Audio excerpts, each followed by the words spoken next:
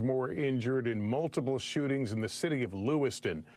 Police there saying the shooter is still on the loose after going on a rampage at multiple locations, including a bar and a bowling alley. Police have released photos of a man with a rifle with the caption "Suspect for identification." A local medical center said it was responding to a mass casualty event. A shelter-in-place order is now in effect, with police asking people there to stay inside and off the roads while they search in what they're calling a manhunt for the shooter. That concludes this NBC News special report. We'll have much more ahead in our streaming network, NBC News Now, online at NBCnews.com. I'm Lester Holt. Thank you for watching, and good evening.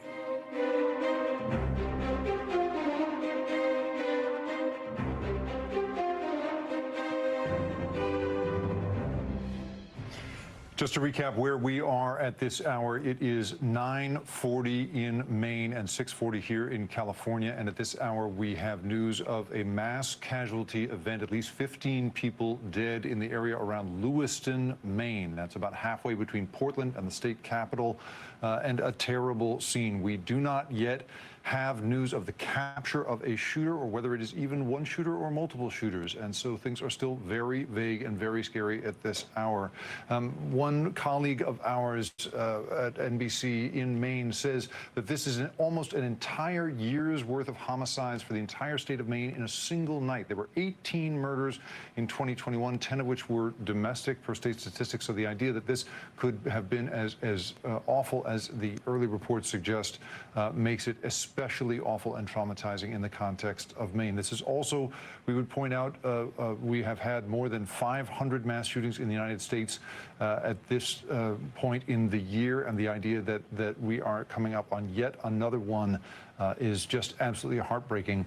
I believe we have Liz Kreutz with us here to join us. I apologize. Liz is not with us quite yet. Well, we do have Carmen Best. She is the retired chief of police for Seattle and an NBC News law enforcement analyst.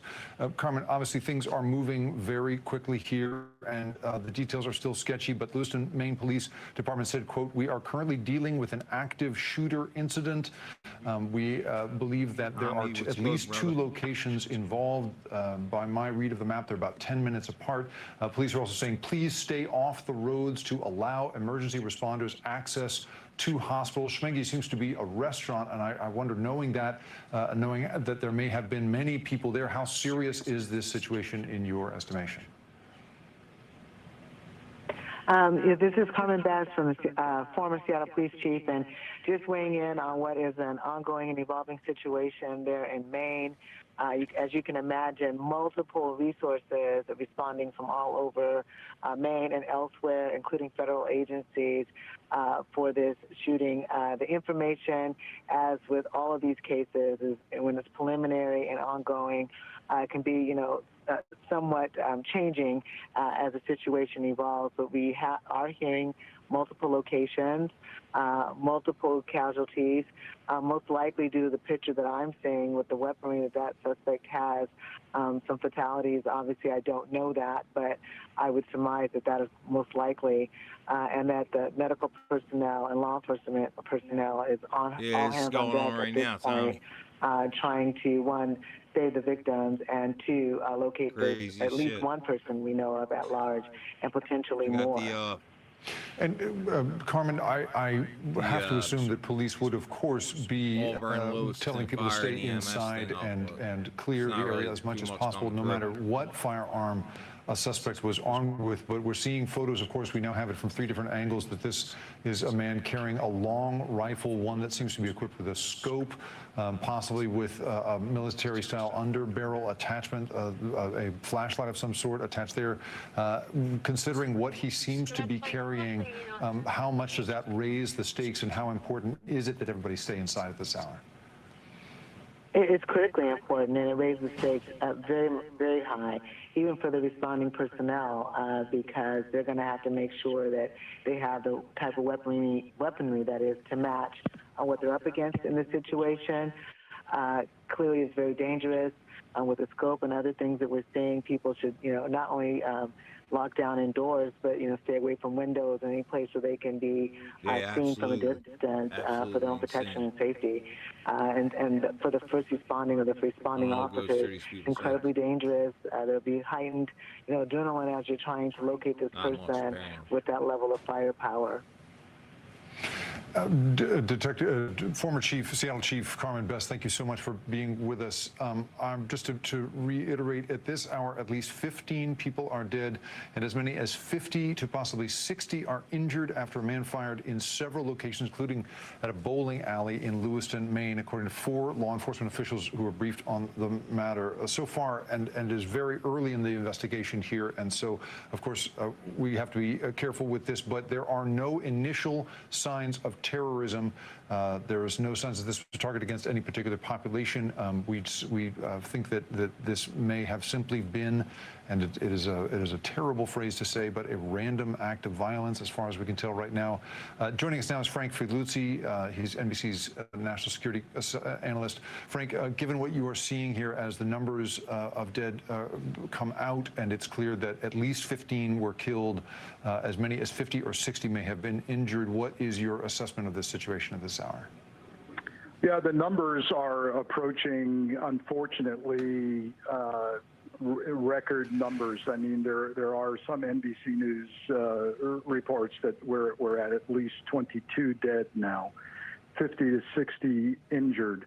This speaks to the ability of long guns, extended magazines, high-powered weaponry, the possibility that he has multiple weapons, and certainly the possibility that he changed magazines in the middle of this, because when you're talking about 50 to 60 people injured, you're likely expending the capacity of a magazine, even an extended magazine, and you're changing. And so we're at the 2-hour mark, if I have my facts correct, from initial police calls. That's a lot of time to do a lot of damage, and apparently that's what's happened. I also note that President Biden has been briefed. Reportedly, that is an indication of the gravity of this situation. And so I realize it'll be time later to talk about magazine capacity and whether this was a lawfully purchased gun or not. Right now, we still need to contain this subject. We still need to ensure that the injured are brought to hospitals.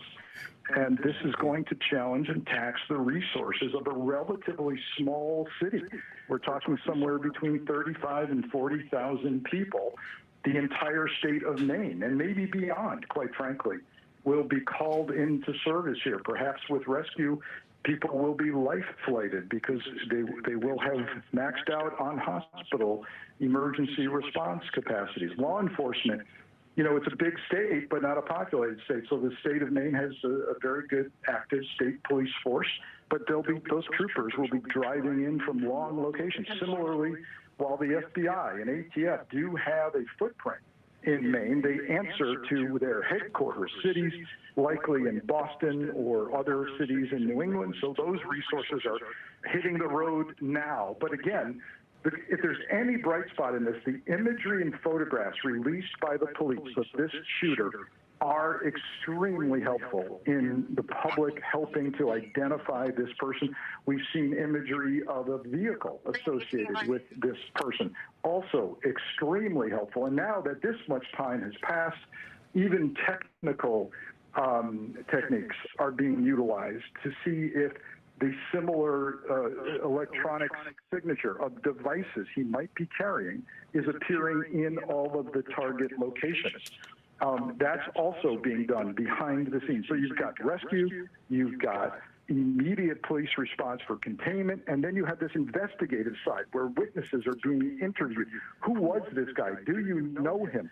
Was it different people at different locations, or was this the same guy with the brown jacket and the facial hair? If they start getting reports, which can be confusing in this chaos, no, that wasn't this guy, it was another guy.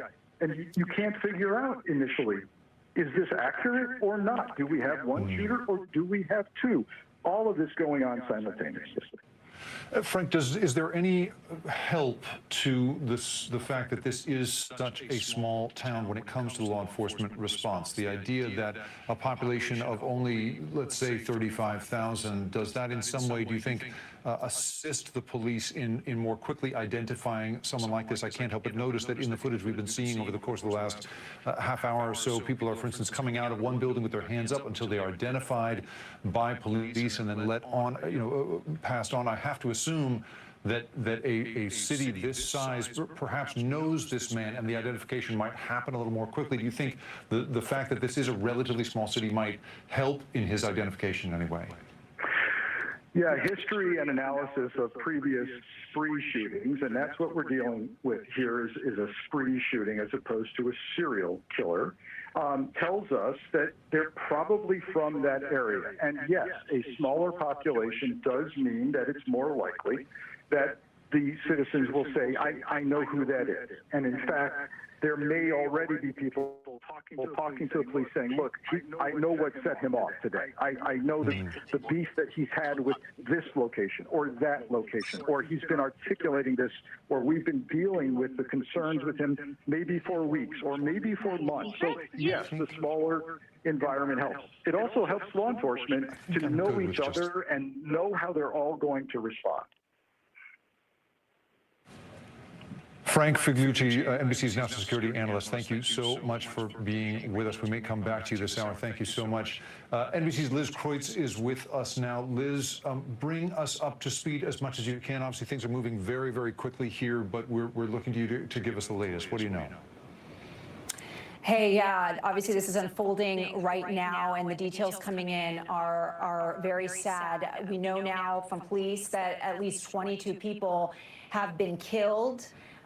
Dozens of people are injured. Police say that a gunman opened fire in at least 3 different locations, one of them a bowling alley, and we were looking on Facebook at that bowling alley, and it looks like a place that kids and families would gather. The hospital, the Central Maine Medical Center, is saying that this is a mass casualty event that they are responding to. Law enforcement, again, saying that the shooter went to 3 different locations and that gunman is still on the loose. They did release a picture of a suspect, a pretty scary picture of a man there holding a rifle, and that man, the gunman, is still on the loose right now. This has prompted a shelter-in-place order in Lewiston and the surrounding areas. Residents there have been told to shelter in place, to lock their doors, to not leave their homes as this manhunt gets underway.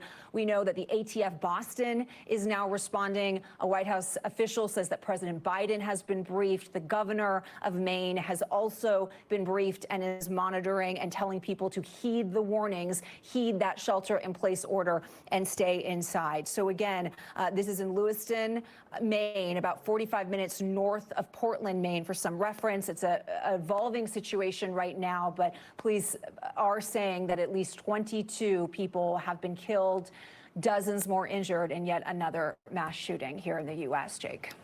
And Liz, as we flash through the photographs that police have released of this suspect, the man you see pictured there holding a long rifle, wearing a hooded sweatshirt, dressed in what appear to be dark pants and perhaps boots of some sort. We also, of course, have this photograph of his vehicle, and police are urging people in the relatively small town of Lewiston, population around 35,000 people, to report it to authorities if they know the man or they know anything about the vehicle he is driving. The numbers are, of course, changing as we speak. The number of dead has risen to 22, as many as 50 to 60 people injured at this point. And again, more than 500 mass shootings in the United States so far this year. This is yet another one. Liz, you've obviously been in this business a long time. You have covered these sorts of events in the past.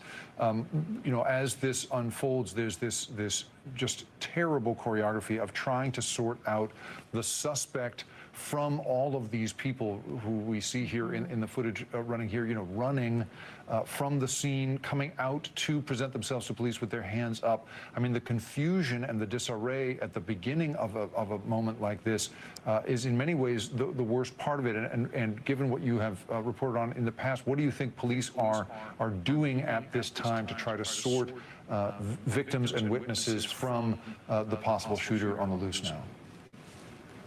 I mean, yeah, that's one of the hardest things right now. It's dark there, as you can see. It's late at night right now. And so that is going to be a very challenging part of this, which, of course, is why law enforcement is telling people to stay inside, to heed those warnings. And I think that this is just one of these nightmares that people continue to think won't happen to them. And far too often it is. It's happening, yet again, here we are, you and I, Jake, in this situation, reporting on another mass shooting. And there is a lot of unknowns as these things begin to unfold, but it's only been a few hours since these first initial reports came in, and already law enforcement has been able to give that report that at least 22 dead, 50 to 60 injured. I mean, this is really, truly devastating, Jake.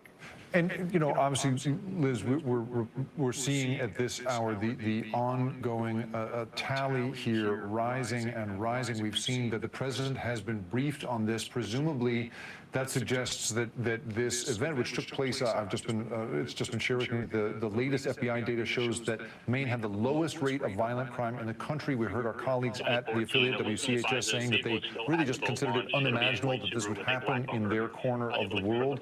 And now suddenly you have the president being briefed on this situation. What does that suggest to you about how big an event this is, how notable it is nationally, such that the president, it's been brought to his desk?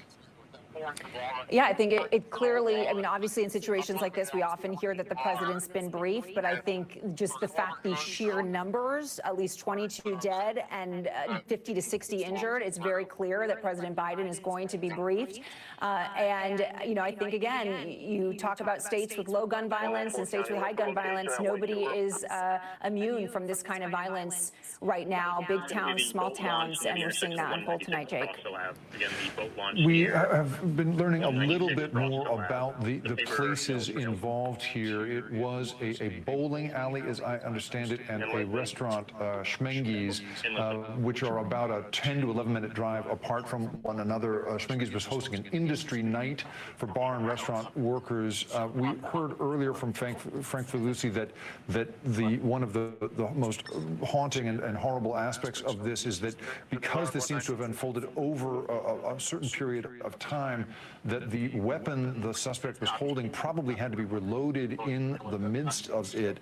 And there's just something, I think, particularly haunting about that idea that in the midst of this is a man who in some way paused and then rearmed himself to do more damage. And I think, again, for you and I who have covered these sorts of events in the past, the destructive force that a long weapon like that affords a single person who makes the decision to do something like this is just so particularly horrible. And I just think there is something haunting. I'm at a loss for words here, just because it is so haunting to think that a single person could make a decision that affects so many people. And I know that you have encountered that dynamic as well in your career.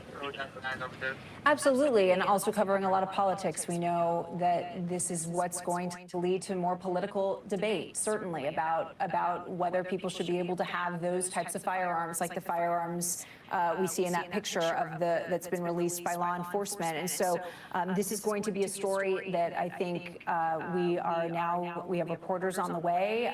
We are going to be covering very, very closely. And again, it's so sad. I remember covering the Las Vegas massacre and interviewing some of the people there, and I still kept in touch with some of them. Lewiston is the second largest city in Maine, and for those of you who are not familiar with the area, Lewiston, Auburn, it's referred to as the Twin Cities in Maine, but the entire region now is on such high alert. The governor, Janet Mills, and other law enforcement agencies, the Maine State Police, they are telling residents in Maine's second largest city, do not leave your homes, close down your businesses, because this is still very active. And so once it's no longer active, obviously we're going to report that. But right now, from what it seems, because the Lewiston police are asking the public's help in identifying this car, possibly that's connected to the mass shooting, that would lead me to believe how that the suspect is not yet in custody, although some law enforcement sources are telling Fox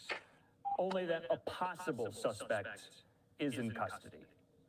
So I know how in these situations, the information is so fluid, and it comes in so piecemeal, so we have to kind of breathe, pause, and get out the most accurate stuff here. But your thoughts on that, because it can change dramatically from what is first reported. Well, the first thing they're looking at is it wasn't just one shooter. It's one of the questions they're going to have. And they're trying to ascertain that. They're talking to witnesses. They're looking at any video evidence that they have to figure out if it was just one shooter. The fact that there were multiple venues like that in such a close time frame obviously has them very concerned that there might have been more than one shooter. And I would only venture to guess if they have a suspect in mind, what they're thinking. You know, there's a lot of different motivations for this. You know, obviously, in many cases, certainly we saw this, you know, with, for example, if you look at the Route 91 shooting in Las Vegas, they never declared it was terrorism, but he was a sovereign citizen, anti-government, anti-corporate extremist. And that was a very well thought out shooting that took place there. It was a horrific, just a horrible, horrible event, obviously. But it was one where you saw that he did a tremendous amount of preparation. What you're seeing here is a lot of preparation. And if you're seeing that much preparation, somebody out there saying, if he's prepared that well, did he prepare it all himself? Or was he working with more than one person? And if you have more than one person, by legal definition, you have a conspiracy. And that's one of the things we're looking at right now. And so they're very concerned. Go ahead. Yeah, Hal, I just want to break in here for the top of the hour. Now 7 o'clock here on the West Coast, 10 p.m. Eastern there in Lewiston, Maine. And right now we are continuing to follow this massive breaking story, a mass casualty event, a shooting rampage led by this suspect in 3 separate locations around Lewiston, Maine. Right now, we are learning that 22 people are confirmed dead in this. We're also getting more details, more information on the possible number of those who have been injured in this. Remember, we have this live picture outside of the hospital at the moment. So we can report right now the early estimates for the number of wounded and injured in this shooting is 30 individuals. That is a stunning number of casualties and fatalities nonetheless. 22 people we are reporting confirmed dead at least in this shooting there in Lewiston, Maine. And so you can see right there, we are waiting for a press conference to take place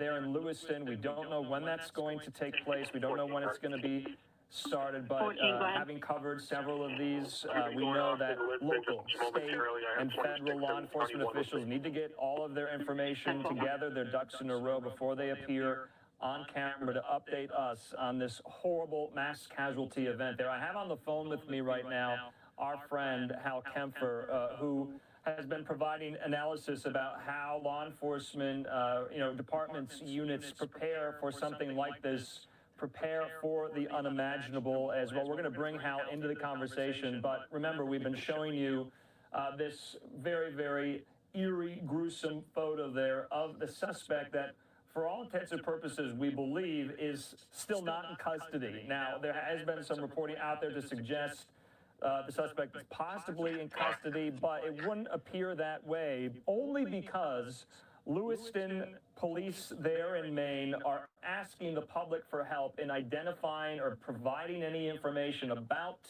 this vehicle, this white SUV. You can see there the driver's door ajar. I'm not entirely sure if we have it, what kind of vehicle this is. It looks to be a white SUV. It looks to be like a white Subaru, a Subaru Outback. My producer, Matt Kirkland, is telling me right now. So, Hal, we have a photo of that. So there's the photo, Hal, of this vehicle, and I don't want to say whether or not it's being used or had been used by the suspect, but presumably police wouldn't be looking for it or looking for information about it if it hadn't. Do I have that right, Hal? Not necessarily. Maybe. One of the problems with these types of shootings is a lot of times they'll end up looking for a white van. In this case, it's a white crossover. It deals with eyewitnesses. When there's a shooting and people are looking around and they're looking at vehicles, a white vehicle, because it's so bright, will often catch their eye. This is something that we've seen with many cases of particularly serial shooters and stuff, mass shooters, terrorists, is that people report they saw a white van or a white car.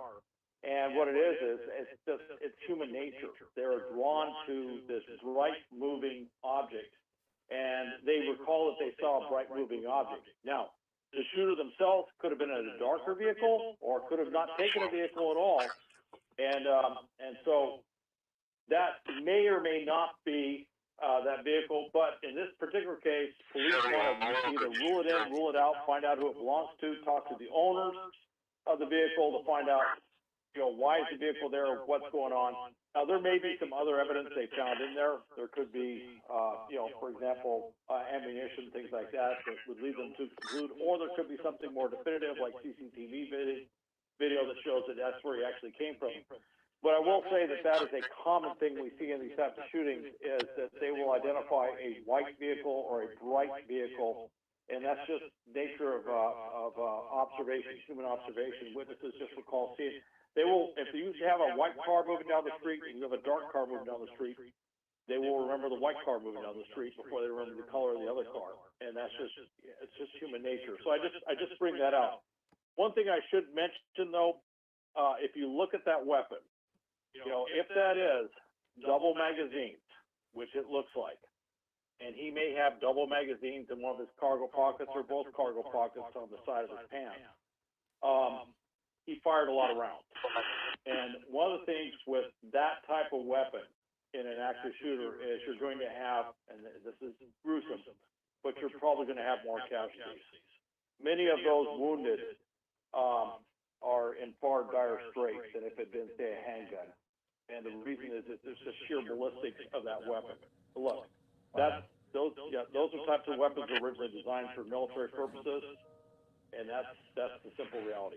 Okay, you're right though, Hal. That is a very grim reality. We are still waiting. We don't really have a sense of timing for when this press conference is going to begin. We do have an exterior shot though outside of the hospital there. In Lewiston, Maine. We also have a statement in from one of these hospitals that are treating some of the casualties. This is from Central Maine Medical Center. They say Central Maine Medical Center is reacting to a mass casualty, mass shooter event.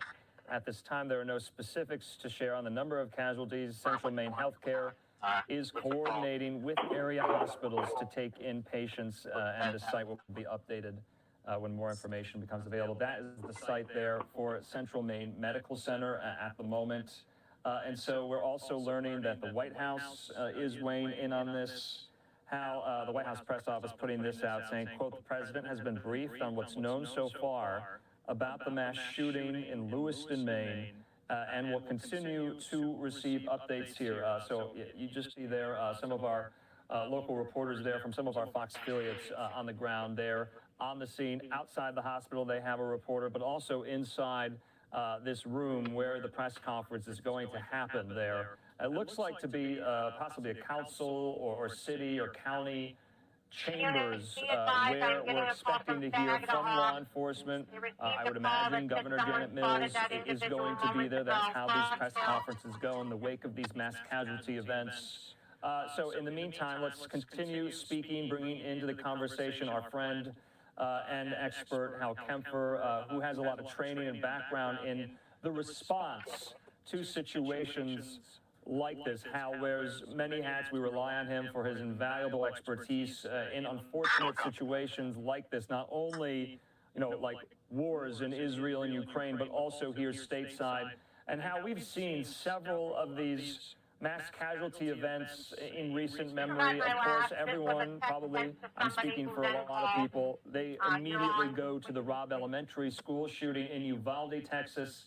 how Salvador Ramos, that 18-year-old, he wrought such mass slaughter on such young, innocent lives. 21 people gunned down there at that school. 2 of them were teachers, 19 of them were children, but now we're learning at least 22 people have been killed in these series of mass shootings in multiple locations in and around Lewiston, Maine.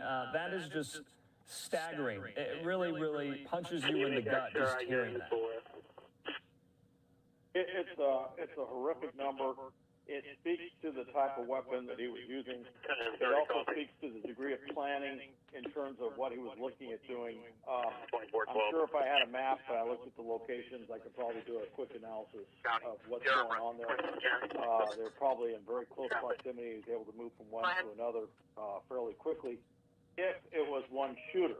That's the thing in these situations, you never know for sure, and until law enforcement trying to figure it out. By the way, the city hall that you're looking at, which could be the county seat, that's probably where they set up. That's probably where they have the emergency operations center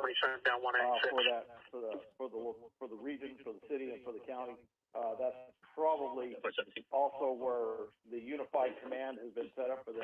One thing I would point out is you're going to have not only local law enforcement in that area, but something of this nature, you're going to bring in mutual aid from all over the state, and probably some mutual aid from neighboring states as well, to provide support for whatever's going on. And one of the things they're doing right now, assuredly, is they're trying to contain Lewiston. They're trying to probably setting up roadblocks all over the place. This gets to be very manpower intensive. And when something like this happens, they bring in a lot of people, and there's a tremendous amount of coordination going on. So when you get this press conference, what you're going to get is they will say somebody is the incident commander in this press conference. I don't know who they're going to designate for that. And it can change over time. But they'll explain who the incident commander is, who's calling the shot. It may not be the chief of police or the sheriff. It could be simply whomever was there, who was in charge, who has the most knowledge of what's going on. It's very common that the most senior law enforcement official will not be the incident commander, because incident commander takes a lot of work. And they have other duties that they have to attend to. So we're going to hear from them. They will probably know the most.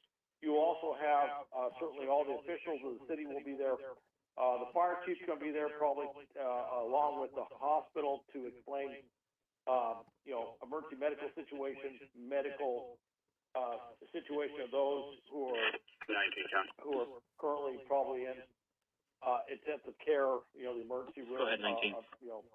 Right now. Sure, note myself and I will be together in the car will be in the Lewiston area. If they're shot, then there's a certain amount of trauma 10-4. that they're having to deal with that, and they'll have the most up-to-date numbers as far as what's going on. Now, one thing you will not get is you probably won't get names of any of the victims anytime soon. You have to go through the notification process of the families to let them know, for some, that their loved one 33, 34 in Lisbon available. And then for others, they got to let them know the medical situation on that as well, which is, I got to tell you, it's very difficult because you're having to explain the situation and everybody's thinking the worst. Right. So, they got to kind of work through this very delicately. So you won't get that. And also, as you mentioned, the initial numbers aren't perfect. Right. By the way, it's not uncommon that before he hits the major venues, he may have done something somewhere else. Okay. Hal, let's just pause. We're getting more information in. We want to put up some of these tweets here. We are hearing from the White House press office. They say President Biden has been briefed on this. We're also, I want to put up the statement the White House put out. This is a very brief statement saying the president has been briefed on what's known so far about the mass shooting in Lewiston, Maine, and will continue to receive updates.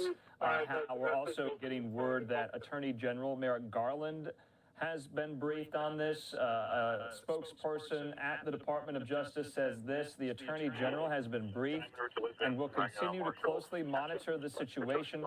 federal law enforcement agencies are assisting on state and local law enforcement partners in Lewiston, Maine. I also want to put up this tweet here. We've been relying on the affiliate there, WGME, for their live vantage points, but also their information as well. This one from a photojournalist with this photo saying we're at Central Maine Medical Center in Lewiston, where an armed security guard just advised us to duck down behind a cement wall. As he said, the shooter may possibly be in the area of the hospital. Now, hell, this is stunning because I was pointing out to the viewer, we have a live picture outside of the hospital right now. Take a look at this.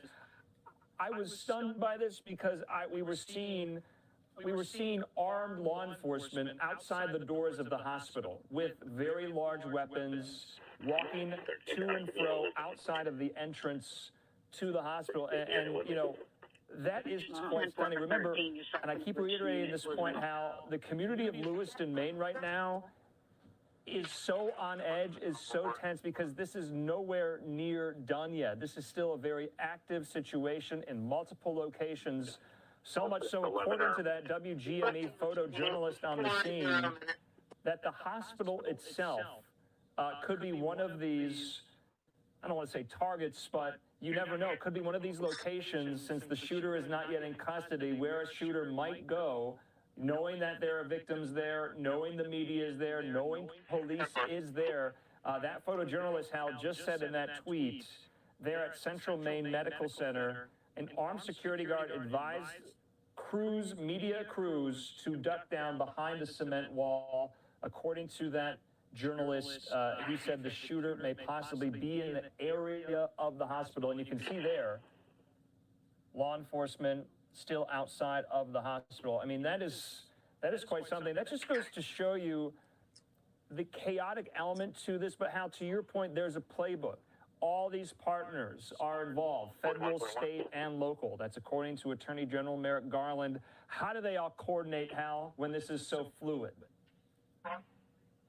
Well, they coordinate through what's called the Incident Command System. The Incident Command System's been around for a very long time. It was instituted nationwide after 9/11, although it was originally developed in California for coordinating large wildfires back in the early 70s. And actually, it's a modification of the Napoleonic staff model used by the military. So there's a lot of commonalities with it. With that said, Department of Homeland Security is the lead on implementing this nationwide, and over the last 27 years, everybody uses the same model, if you will. There's a rubric on top called the National Incident Management System, but it's ICS is the basic that does it. At each one of the venues, you would have an incident command. There would be an incident commander at every place that they're working the shooting. They would have an incident commander who's coordinating across the board with every discipline that's coming in: law enforcement, fire, EMS, anyone who's coming in to work that, all the different agencies that come in, coordinating this.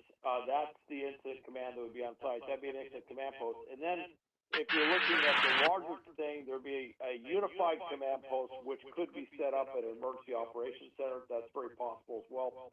But there'll be a unified commander, if you will, that's working this. Now, you've got the White House. Everyone has already indicated you've got all this federal law enforcement coming in. The FBI is going to be coming in, specifically doing two things. Number one, they're going to look at interstate aspects. They're going to see if this is terrorism, which is possible, and they are the lead jurisdictionally for terrorism in the United States. They'll be working with them. Also, they'll be bringing in a lot of capabilities in profiling. They can do a psychological analysis, behavioral analysis, and I got to say, a good profiler is invaluable. They can, they're not perfect, but I got to tell you, if you have a profiler, they can look at that picture, they can get some other information, and they can figure out a phenomenal amount of things that will predict where they're going. That may be why the hospital is where we're looking. They may have something that said, he may have been trying to kill a lot of people, but we think he may have been trying to kill some specific people. And if that's the case, he may circle back to the hospital to try and, quote, finish the job. All right. And So that may be why they're doing that. It's also, I will tell you that hospitals have had a number of active shooter incidents over the years, and they've had instances where people brought in, sometimes gang members are brought in.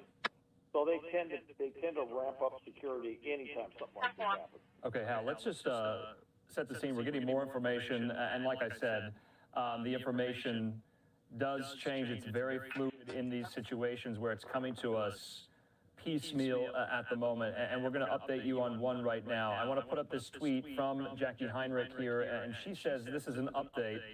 22 dead, possibly 30 injured, per law enforcement source. Meantime, a Walmart spokesman says this incident did not occur on company property. Joe Pennington with Walmart said, quote, "This shooting did not occur on Walmart property." Now, Hal, we were told from some reporting, I believe from that same law enforcement source, that this first scene of the shooting there was this Walmart distribution center.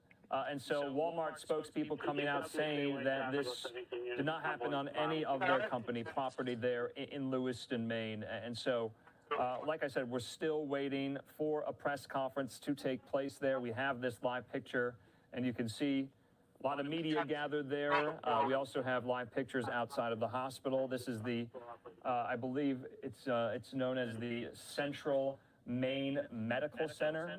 That is the name of the hospital where we are reporting around 30 individuals have been taken to be treated for their injuries. And unfortunately, Hal, that is a grim inevitability in these mass shootings where you just have to think that the death toll, the number of fatalities could rise even further because there are so many casualties right now. So we know the FBI is assisting in this. We just got word from the Department of Justice. Attorney General Merrick Garland has been briefed.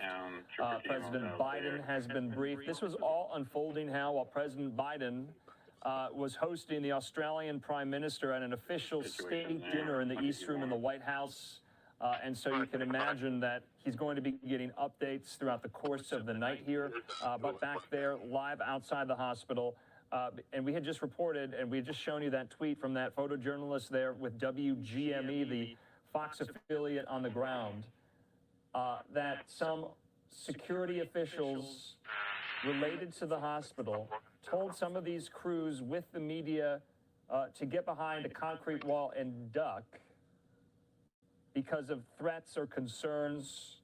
The hospital itself, the area around the hospital, could be where this shooter, this suspect, is going at the moment. So Hal, we cover these things a lot. I got to be frank and honest with the viewers. There's so much information right now happening that it's very, very hard to make sense of because it does change. And so hopefully we'll get more clarity once and when this press conference is going to start. We have yet another vantage point in and around Lewiston, Hal. This seems to be on a road there, some traffic, law enforcement vehicles. So bear with us. We're getting our ducks in a row here with all of these pictures we're bringing to you at the moment. And so we are at the mercy of these photographers here. Okay, we have a better vantage point now. All right, okay, this is outside one of the scenes, Hal, of the shooting. You can see Lewiston police there. I'm trying to make out what that says on this massive vehicle. It says something unit. I cannot make out what it says, but you can see there a lot of law enforcement outside on the street. Okay, this is Schemengees. This is the bar, one of the locations of the mass shooting. Remember, there are multiple locations. We just got a vantage point now outside one of those shooting locations, Hal. You can't imagine what has just transpired there, but this is one of the scenes. What's happening there right now, do you think? Well, if you're looking, now look at all the different vehicles there. You've got multiple law enforcement agencies would be my guess. You've got, you have a police command vehicle there. Probably doing a lot of things, forensics and stuff, but that vehicle there may be set up as the incident command post, or bringing in what they need to set up the incident command post to coordinate what's going on. You may have FBI at that crime scene, trying to gather what they can to help with the behavioral assessment of the individual. You could have alcohol, tobacco, firearms, ATF there, providing some in-depth support dealing with the type of weapon that this person or weapons that this person or persons has. Maybe providing some insight into how they were using that weapon that could help them more in terms of trying to figure out what type of threat situation they're dealing with. There could be a lot of different things that they're dealing with. Of course, the most important thing is life safety, which is getting people where they have to go quickly, but they're trying to gather information as fast as they can. You know, they're dealing with eyewitnesses, they're dealing with CCTV cameras, they're dealing with potentially, in these cases, anymore, you'll have people that will pull out their phones and take pictures or video when these things start. So they're trying to gather all of this information to try and get a better idea of who this was, whether it was one person or more than one person, what they were doing, building a threat assessment, and of course then trying to go in and apprehend the individual or individuals that did this. But I would, to go back to our ICS discussion, there's an incident command post here. Every venue that the shooter probably went to, there's an incident command post at those venues, so you could have at least 3 incident command posts potentially that are operating, and then you'd have a unified command post that would be coordinating all the different incident command posts, but all the other things. And then every department would have what's called a DOC, a Department Operations Center. And so they're coordinating with the different departments in their operations center, which I'm sure are all activated now, and then working with the respective emergency operations center in Lewiston, going up to the state. And at this point, I wouldn't even be surprised if the National Operations Center, what's basically operating in Washington, D.C., it isn't tuned in very closely as to what's going on here to help coordinate things. One thing I mentioned is we were looking at the hospital. You saw a helicopter overhead. I couldn't tell what kind of helicopter it was, but I wouldn't be surprised if there isn't a separate, under the incident command system, if they haven't set up a separate aviation unit to marshal aviation. You've got a lot of people with traumatic gun injuries or traumatic, trauma victims, if you will.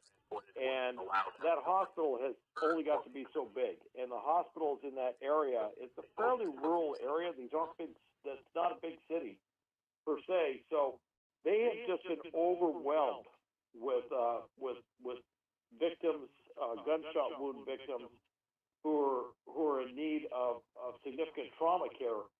So one of the first things they probably did was figure out how to get helicopters in there, stabilize them, get them out to another hospital that can provide the sort of care that they need.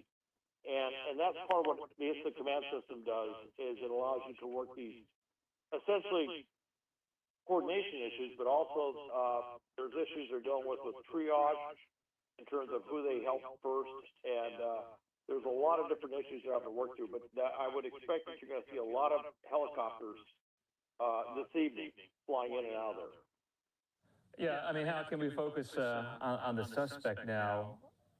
From all intents and purposes, we believe it's just one suspect at the moment. Obviously, that could change if we get any more information, and it also could change on whether or not, the suspect had help. But this suspect is not in custody at the moment. We're about to show you new images of the suspect that were caught on surveillance camera. You see there, I'm going to take this full here. This is the one we've been showing you throughout the course of the evening.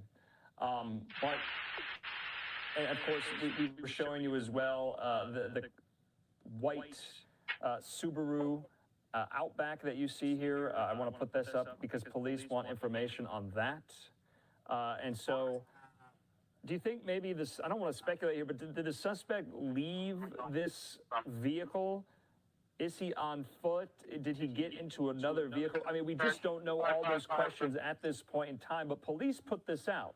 This was from the Lewiston, Maine Police Department. They want any information regarding this vehicle here, this white Subaru Outback. You can see there its door is ajar. It's driver's side door. And so let's go back as well. We have the very, very disturbing images of the suspect himself.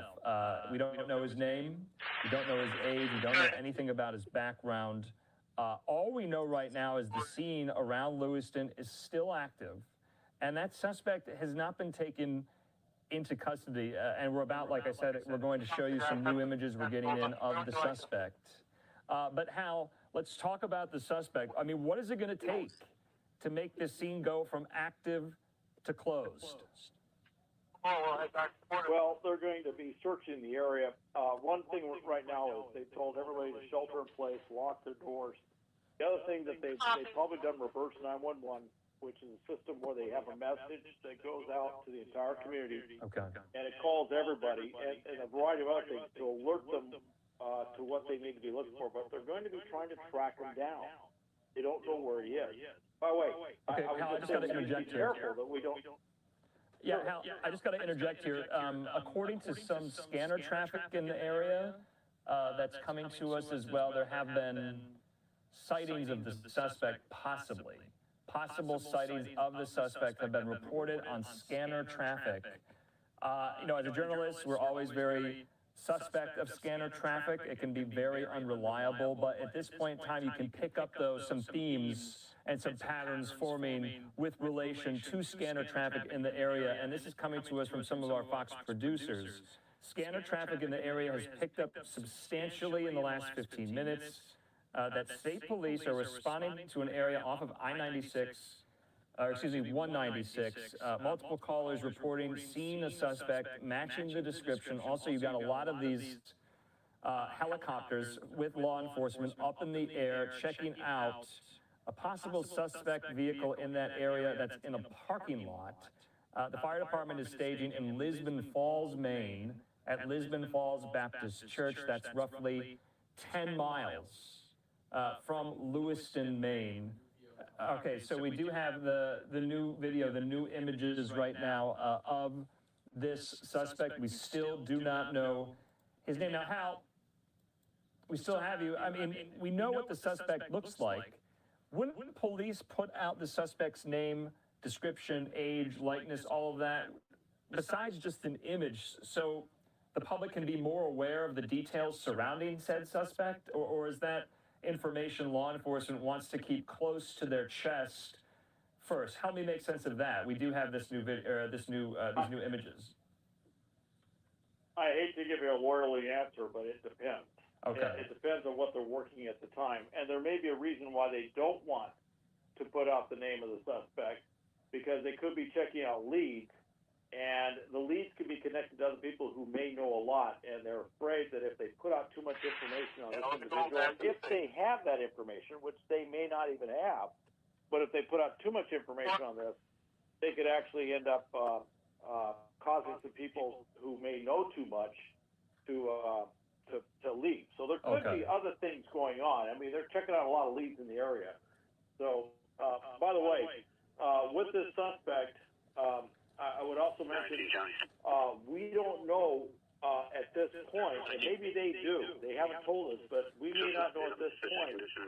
That is absolutely the only shooter. Right. There is the degree of preparation here.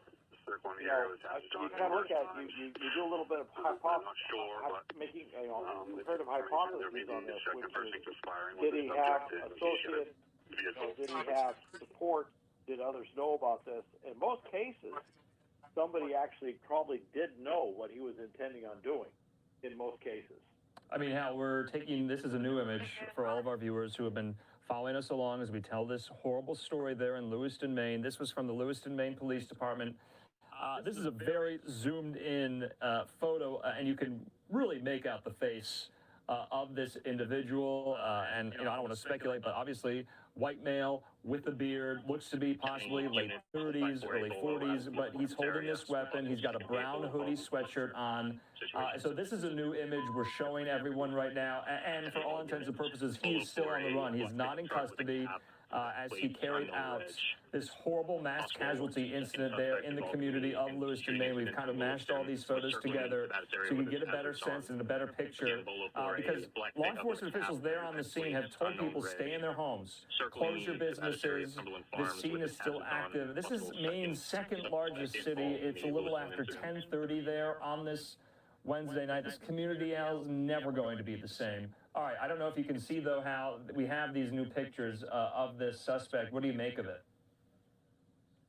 I'm looking at him right now, and I have to tell you, we had speculated that maybe he was wearing body armor underneath. But look at this image, particularly the one with the shot from down high. He could very well be wearing body armor under that red, or not the red, but the brown sweatshirt sort of thing. And that's an interesting. It almost looks like a fleece that he's wearing, and I only bring that up because it's late October, it's Maine, and if he's wearing something like that, that may have indicated that he figured that after he did the shooting, that he might have to spend quite a bit of time outdoors. He might have to go to the field and try to evade for a very long time. So there may have been some thought to that just based on what he's wearing. If you look at it, this is stuff that it's not camouflage per se, but it is some new colors that would blend in well into a forest environment, particularly this time of year, because this time of year it's fall, and so you're going to have, the trees are either changing colors or they're dropping their leaves, and for that reason, in terms of camouflage, you want these darker colors, the pants, the brown top would be ones that blend in better. So that would be a logical camouflage decision. Now, when I say a logical camouflage decision, that's got me thinking about what is the background of this individual. Because you look at somebody who could be in his late 30s, early 40s, which means that he's probably been around for a while. This is not some 18-year-old, in Uvalde, Texas, going and shooting up a school. This is a very different situation. And law enforcement has to look at this and say, does this person have training, tactical experience? There's a lot of things they're going to be looking at. They may actually have figured out who it is by now. Okay. Sharing that, but yeah, there is someone who's been around for a while. Yeah, there does seem to be a name kind of circulating out there. We're going to wait until law enforcement confirms that name or Fox confirms that name for us. So we'll hold off on that for the time being. But to your point, Hal, they're going to have to look at whether or not this guy was on the radar of law enforcement, whether or not he has either no criminal history, some, or a long rap sheet as well. And then going into, his background, his social media, that is what we unfortunately have come to expect. There's this, checklist in the wake of these mass shootings that unfortunately as reporters, you got to go down each one and suspect the background, the profile, the identity of that is one of those elements here. But Hal, I just want to kind of offer some of my personal perspective as a reporter. I was on the ground in Las Vegas back in 2017 for the Route 91 music festival shooting that left 58 people dead. You had Stephen Paddock in one of these penthouse hotel rooms at the Mandalay Bay shooting down into that concert, that country music festival. And that night, law enforcement there in Las Vegas had multiple press conferences, almost one every hour. I think there was 5 or 6 in like a 6-hour span. And so because this is such a high casualty event, a mass casualty event, I would presume, and I would imagine that this is not going to be the only update we're going to get from law enforcement, from elected leaders, but one of many. Yeah, there's going to be a regular series of them, and it's not a set schedule yet. They got to figure out as they get a certain amount of information, they will announce when they're going to do it. Now, as this thing goes on day after day, they will have a schedule of regular briefings. But right now, and you saw this certainly with the Route 91 shooting, as they get information in, they will periodically have a press briefing. And one thing within the incident command system that immediately is designated a public information officer. That's a given. And certainly in all the emergency management structure, there is a public information officer that makes sure they get this information out there very quickly. And so what they're doing is they're saying, do we have enough to get out there to provide some needed information to the public? Because the public has a right to know, but also everybody has a right to know.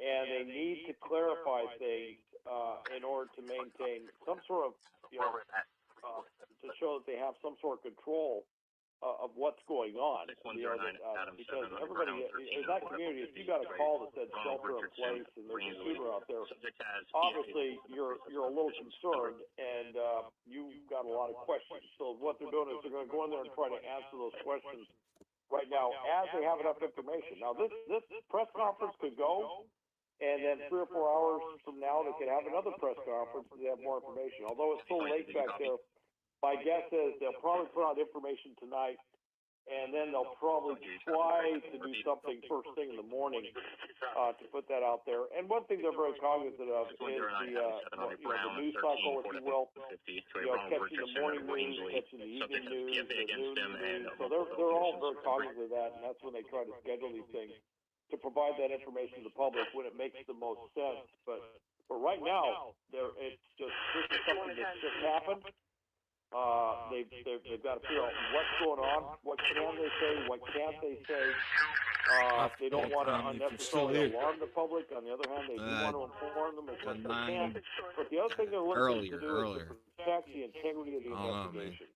Exactly. This is something that they're investigating. They're thinking about maintaining the chain of custody and the evidence. Collecting the evidence in such a way, because what you have is a mass murder here, and every law enforcement officer out there understands the importance of the integrity of the investigation, because the last thing they want to do is that they take this person in custody and then there was something that was done wrong that allows them to not get fully prosecuted, and so they're being very careful about that as well. Yeah, of course. I just want to reset for the viewers here. It's 7:40 on the West Coast. It's 10:40 there in Lewiston, Maine. This is Andrew Kraft. If you're just joining us here, we have been reporting throughout the last now hour and a half on this mass casualty incident in Lewiston, Maine. We're taking a live picture right now outside of the Central Maine Health Center, where we have reported that at least 30 people have been injured in this shooting, and so no doubt they're being treated there. We don't know if they're being treated at multiple hospitals. We've had a live picture outside of this hospital here, but this in companion to the horrible news, the gut-punching news, the heart-wrenching news that 22 innocent people were shot and killed tonight there in and around Lewiston, Maine. Now, there's been some fluctuation in reporting. We know it's multiple locations. We don't know on whether or not it's either 2 or 3 locations. Remember, there was some reporting to suggest that one of these locations was first a Walmart distribution center. Now, a Walmart spokesperson has told Fox News none of this happened on Walmart property. And then you go into the news, 2 other locations, a bar and a bowling alley in Lewiston. And so we unfortunately don't have that picture anymore outside of one of the locations. One of the shooting scene locations, that bar. If you're from the Lewiston area, you are familiar, no doubt, with this bar. I believe, I don't want to butcher the name here, Schemengees is the name of the bar, but also the bowling alley as well. We know it's a bowling alley. We knew it was a bowling alley before it was even reported, because you can make out the entrance there that this shooter walks through. You can see the bowling ball, the bowling pins on the door as he is walking through. And remember, we are waiting right now for a press conference from law enforcement. No doubt there's going to be elected leaders there, local, state, and federal. And we're going to hopefully get an update on what exactly transpired. This all happening without a suspect in custody, as far as we know. We've been showing you the images as well of the suspect. It's been captured at that surveillance video. that surveillance camera there at the bowling alley, but also in numerous other locations. Let's continue to take that right now. You can see there, we've mashed these all together for you. Clear picture, clear as day of this suspect. We don't know the identity of the suspect.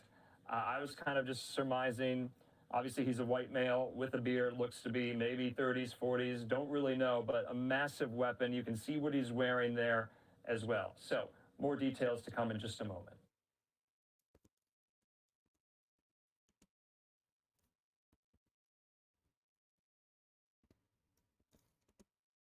Okay, and we're getting more details, more information as well. We have Hal Kemper on the line, our friend who has to guide us and help us make sense of these horrible, horrible stories. But I want to put this up here. This is a tweet from Jake Langlis. He says, hello, there will not be school tomorrow. At this time, there will be no activity at Lewiston schools Thursday, October 26th. There remains a lot of unknowns at this time. Information moves quickly, but not always accurately. Please continue to shelter in place or get to safety. So that is development right now. The school superintendent there for Lewiston schools, canceling schools for Lewiston tomorrow. And you see in this tweet saying, please continue to shelter in place. I have Hal Kemper on still with me. Hal, the shelter in place order is still in effect because this is still an active scene. This has been going on now for well over 2 hours. And residents there probably have a lot of questions. There's a lot of fear as this develops, but I wonder if they're any closer to resolving this, to getting this active scene closed and shut. Obviously, an investigation will proceed henceforth, but we also have this live picture as well. There at the press conference, we're waiting for officials to step up to the podium there in the city of Lewiston. But Hal, the shelter-in-place order remains in effect. What, more than 2 hours since we got first word of this? You know, Andrew, they're going to keep that shelter-in-place order until they have the primary shooter, the one we've seen certainly in custody, and that they ruled out that there could be anybody else that he was working with. There could be any other shooters or anyone else out there. And until they feel the community is safe, they're going to keep that shelter-in-place order. The other thing they're doing is they're probably going around and checking very closely at, with people's homes and stuff, because one thing with these shooters, and we've seen this before many times, you may recall some years back there was a shooter in Southern California that a former LAPD officer, and he was up in the mountains in a place called Big Bear, and he actually broke into somebody's home and tied them up and basically took them into custody. And so they're going to be looking to see if this shooter might do the same thing. Obviously, he's capable of a very high degree of violence, so they can't really rule anything out at this point as far as what his behavior is. Hey, one thing I do want to mention about that Walmart Center, and this is just having worked a lot of these events, when you have a lot of different jurisdictions coming in and you're trying to get people to go to the right location, it would not be uncommon if this is near the Walmart distribution center that you might mention that on the radio or mention that to others and say, oh, you need to go down the road and you go left at the Walmart distribution center, or it's right near the Walmart distribution center, or go to the Walmart distribution center because they're using that as an assembly area before they send out units. So what may have happened, because Walmart has come out very clearly and said, no, it did not happen on our property. It may have been that they were using that as a geographical location for assembly or as some sort of benchmark, or not benchmark, but some sort of initial point, if you will, to get people, these different jurisdictions, different individuals and vehicles and stuff to come in, because everybody recognizes it. Walmart distribution centers tend to be very large. They're easily located, easily seen. And so maybe what you're seeing there is a little bit of clarification by Walmart saying, no, we did not get shot up, because their name may have come up in a lot of scanner traffic, things like that. So all right, Hal, I just want to interrupt. Possible. It's very common. Yeah.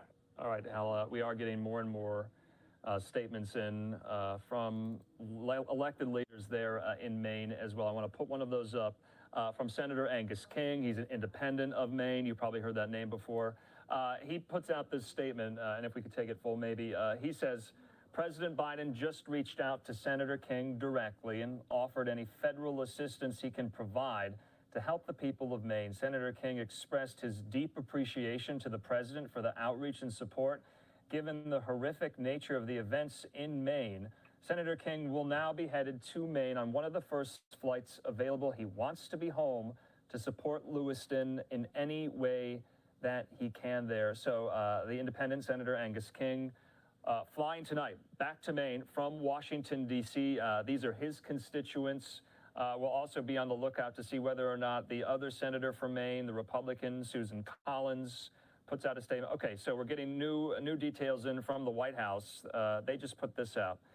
This president spoke by phone individually to Maine Governor Janet Mills, Senators Angus King and Susan Collins, and Congressman Jared Golden about the shooting in Lewiston, May, and offered full federal support in the wake of this horrific attack. So we are fast approaching the top of the hour. I still have Hal Kemper on the line here. Hal, we got to leave it at that. We can't appreciate or thank you enough for your expertise. We're going to continue to bring on some experts to help us make sense of this tragedy, to go into the response, and to go into the investigation. The manhunt now, the suspect's still not in custody hours after committing this mass casualty rampage there in Lewiston. Hal, thanks so much for being with us. We really appreciate it.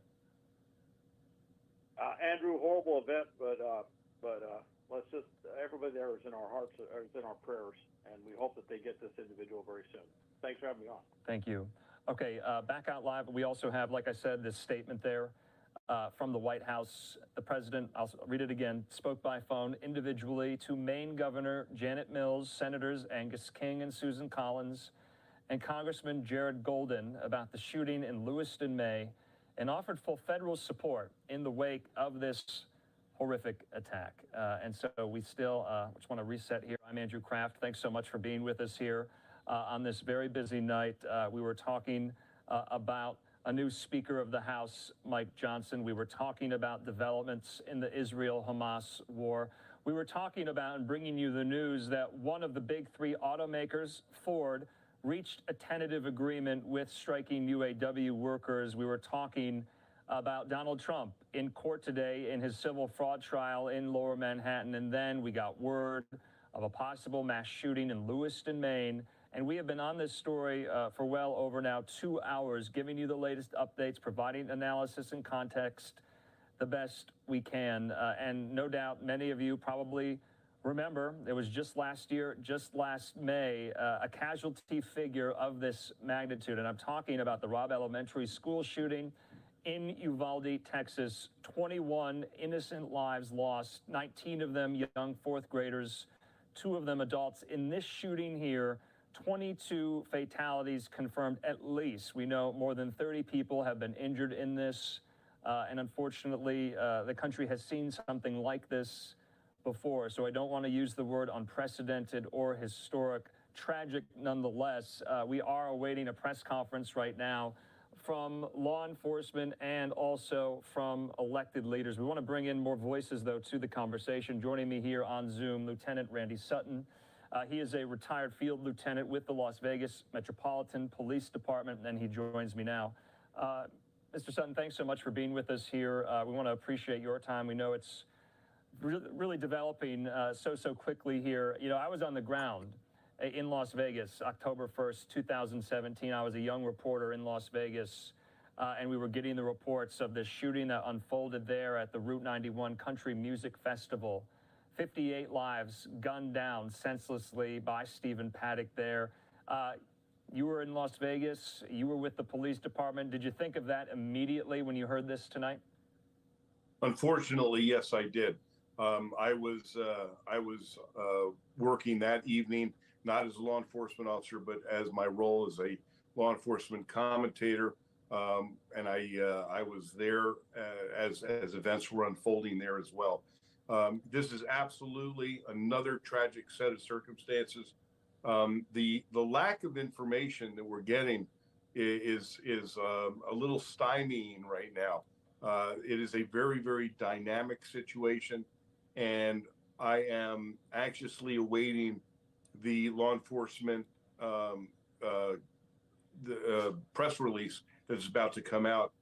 And hopefully, we will get some more information. But one thing we do know, we know that there's at least one shooter.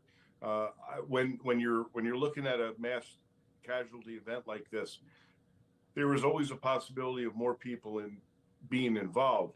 Right now, it looks and appears that there is one shooter, and but the information is very sketchy. This has been going on for hours now. Clearly, this individual can be identified by someone because of the clarity of the photographs, and that's what law enforcement is looking at now to try and determine who this individual is and how to put a stop to him as soon as possible. Yeah, of course, we are, like I said, awaiting these official statements and words from law enforcement. Of course, we got to rely on law enforcement. They're conducting the investigation. And, you know, you kind of just have to gird yourself for the news you're about to hear from them. The mass casualty figure, 22 dead in this. We have been reporting that at least 30 people have been injured.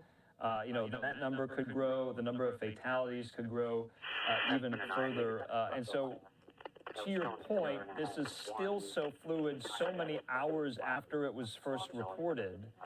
That leads me to believe, you know, law enforcement are frantically looking for this guy, combing his social media, talking to people that he knows, talking to people that he works with. We also have this live picture as well.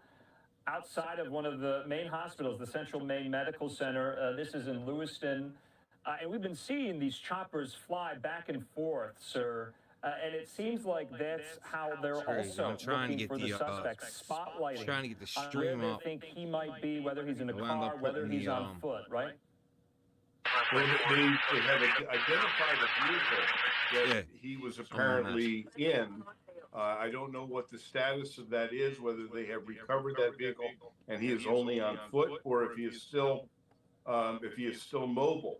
And that's a big consideration. If he's still mobile and he's in that vehicle, then of course he can attack in many other places. And the fact that he attacked two different locations in this city and is still not apprehended, that means that everybody is in danger right now. You have a situation where you have at least one shooter, an individual who has shown his propensity to kill, and the fact that they don't know where he is means that there is a threat to everyone in that area right now. So you know that, and here's one of the issues that's a problem, and that is that you have a number of different jurisdictions that are involved in this. You have the Lewiston Police, you have the Sheriff's Department, you have the FBI, you have the ATF. There is a tremendous amount of resources out there, but coordinating these resources is often very difficult. They're often on different radio frequencies, and they are different command staff. So coordinating all of this in this manhunt is critical to the success of making an apprehension and taking this situation to an end before more people are shot and more people are killed. Okay, speaking of the suspect, we are also reporting more about the suspect. So this is what we know. Authorities are certain right now of the suspect's name, but they're not naming it publicly yet, as to not tip him off that they know who he is. Apparently, they're making contact with his family and other contacts now. Police, we're also getting news in. This is from Fox News correspondent at the Justice Department, David Spunt. Police are aware possibly he may have his own police scanner because, of course, he would want to be listening to where police are focusing their search. Isn't that right? I mean, that's what I'm assuming, right? Well, now that they have identified him, that narrows the search down to a much more manageable type of search. Before you can, if you have no identification, he's out there. Now that they have identified him, that they can narrow the search down. What they will be doing is pinging his phone. They will be looking for any burner phones that he might have obtained. They will be looking at his social media. They will be looking at his. They'll be doing a search warrant as soon as they locate where his residence might be, and all of these things are very, very complicated investigative roles here. So they will have to assign roles to whoever the lead agency is going to be. They're going to have to assign investigators, and these are such very, very complicated investigations, and they have to be done very, very quickly in order to try and isolate this individual. So that's why it's so critical. The fact that they have identified him is a massive break in this investigation. Okay, so just want to reset here. We have on the line with us Lieutenant Randy Sutton. He's a retired field lieutenant with the Las Vegas Police. And we are showing you a live picture there. You see that podium. We're awaiting a press conference. Sometimes these press conferences start right at the top of the hour. We're quickly approaching the top of the hour, almost 8 o'clock here on the West Coast, almost 11 o'clock there in Lewiston, Maine. You're also seeing surveillance images of that suspect. And then in the upper right hand of your screen there, that is a live picture outside one of these Maine hospitals where a majority of the injured have been taken and a majority of the casualties have been taken as well. And so we are getting more and more details because the suspect currently is on the run. Police are trying to track him down in order to take him into custody. We also have a live picture outside one of the scenes of the shooting. I believe this is outside of the bar. There was a bar and a bowling alley, and so hopefully we'll get a better sense from law enforcement about where exactly all this transpired. When did it start? When did police get word that this was going on? But you just can't even imagine what the community of Lewiston, Maine is doing at this point in time. Sir, if you could you provide, I mean, what happens first in these investigations? We unfortunately know the investigation into the Uvalde shooting back during Robb Elementary School last May. Law enforcement took a very long time to breach the classroom, and information was coming in so piecemeal as well. I'm also, reminded of the Las Vegas Police's response there back in October of 2017. When they just didn't know where the shooting was coming from because it was coming from so on high down into a concert venue from a penthouse at the Mandalay Bay. But here the shooting, for as far as we know, has stopped, and the suspect is on the run. That's what makes it so active at this point in time, right? Exactly. There, of course, the similarities are that this is a mass shooting, a mass casualty event. That you have what appears to be one individual who appears to be responsible for this incredible carnage. But the fact that where this diverges from the others is that you have a mobile suspect. This individual could be anywhere. He could be ready to strike another area. He could be in 3 towns over by now.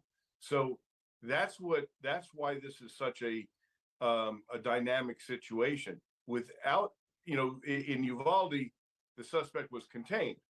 They knew where he was. The same thing in Las Vegas is he was in a particular room, with his array of arms, raining death down upon the crowd. This is a different situation. Now you have multiple shootings with a suspect who is still at large, and that's why this is even more dangerous, because the next death could be taking place anywhere. He could be 30, 40, 50 miles away from from Lewiston now, and he could be ready to strike again. Okay. There's some other possibilities here that he may have already killed himself as well.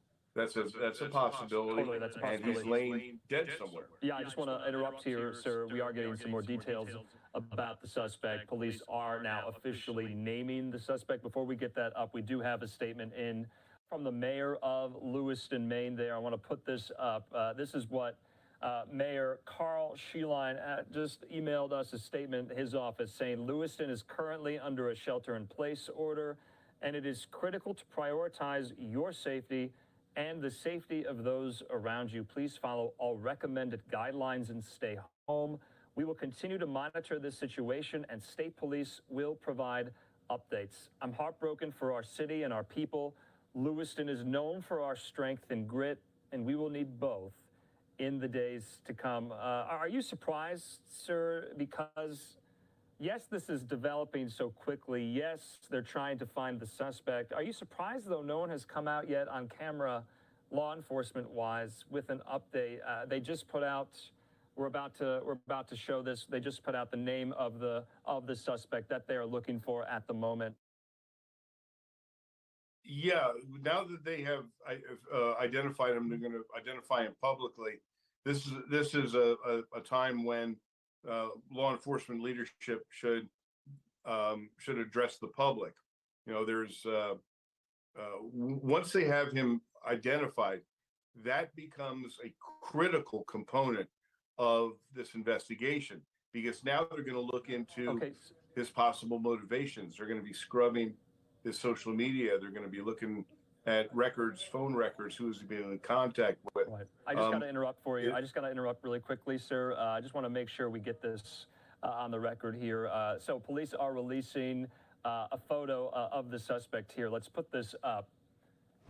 All right, so this is what we know. You can see right there, this is a suspect, and we are learning his name. I want to put up and read the statement in from law enforcement. So now, this is the statement. Law enforcement is attempting to locate Robert Card, birth date 4/4/1983, as a person of interest regarding the mass shooting at Schemengees Bar and Sparetime Recreation this evening.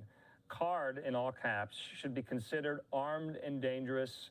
Please contact law enforcement if you are aware of his whereabouts. So, I have on Zoom with me our expert and friend, Lieutenant Randy Sutton, who's going to help us make sense of this. So we now have a photo, front and center, a full frontal view there, put out by the Lewiston, Maine Police Department of this suspect, Robert Card.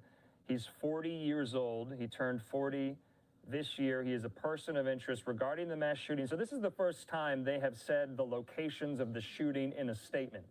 2 locations.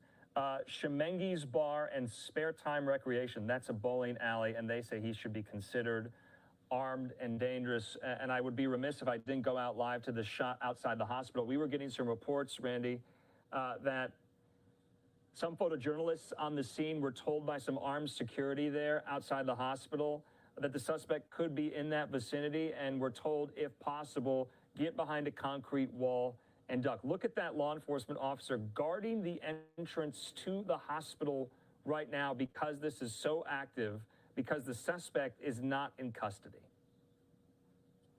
Exactly, and the fact that he is out and about with armed with a rifle, high-powered ammunition, he is a serious threat to the entire community. So they're, you know, by posting individuals, you know, who arms, I mean, those are law enforcement officers. They're going to be playing the role that they play in trying to protect those people in the hospital. When you have an individual like this, you have no idea what his motivations are at this point. So he is a threat to everyone. He could be coming into the hospital to finish off his victims there.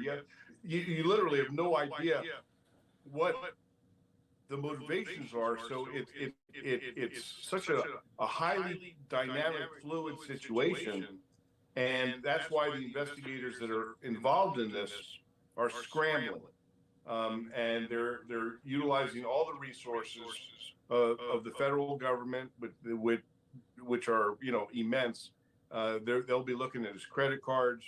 They'll be looking at his phone records. They'll be looking at his vehicle to, you know, for any red light cameras that might be out there, or license plate readers that may be in the area. So there's a ton of avenues that the investigators need to follow up on. But as you know, an individual like this can hide almost anywhere. He might not even still. I'm sorry. He might not even still be in the area. He may go to another town and repeat this attack. Yeah, that's of course. I mean, that's a possibility that he is, you know, no longer in Lewiston. He's in another one of these, you know, small Maine towns in the Lewiston outskirts. But you can see there, up in the air, law enforcement searching for him. Look at the spotlight of this chopper right there. You can see, no doubt, that is being used right now to scope him out down on the ground. It's just a little after 11 p.m. there in Maine. They're on the East Coast. And so we are still waiting for this press conference to take place here. We were possibly expecting at the top of the hour. Looks like that has come and gone, so that's not going to be operative here. So we'll keep an eye on this shot. We have both of these shots here, and you can see this is the new photo just released by Lewiston law enforcement, and they put out the statement. I'm going to read it again. Law enforcement is attempting to locate Robert Card, birth date April 4th, 1983, as a person of interest regarding the mass shooting at Schemengees Bar and Sparetime Recreation this evening. Card should be considered armed and dangerous.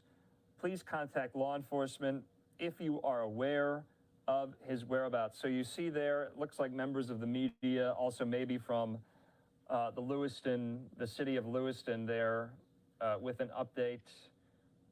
Let's just listen into this. It looks like the media is preparing for a microphone. Okay, it looks like we got the thumbs up here. Let's just listen really quickly to see if this is actually happening. Okay, it looks like they're doing audio checks at the moment, so that could bode or indicate that this is going to be happening right now. Randy, while we have you, if this does happen, we got to break in for it. But during these police press conferences, because this is so active, because there's no suspect in custody, what can they say? I mean, what information can they divulge right now to a city and a nation that's quite fearful? I mean, the city of Lewiston has been on lockdown for several hours right now. Right. They're going to be very circumspect in the information that they give out. They will ask the public for their help. You know, they need all the eyes that they can get in looking for this individual. Now, what's really critical is, what is this individual's history? What is his does he have a history of arrests? Does he have a history of ideology that might lead to a motive or you know, a viewpoint that he might have? Who is his family?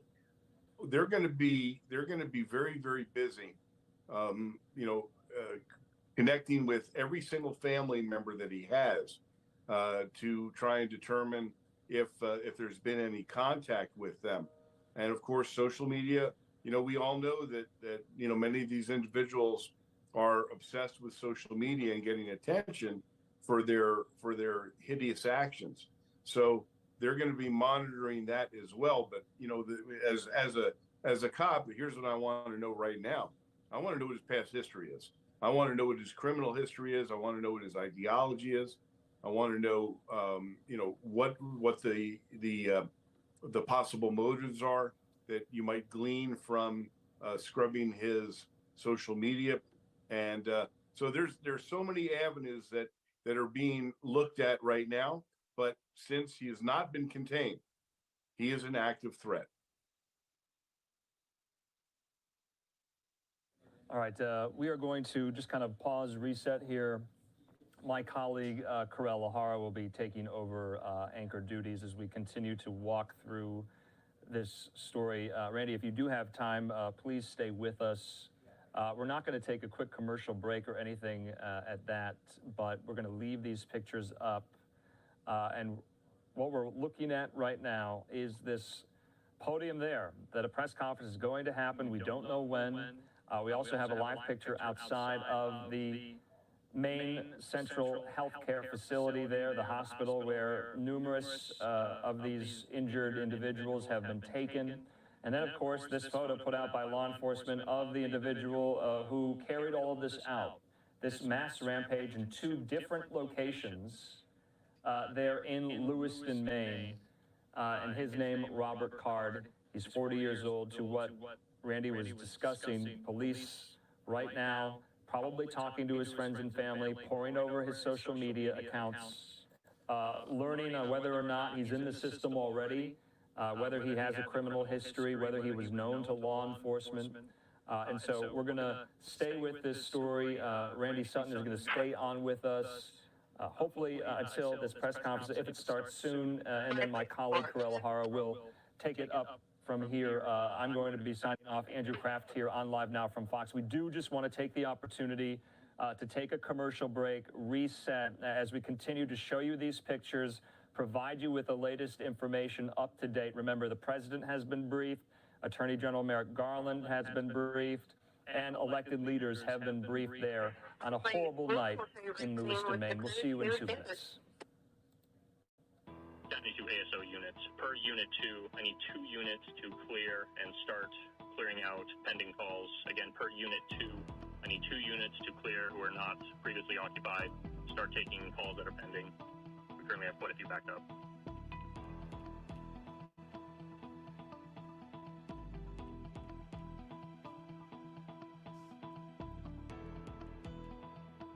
County, we're available.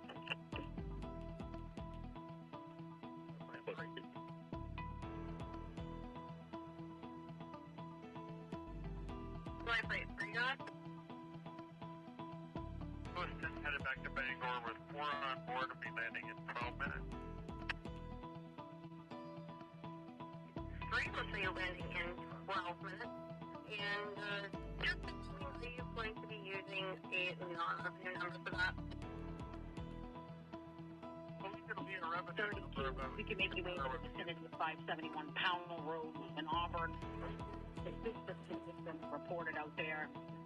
States a photo of a male subject was the same that they believe was involved. It was at the snowmobile trail quarry next to that many people just swarm around a hospital in the state of Maine is not something we've ever seen before. Never, never. And do we have the sound queued up, guys? I know Jack had spoken with a woman who was just waiting to hear word on her son.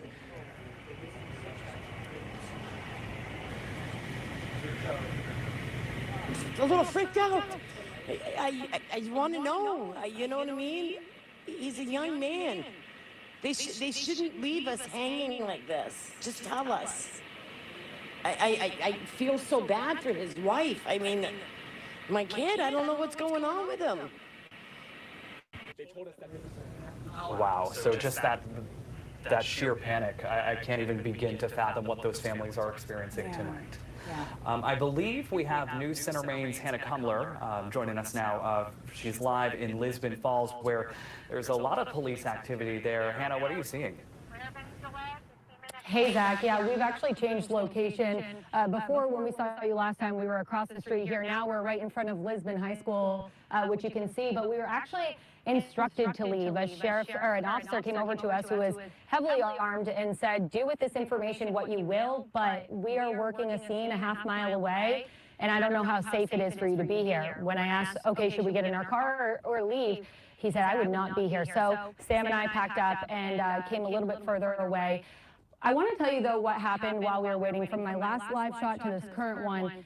There's a police presence, a strong one, blocking Frost Hill Ave, which is what I told you last time. It's a road that we attempted to go down, but we're turned around. We were trying to get to a boat launch at the end of that road, and now that road is completely blocked off. There is, I don't know, probably 15 police vehicles in total over there, but within like a 5-minute stretch, it really seemed like police were gearing up, loading weapons and putting them on, and then all of their lights went off. That's the only thing we observed before we were instructed to leave. Now, we have been here at Lisbon High School for a few minutes since, and we can't see anything that is happening, but we were told that it is unsafe to be where we were, and so, of course, we did leave, and we'll continue to keep you updated. For those who missed us last time, we're in Lisbon Falls here, and when we arrived, there was a chopper that's circling.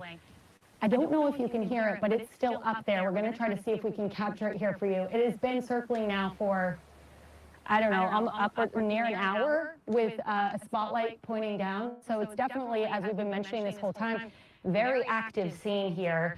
Androscoggin River is where that boat launch was, we told you, at the end of Frost Hill Ave. The area we're in right now is Lisbon Falls, as I mentioned, but it's the Route 196 junction. It connects a lot of major roads. Lisbon Street, as I think Brian mentioned earlier, it's a major throughway, which is shut down right now, right up at that mobile station. And then the other road is Ridge Road, which is what Frost Hill Ave is off of. So all of these roads are blocked. Every vehicle that's going through, whether it's residents or people just traveling through, are being stopped by police officers asking where they're going. There's lights being shown in cars, and police are just very, very heavily monitoring this area. What that means remains to be seen, but as we've been mentioning this entire time, it's horrible, devastating what's happening to us, saying it's not normal. But what is really impressive and reassuring is the response that we've seen throughout the state of Maine to make sure that we're safe. And so I think, as Amanda said earlier, if you are at home, stay at home, lock your doors, be as safe as you can be in the confines of your home.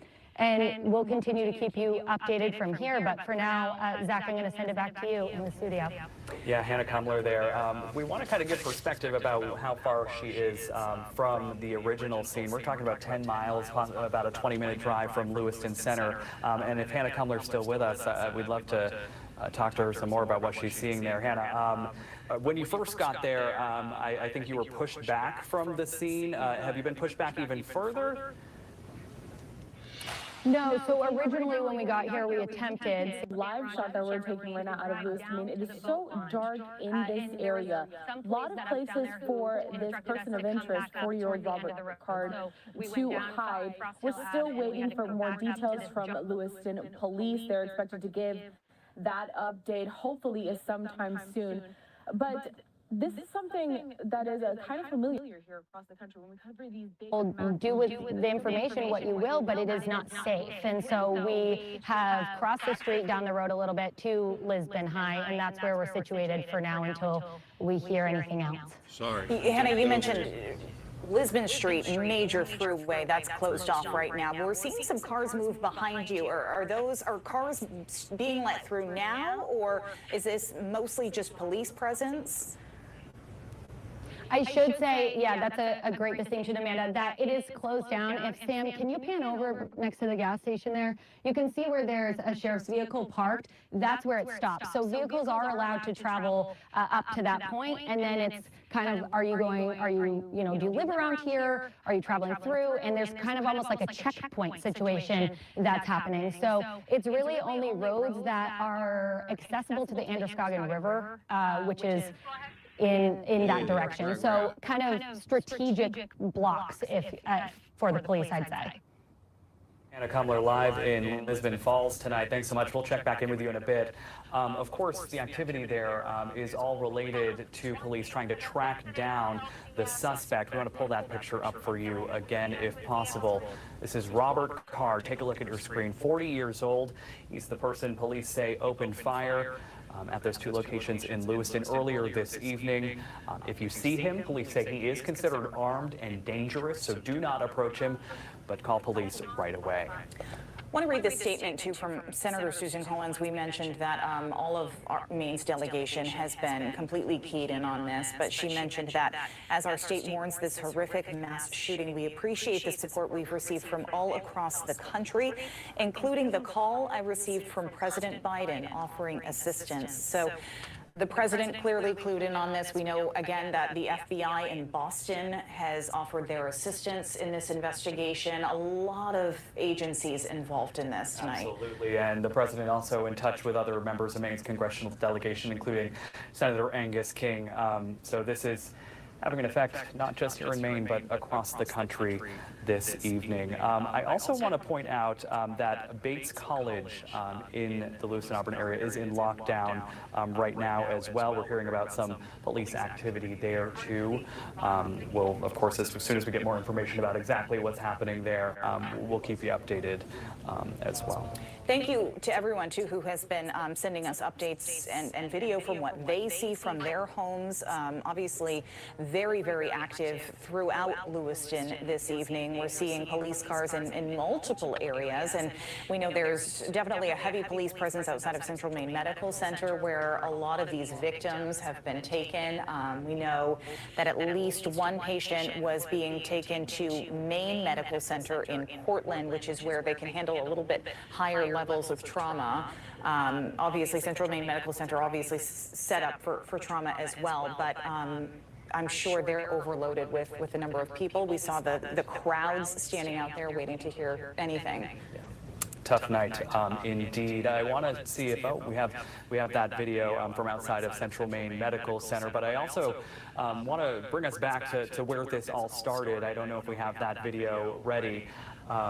This happened again on a Wednesday night, when folks were just gathered after work for some bowling leagues out at a restaurant, when police say this man, Robert Card, who's captured on surveillance video there, entered the bowling alley and then apparently the restaurant at some point. We don't know the exact timeline. They're also looking for that white Subaru Outback you just saw. You can see people just running from the scene. This is spare time right now, yeah, or it was a few hours ago. That was, yeah, that area was certainly cleared out. We definitely heard from Mary Ellen Davis as well, who happened to be at the senior center across the way. She was with a knitting group. They were evacuated by police. We know that in that area of Molliston Way, there in Lewiston, there are a few restaurants, and like you said, Zach, Wednesday night you have families that are out. You had a bowling league that was at Sparetime Recreation. A lot of people affected by this, and we even heard even in Auburn, across the bridge, there were restaurants and bars that were going into lockdown. There were kids who were playing hockey at the rink in Auburn who had to stop playing, and parents had to come pick them up. I mean, a very scary situation in both communities this evening. Yeah. All right, so we're going to actually hear from Mary Ellen. Chris Costa spoke to her earlier.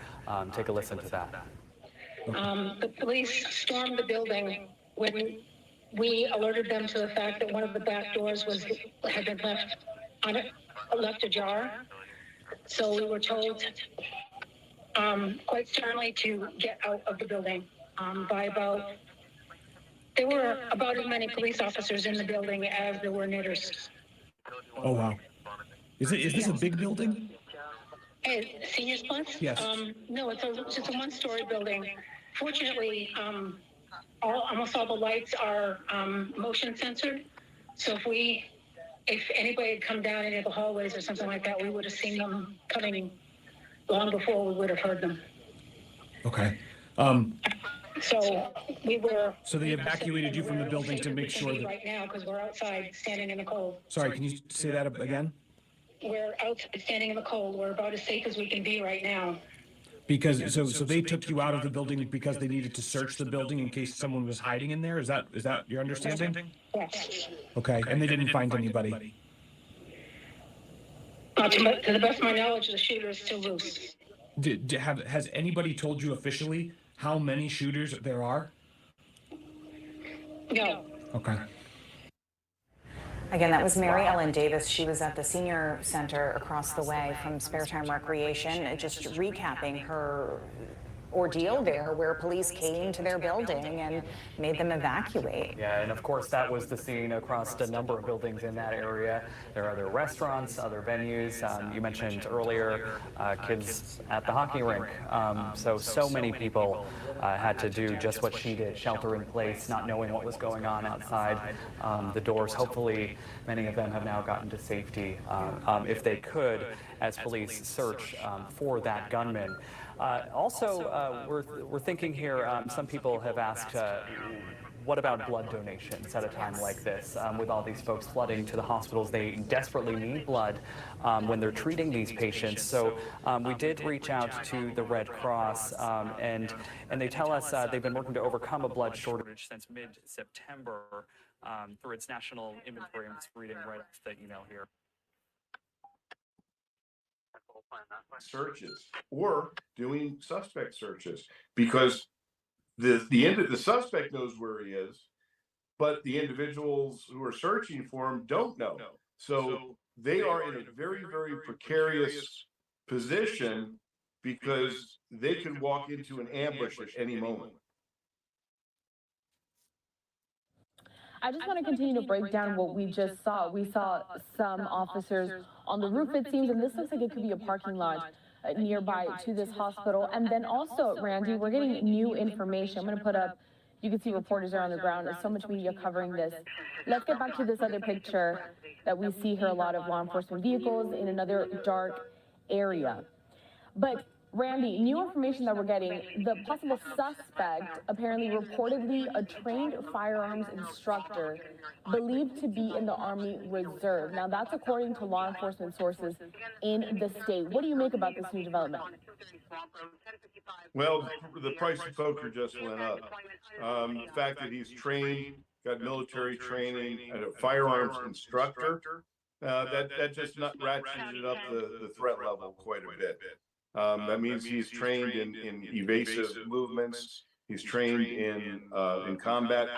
I don't know what his combat experience is, but the fact that he is a trained individual, that makes it much more dangerous for law enforcement and for the public. The fact that he has knowledge of these firearms and has the training to go with it, that means that the threat level is increased. I want to bring us back here on camera for a moment and also take a live look at that podium. We're still waiting for police to give us more of those details. I want to get to a point that you made earlier on in our conversation, talking about kind of the end game when it comes to this person of interest. He's killed so many people so far.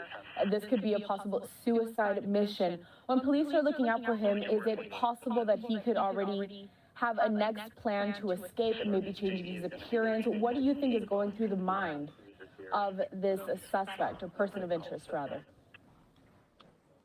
Well, since he initiated this event, he's got an end game in mind. This took planning. This wasn't a spur of the moment thing. He armed himself heavily. I was looking at what he was wearing. He appeared to have extra magazines in his pants, which would, indicate a protracted, what he believed to be a protracted event. So this situation, as it develops, is increasingly dangerous. What is his end game? We don't know, and we won't know until it ends. Very often, as I said, these things end with suicide by cop or their own suicide. I don't know if this guy is going to allow himself to be taken into custody. Randy, I'm sorry, I do want to interrupt you a bit. It looks like they might get started going on this press conference. Let's listen in and see where we're at when it comes to this update. So stand by for a moment. This evening, my name is Mike Sawchuk. I'm the Commissioner for the Department of Public Safety here in Maine. We truly do appreciate your patience and your partnership as we work with all of our partners across the law enforcement spectrum at all levels, local, state, county, and federal, to address and investigate these violent crimes that occurred in the city of Lewiston this evening. As you know, this is an experienced group. We won't have a lot of Q&A here this evening. This still is very fresh. It's new. It's new for all of us. And our focus is on the investigation and getting this right the first time. And we're doing that with our partners. And we do appreciate you putting out information from time to time. Moving forward, we would appreciate it if you got that information from us so that we knew that it was accurate. And that is incredibly important for all of us from an investigative standpoint and from a public safety standpoint, that we have a unified front with this information as we release it. The delay in coming here with you now is simply because we will have to confirm information from our end. We want to make sure the information we're giving you and the information that goes out to the general public is accurate. So we do have some information here that we will release. It is here on the podium. And this is a general caution to the public that approximately 6:56 this evening, a couple of shooting incidents occurred here with multiple casualties in the city of Lewiston. And police are currently searching for a Robert R. Card, 4/4 of 1983 of Bowdoin. Card is considered armed and dangerous. He is a person of interest, however, and that's what we'll label him at moving forward until that changes. If people see him, they should not approach Card or make contact with him in any way. The shelter-in-place order that currently stands in Lewiston remains. A vehicle, which was a vehicle of interest in this incident, was located in Lisbon, and we are now also asking residents in Lisbon to shelter in place. So please share that information with communities as well. If anybody sees Mr. Card or has any additional information in reference to these two shootings in the city of Lewiston, please contact 911. If they see anything suspicious, please feel free to call their local authorities. We have literally hundreds of police officers working around the state of Maine to investigate this case, to locate Mr. Card, who again is a person of interest and a person of interest only. And we'll continue to gather information so that we can bring the suspect to justice and ultimately seek prosecution down the road. This release also includes a photo, which I believe I have seen from various sources.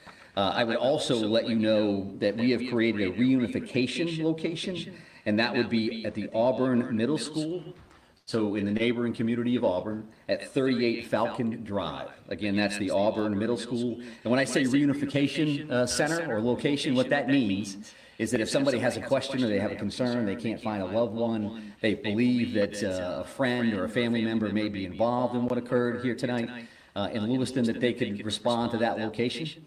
We will have some of our behavioral health liaisons, counselors on site. And we'll also be providing information as it becomes available to us. As you can imagine, and as you know, there are multiple scenes in the city, to include multiple hospitals, multiple follow-ups, a lot of witnesses we're speaking with, and a lot of leads. The general public has been very cooperative and very forthcoming with information. So I would expect if we have additional information, we'll be happy to come back and share it with you. I know that from the city of Lewiston standpoint, probably going to close City Hall after this briefing and probably move everybody out. But again, we appreciate your partnership and your patience. I would offer to take questions just so you know that I probably won't have answers. And as long as you know that going in, there's no disrespect intended in that. Feel free to ask a couple, and if I think we can get there, then I'm happy to answer those. If not, we do have work to do on behalf of our communities, and that's our primary focus this evening. There are many specific figures about casualties out there. Sheriff Sampson told me up as many as 20. I just wanted to give you the opportunity to set the record straight on that. Yeah, I do appreciate that. And I know that there's been a lot of numbers out there. This is a very fluid situation. So the last thing I want to come up is give you a number and then 3 hours from now change that in one direction or another. Because I don't have firm numbers on that. And when I do, we'll be happy to share those with you, because it's an important piece of healing and it's an important piece of information for all of us to be aware of. But I don't have a firm number on that. But at least 16, right? I think I just answered that question to say that I'm not going to give you any specific numbers. And there's been a lot of numbers all over the map all evening, and I don't think that that's helpful because it doesn't help family members. It certainly doesn't help the community to see, well, they just said this and they said that. So if you want accurate information, I'm prepared to give that to you when I have it. I don't have that right now. Does the suspect have any known criminal history with law enforcement? And is he someone who's been on the radar of state police or local police, to your knowledge? Well, Mr. Card, who we're speaking about right now, is a person of interest and a person of interest only, right? I'm not listing him as a suspect at this point, and we're not prepared to go into his background or anything else that we may be aware of. One more question? You're looking for one shooter, correct? We're looking for this person of interest right now, and that's what we'll label enlist and speak about at this particular moment. When we have additional information, I'm happy to share that. So thank you very much. I appreciate that. Again, thank you for your time. And I know Assistant City Manager O'Malley will make arrangements, I think, to move everybody out of the building. So thank you very much. I appreciate it. These are the flyers that we were mentioning, so feel free to grab those.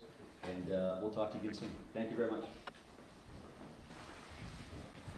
Well, not much new information there coming out of this latest update from Lewiston, Maine regarding this mass shooting event that we have been covering for the last few hours.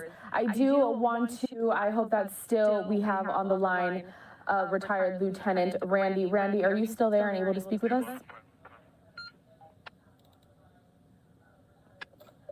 I'm still here. Perfect. So, Randy, what do you think about this latest update? First of all, so many questions, and I think I want to start with one of the basics when they say that Card is a person of interest and not a suspect. What is the determining factor when deciding that? Well, you know, these are almost interchangeable terms now. I think we heard a little political speak there, where the individual who was addressing everyone was kind of covering himself by saying that he's a person of interest, not a suspect. Like I said, it's a kind of an obtuse term. We didn't learn much from that at all. The one thing I did glean from that was that the vehicle was found, and when I hear that word "found," that means to me that he's no longer operating that vehicle. And that's a little gem of information, because that means that he either acquired another vehicle, which is very possible, or he's out on foot. And that would, of course, limit the search range demonstrably. So there wasn't a whole lot of information that was given at that press conference. Right now, we're taking a look at is a live shot from outside of that medical center to the hospital with a lot of the victims we're taking. More of a stagnant shot right now. We did see a lot of activity early in the day, a lot of officers moving through with a lot of gear, some guns being drawn. I want to talk about kind of how overwhelming this may be for investigators at this moment. So, like you mentioned, not a lot of updates given, and that's just because there's so many different points to come through, so many witnesses to talk to. Tell me about this process now, because it is such a timely manner to find this person. How do you really narrow it down when there's so many witnesses, so many victims? Well, that's the challenge here. You have multiple scenes. You have multiple locations where the individual has been spotted. You know, the vehicle was found apparently in a different town. So the question that I have is that did he leave that vehicle there and then commit this atrocity from some other mode of transportation? Did he utilize the vehicle that was found at the where the murders took place, and then he dumped the car there? There's, you know, like I said, there's so many questions. But remember this: there's no more complicated an investigation than a mass shooting. You have multiple crime scenes. Every single one of these crime scenes, it has to be processed, and this isn't going to take hours. This is going to take days, possibly weeks. And this is one of the things that with the cooperation of different law enforcement agencies is so critical. The Federal Bureau of Investigation has one of the best crime scene analytical units in the country, and utilizing them will be really something that will help local law enforcement immeasurably, because local law enforcement simply is not equipped to deal with a massive array of crime scenes like this is. So you've got multiple crime scenes. You've got just incredible amounts of evidence that have to be safeguarded. Remember, if they do take him into custody, as opposed to if he dies by his own hand or he dies, by in a gunfight with law enforcement. If this winds up to be a prosecution, then the meticulous work that has to be done at each of these scenes is incredibly important. So this is a massive challenge to law enforcement. And of course, there has to be command and control. Someone is running this scene. Usually it would be the jurisdiction that was the primary jurisdiction. So it could be the sheriff's office, it could be the police department. State police may have come in and said, we're going to take over. But the command and control of a massive scene like this is critical to the to get to the culmination that everybody wants, which is keeping the people safe and getting the suspect either in custody or killing him. Lieutenant, let's get back to talking about the suspect a bit more, because earlier you were saying so many determining factors in where this investigation may go are really coming from who the suspect is and this end game of his, so to speak. Let's pull up this photo of him, 40-year-old Robert Card. So the latest information, I told you that he was a trained firearms instructor, believed to be in the Army Reserve. Well, also, while he was stationed, he reported, quote, hearing voices and threatened to shoot up the National Guard base where he was stationed. That is according to the sources. Again, what do you make of these new developments regarding this person of interest? Well, that just added a really critical nuance to this situation. That means that if he's been hearing voices, that's very often associated with schizophrenia. Schizophrenia, of course, is a major mental health issue. Many individuals who have been involved in mass murders have claimed to be hearing voices. Excuse me. Now you add the mental health component, and you have an individual who is not thinking rationally. Is now you have with a criminal that has an end game in mind. Then there are avenues to try and realize what that is and try to combat it. Now you add an individual who's hearing voices and has threatened to shoot up, a place where he worked, that he was part of. Now you have a madman involved, and of course, once again, the price of poker has gone up again.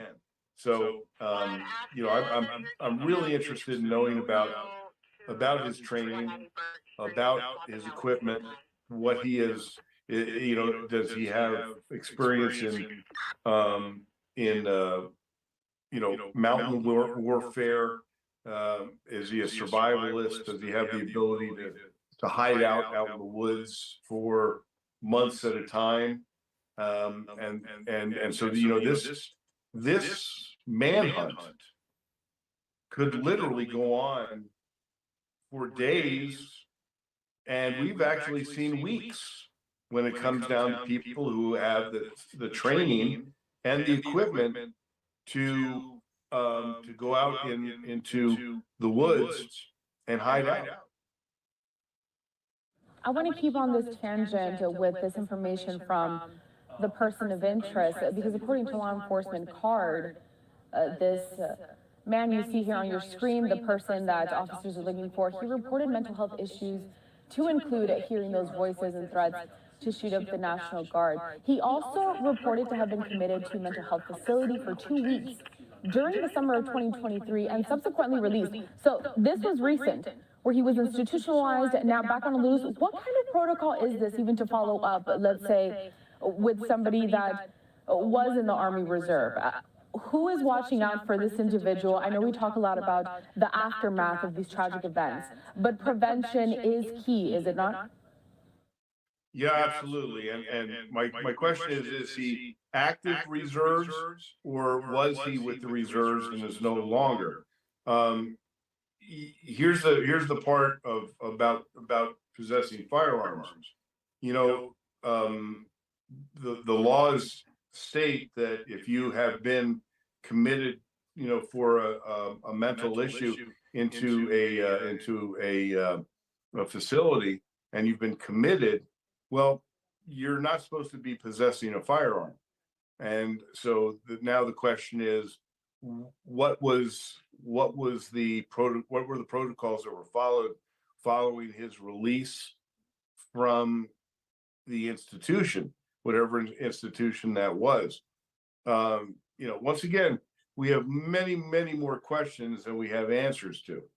But right now, the critical issue is this: locating him and neutralizing him. Whether that neutralization is through the use of force by law enforcement, or if it's taking him into custody. But neutralizing the threat, and that's law enforcement's main priority here. But while they are doing that, as he is still at large, he is still a threat, then every one of those officers that is on those different crime scenes is a target. And same thing with the citizens. They're in grave danger as well. So my advice to the citizens of Lewiston is to, if you have a firearm, keep it at the ready. If you don't, you might think about going to somebody's house that can protect that property.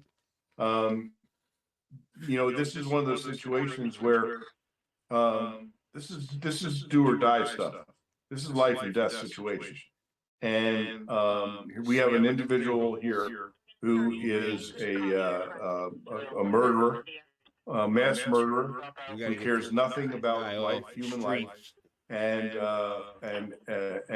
as long as he is at large, the public is at risk, and so is every law enforcement officer there.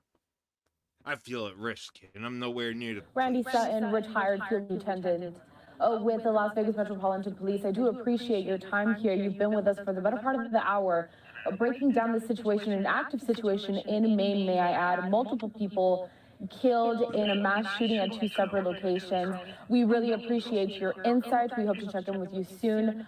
For now, we will let you go. We're going to continue covering this, however, for our viewers. But again, Randy Sutton, retired field lieutenant, thank you for taking the time to be with us. Well, I appreciate that. And if any law enforcement officers who are at that scene, this is a very, very stressful situation. And I offer the services of the Wounded Blue. So if you're a law enforcement officer and you're on that scene and you're facing struggles afterward, contact the Wounded Blue at thewoundedblue.org. We will be there to help.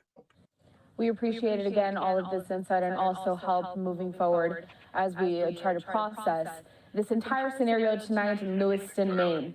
I want to step away for our final break of the hour. When we come back, we're going to re-wrap that presser from earlier today, an update from law enforcement out in Lewiston, Maine, telling us the latest in regards to this investigation. I'm going to pull up a photo of the person of interest at this hour. It is 40-year-old Robert Card. Multiple people killed in a mass shooting incident at 2 separate locations. And of course, law enforcement reluctant to release the exact number. We're going to play back those remarks when we come back.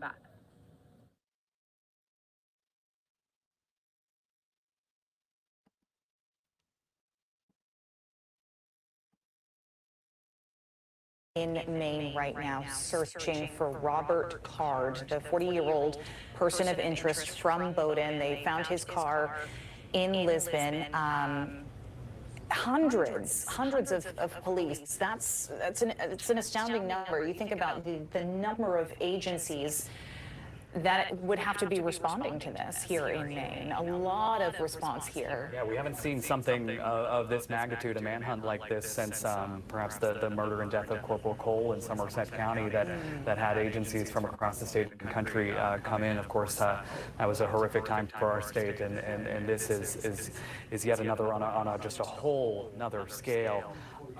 And speaking of that, we've been trying to kind of keep in touch tonight with each other about that this is real, that we are human, we're experiencing this with you, and we can't even begin to imagine what folks in Lewiston are going through tonight. All of those people who were gathered outside of Central Maine Medical Center waiting for the news about their loved ones. I think we even have some sound on that from someone at Central Maine Medical Center earlier who was just waiting to hear the news about their loved one. All right, it looks like we don't have that, but we do have Hannah Kumler back. She is live in Lisbon. Hannah, has the situation changed there? It looks like there may not be as many cruisers behind you. Actually, there's probably the same amount. It's kind of a little bit deceiving because it's so dark behind me, but that's because their headlights and their lights on top of their vehicles are off right now. So there is still a very strong presence. We've had cars moving around us this entire time, kind of patrolling the area. We're still in front of Lisbon High School. Once again, we moved from across the street. Here's a cruiser coming by right now. So you can see that it is active. The chopper is still in the sky. If we do happen to get a shot of it, we'll of course show you.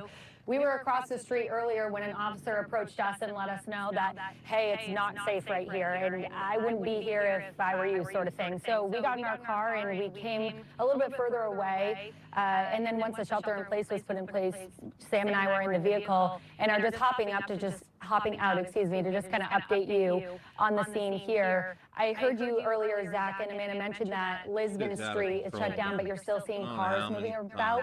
It is just blocked off right here. So this is like if you were to be going from Lisbon Falls into Lisbon Center, cars are not being let through here. We've seen several cars either turn around, or if they live past this block where that cruiser is sitting, then they're allowed to go through. But police are checking every car that goes that way, and some are turning around in the gas station and heading back. So for those familiar with this area, we're at Lisbon High School, which has announced that they are closed tomorrow, as so many other schools are in the state of Maine because of this horrible incident. And also, we're right in the Route 196 junction. So that is Ridge Road and Lisbon Street. Where there seems to be a lot of officers gathering, a lot of activity, is at the base of Frost Hill Ave. Now, at the end of that street is a boat launch on the Androscoggin River. That's where we've heard a lot of, there might be something happening there. We attempted to go down to the boat launch, but we're turned around. So they have blocked off that road after our attempt, shortly after. And it seems like the chopper that's circling has a spotlight that is, I think, both land. I'm not entirely sure, but the Androscoggin River is behind us, and that is where we first saw the chopper. So not entirely sure what is happening, but we just know that it remains active here in Lisbon Falls. But Hannah, it looks like earlier we were noticing there was some traffic flowing through the area that's died down, probably likely because it's late, but you've noticed fewer and fewer people on the road since that shelter-in-place order has been put in place? I think so, yeah. I mean, for instance, right now 2 cars are pulling up, and we'll see what happens to them if they get turned around or they're let through. But I think just not a kind of a quiet area anyways. If the most action is happening, it's going to be at this junction. But I do think that it's gotten quieter, whether that's a shelter in place or just because the night is winding down, I'm not sure. But I think word's gotten around, as we've seen on social media, that there's a lot of commotion happening down here at Lisbon Falls, and that people are instructed to stay in their homes. We're looking at something happening right now at the mobile station across the street. It looks like several vehicles are pulling into this parking lot, which has kind of been an area where a lot of law enforcement are gathering. But you're looking at it right now. We have about 5 or 6 vehicles that just pulled in. I will say almost all of the officers that we've seen here tonight are armed with large guns, not what we're used to seeing, certainly what Lisbon Falls is not used to seeing. You can see this is Lisbon Street that you're looking at, a car maybe turning around here at the gas station. It's just a familiar sight, kind of what we've been dealing with tonight. So yeah, we'll continue to keep you updated. Not entirely sure what's happening, only can say that an officer did approach us and said that they were working a scene about a half-mile away, and that's when they instructed us to get some distance from where they were at, just for safety reasons. So. Yeah, and Hannah, by looking at those cars that we just saw in that shot there, it looked like they are unmarked police vehicles of some kind. Just looking at like those vehicles pulling into the gas station, they're obviously We don't know if something's happening at the gas station or if maybe it's kind of more of a staging area just because it's the outside edge of the area they've closed off. But Hannah, thanks so much. We've had multiple staging areas. The Colisée in Lewiston. There were certain streets in Lewiston. We've seen them stage outside of Central Maine Medical Center. Obviously, they were staged outside of Sparetime for a while, and Schemengees as well. And again, this speaks to that large police presence. This is something that's kind of pulled all hands on deck at this point. Commissioner Michael Shashchuk saying hundreds of police officers are involved in this search for 40-year-old Robert Card. He is the person of interest. He is the person that police are looking for. Yeah, and not just hundreds of officers working tonight. We have a lot of healthcare professionals responding in this situation. News Center Maine's Jack Molmid has been outside Central Maine Medical Center throughout the evening. And earlier, Jack, there were a number of family members or friends outside of the hospital there kind of waiting for information. They've since announced a staging area for them to go, but are there still folks there? Hey, Zach and Amanda. There's barely anybody really trickling in and out here at the Central Maine Medical Center, right where we've been for the last 2 hours or so. But like you said earlier, about 2 hours ago, there were dozens of family members, parents, people lining up to give their information to people working here at the hospital about their loved one, to see if their loved one was involved or hurt or injured or died in any of these shootings. We spoke with people who were just confused and frustrated over what was happening here too. But over the past 2 hours, it's really just been a slow trickle of people in and out of here.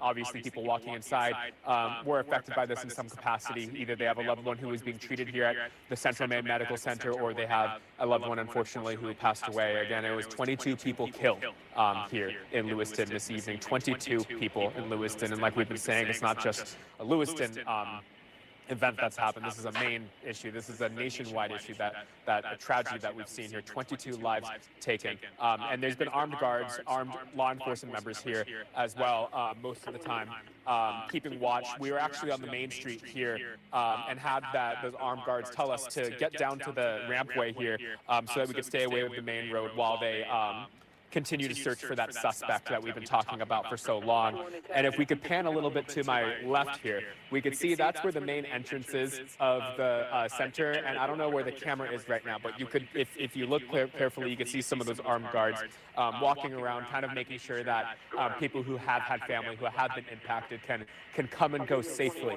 So that they can come and go safely, because we still have somebody at large here in our community in Maine who police believe shot and killed 22 people here. And as you heard Commissioner Shashchuk say, hundreds of police officers, quite a few of them here, making sure that those people who have loved ones impacted this can safely enter. One of those loved ones we did talk to, her name is Julie. She said she moved here to Lewiston when she was 17 or 18 years old. We say this a lot, that we don't think it can happen here, but the way she said it, just especially coming from a mother who tells me that she doesn't know if her son, who was involved at Schemengees Bar, she got the call that he was shot there. She doesn't know if he's alive or dead. Last we spoke to her, she still doesn't know. She voiced her frustration over it. Take a listen to what she had to say here. I'm a little freaked out. I want to know. You know what I mean? He's a young man. They shouldn't leave us hanging like this. Just tell us. I feel so bad for his wife. I mean, my kid, I don't know what's going on with him. They told us that this is an active scene, and they're currently looking into that right now. And so as we stand here, there still is that active shelter-in-place order that is happening, not only in Lewiston, but in Lisbon as well, as Commissioner Shashchuk said in his press conference. But as we stand here, just know that there is that shelter-in-place going on. So do not leave your house, lock your doors.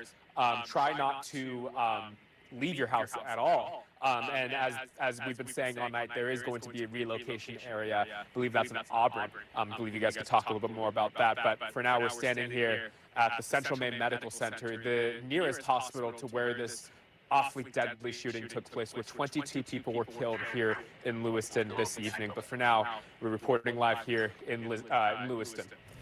Jack Muhammad, live for us again in Lewiston tonight, multiple times with the updates. We appreciate that, Jack. And as we cross into a new day now, Thursday morning, thanks for staying with us. Yeah, and we heard Jack reference the Commissioner Mike Sawchuk from State Police, who just spoke recently. Our Alex Haskell is standing by there live and just heard what the Commissioner had to say. Alex, you can bring us up to date. Hi guys, yeah, well, just want to let you know right now we are in Auburn. We are at the middle school. I want to give you the address. It is 38 Falcon Drive, and we heard the commissioner talk about this location. This is where they have set up a reunification center. This is where anyone can come if you have questions, if you have concerns, if you can't find a loved one, or believed if a loved one, if a friend, family member was involved in tonight's shooting, yesterday's shooting. This is the place to come. They have counselors on hand, and it is secure here. We was driving up the driveway here, and police stopped us, shined a flashlight in our car. So this is a safe place to be right now if you have concerns, if you have questions. And this news is just coming out as of a few minutes ago. So we're slowly seeing people arrive here on scene. Either bringing their questions or their concerns. And we also want to mention, as I'm sure you have been hearing tonight, Lewiston isn't the only place to, stay inside, be safe. Also Lisbon. Both stay inside in those locations. And again, this location in Auburn is safe with the police officers here. Now I want to toss to some sound that we heard from the commissioner, just talking about all the police that have been involved in this effort to keep everyone safe and find the suspect. We have literally hundreds of police officers working around the state of Maine to investigate this case, to locate Mr. Card, who again is a person of interest and a person of interest only. And we'll continue to gather information so that we can bring the suspect to justice and ultimately seek prosecution down the road. And again, some of those police officers here tonight, I will give you that address again, 38 Falcon Drive, Auburn Middle School. This is a reunification center. If you have questions, concerns, looking for a loved one, this is the place to be. Brian and Lee, I'll toss things back to you. All right, Alex, thank you very much. And Alex, standing by what he, probably described as a reunification center, and for the woman that Jack spoke with and that we just saw, this kind of streamlines the process, if you will, to get the information to the people who are missing their loved ones, don't know if they're okay, have questions about getting status updates on them, and instead of trying to find all of the people, picking a central location, getting them there, and then there's one place for everybody to get the information that they need and they so desperately obviously deserve. And certainly you imagine also helps the law enforcement side of getting the names of the people who need to be contacted and coordinated and all of that. We're talking about a lot of people tonight. 22 people is what NBC is reporting through Lewiston Police. But as we heard in the briefing that we were so anxiously waiting for a while from the Commissioner of Public Safety, not committing to a number at this point. And certainly can appreciate that perspective and can appreciate your perspective of wanting a number, needing some information to hold on to. And at the same time, as a mayor, as somebody watching, I wanted to hear him say 20, right? Because I was hoping to hear something more definite, clearly understanding why the commissioner can't do that.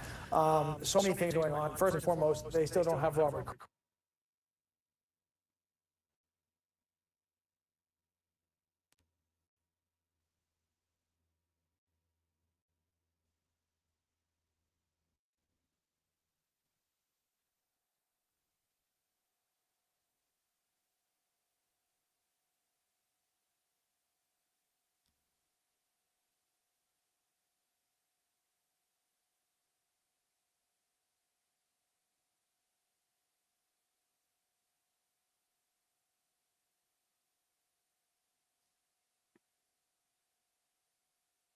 They found his car anyway in Lisbon at the boat launch on Frost Hill Road in Lisbon. The car was found, but he was not with the car.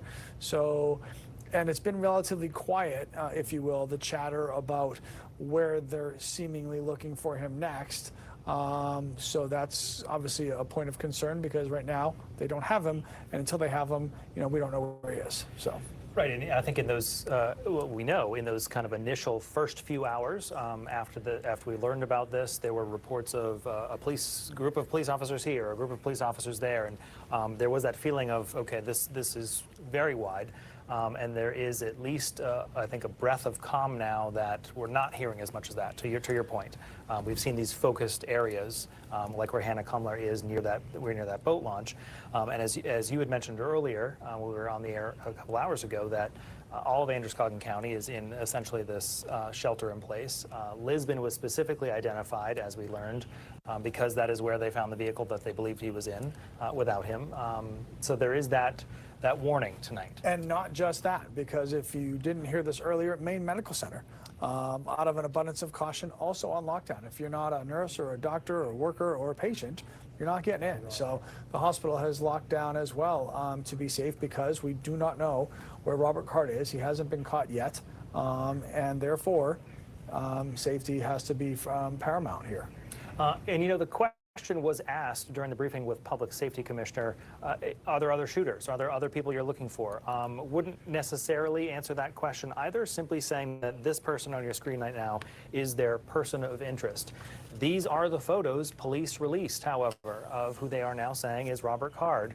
That is the entryway of Sparetime Recreation, which is in Lewiston off Mollison Way, just off Main Street. Multiple angles of him. You can see his face pretty clearly there, and then also sharing this would be the vehicle that we have to believe is the vehicle they found in Lisbon, because that's the one they told us they were looking for, that Subaru. As we sit here at 12:09, the aftermath, if you will, of what tomorrow/today was going to look like. A lot of school cancellations, certainly in Androscoggin County. A lot of schools, whether they were directly affected or not, just out of respect, I guess, and safety, just they're not going to open. Even outside of Androscoggin County, schools are not. Some schools are not opening tomorrow. That's already been announced, and I know there have been notifications from other schools as far away as South Portland, where they're keeping an eye on it, and they haven't decided yet if they're going to be open tomorrow. So a lot, I think, will certainly depend on, if and when Robert Card is caught, where his last known whereabouts might be. If he migrates to a different part of the state, then obviously that part of the state would be on high alert. So there's just a lot of unknowns, unfortunately. We like to speak in knowns here. Our job is to speak in knowns, and we're being very careful to tell you what we actually know, and not what we've heard, and not what we've seen, and not what we've read, and not what our buddy's third cousin told us. I mean, this is, the information superhighway can be super useful and very helpful and very important in situations like this. It could also be very detrimental. So I will caution you for the probably 10th time at this point to just be very careful. Everybody's interested in what's going on here. Everybody wants to know. Everybody cares. It all comes from a place of love. Nobody's trying to do, misspread information that's not correct, but be very careful with what you think you've seen or heard or know, and make sure that it is verified information, as Commissioner Sawchuk touched on earlier. That will make everybody's life a lot easier in keeping everybody as calm as possible in this very chaotic situation, tragic situation. The news is not good. There's nothing good to talk about here. And it's just, we need to keep as many people safe as we can, and we need to find Robert Card as soon as possible. Another note on the school closings, and as you said, as those will likely increase as the morning wanes on here, our team is working diligently right now to compile all of the information we are getting to get it to you, and that includes the school closings, because that'll impact your world in the morning. So they are compiling a list of those closings. You can find them on the News Center Maine app if you've lost track of who is and who's just looking at it. And as we get that confirmed, we'll have that there as well. Well, especially because we're reading to you in real time. So as soon as we hear it, we're just literally going in one and out the other. And it's not just schools. The Lewiston DMV will be closed tomorrow. They announced that a little over an hour ago. So that's not a school. That's that's a business. I'm assuming there'll be other businesses, certainly in the immediate Lewiston and Auburn areas that will follow suit in that regard. So there's just a lot to keep track of, a lot of things you need to know. As soon as we know them to be true, we'll certainly pass them along and try to streamline it as well as possible, so that you have an easy way to disseminate all the information that we're throwing at you in real time here. Our reporters are scattered all over the place. For some reason, I can't share that screen right now. As well.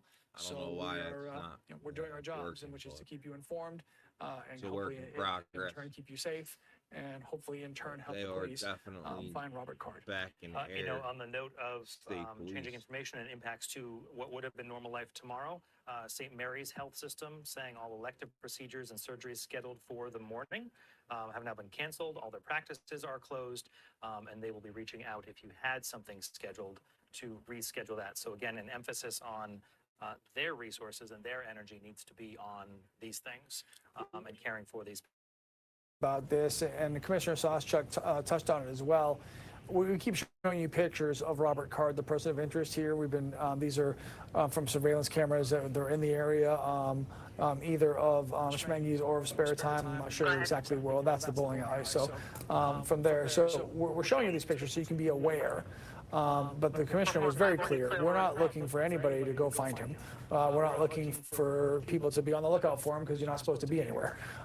This is just in case you happen to find yourself in a position where you do come across him or see something, or even the commissioner was very clear if you see something that might be. You know, you don't have to be definite about it. If you think might be, then you would share that, and that way that might help close the gap here on where he is and how to find him. But again, do not approach. He is considered, in the commissioner's words, to be armed and dangerous, and stay away if you do see him, but certainly pass it along to somebody who might be able to help. Our Chris Costa has also been very busy with us in the newsroom tonight. He just spoke with a professor from Bates College, which obviously is located in that community of Lewiston, who specializes in mass shootings and studying them. So we want to hear part of that conversation. Sorry, I was wanting to ask as a human being. That's just, yeah. So do you want to tell me, were you on campus when any of these events happened? No, I was off campus when I heard about the first reports that there was an active shooter in the Lewiston area, and have been just monitoring the situation since. How are you feeling right now? I am feeling all of the things that people feel when their community has been attacked. I am somewhat in shock, even though we've been saying that these things can happen anywhere, and they often happen in smaller communities. And Maine has just been lucky for the most part to not have an attack like this. Of course, this is an attack on a scale that is shocking by any measure. But also concerned, I'm concerned about all of my students and my friends who work at Bates and in the community, and hoping that they are staying safe and that they're getting what they need. And again, this is unfolding right now. We don't know who the victims are, and so just kind of holding my breath at this point. Professor, you find yourself in a very probably unique position where a large portion, the majority of your career has been dedicated to researching these exact types of incidents. What are you kind of coming to terms with now in your head, given all of the research you've done about mass shootings and one happening right in your own backyard? Yeah, I mean, there's a lot that goes through your head. Obviously, most people who are following the story have seen the pictures of the suspect with the weapon, and people will draw conclusions about the type of weapon without it being confirmed yet. So I don't want to comment on what type of weapon it was, but it sure looks like some sort of a rifle that can do a lot of damage. And we've done research on the types of guns that wind up causing the most casualties in these types of events. We know that there are certain types of laws that don't necessarily restrict people's freedoms, but also can be helpful in preventing these types of attacks. And so the first, reaction, I think, is frustration, really. Frustration that we've been talking about this. We've been trying to put out information about what we know so far, and we know more and more every day about why these attacks happen, how these attacks happen, and what type of policies are seemingly effective. And it does not seem as if there's any traction to get anything done. The two opposing factions arguing past one another, and we find ourselves in a position where now we're attacked at our own home, and that feels personal, and so there's frustration, there's sadness, a little bit of anger as well. All right, so we've heard from a lot of different organizations and school districts and places that are going to be providing support for people already outside of Androscoggin County. Obviously, in Androscoggin County, there are kids who this thing started, at 7 o'clock tonight. Kids are awake. Kids are awake still, and they're watching, and they're worried, and they don't know. And it's stuff that we talked about earlier that they've practiced just in case, and the just in case is now. So there are resources available. So if you're watching, and whether you're directly or indirectly or not at all affected, other than being a Mainer, by what happened, there will be resources likely available to anybody who needs them. So please find them for yourself, for your children, for your loved ones, for anybody who might need one, okay? Sam Rogers is live in Lisbon. We're going to go check in with him. Hey, Sam. If there's something crazy, just be like, turn on. Hey, Lee and Brian, apologies. We're just doing a quick little reset as Hannah Cumler and I have been on scene here by Lisbon High School for about an hour or so. Just want to get everyone up to speed with what we are seeing here.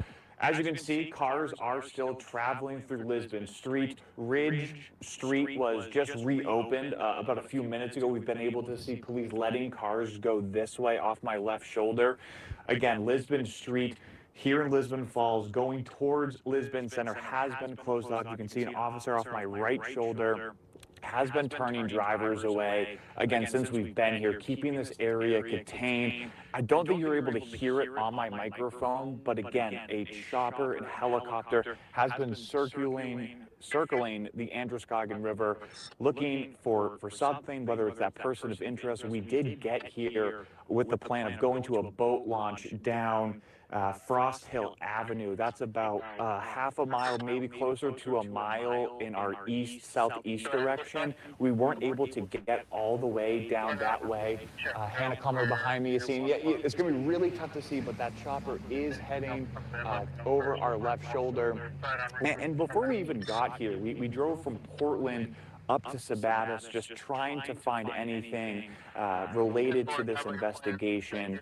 And we saw, as we got closer to Lewiston and Auburn, it seemed like almost every mile or two, a cruiser pulled off the side of the road near an exit, near a turnaround, with the spotlight facing onto the roadway, trying to find any vehicle that matched any description of that person of interest. Now, a few minutes ago, or longer than that, it seems, when the Public Safety Commissioner was addressing the people of Maine, he said that this area where we are in has just been ordered as a shelter in place, and it's well after midnight at this point. Lisbon Falls not exactly that busy, but we have seen a slight decrease in activity. Brian and Lee, we'll check back in with you in a few minutes. All right, Sam. Sam, thank you. We also want to go right now live to Jason Levesque, the mayor of Auburn, speaking with our crew there right now. There's panic. Of course, there's worry, understandable. But the people that were actually there tonight was what I didn't hear. It's shock. It's shock. It's hard for me to explain. And yeah, and I want them to be able to go home and hold their families and go to sleep and wake up and cope with it tomorrow. By bus. Second? Who is it that's arriving by bus? So what we did is we took the witnesses of the two locations. We actually brought them to a holding area so we can interview them, clear them, and then we wanted to bring them all over here so they can have what we call a reunification process with their loved ones, which is the proper way to do it. We wanted to make sure that evidence could be gathered and the proper protocol could be followed. Can you talk to us about the different ages of the witnesses? Were there kids that witnessed? Yes. It's all ages. It was all ages. I just talked to some teenagers, and it was all ages. And what can you say about the law enforcement officers working this very serious situation? It's unbelievable. It's literally unbelievable. We have our entire force out here right now for the city of Auburn, plus Lewiston, county, state. Everybody is here. That's one thing about Maine. If you're not from Maine, you won't understand it. But when someone's in need, everybody comes. And everybody has come to this. I've got Poland Volunteer Rescue in the back helping people in case they need it. I mean, this is an all-hands-on-deck situation.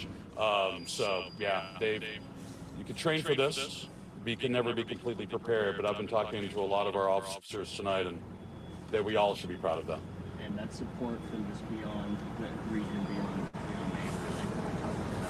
Yeah, I mean, I've gotten a lot of phone calls from around the country, text messages out from folks, and everybody knows about this. Obviously, it made national news. But at this point, we're going to really focus inside of our community. We're going to heal our community. We're going to persevere. We're going to get through this. And there's no time not to.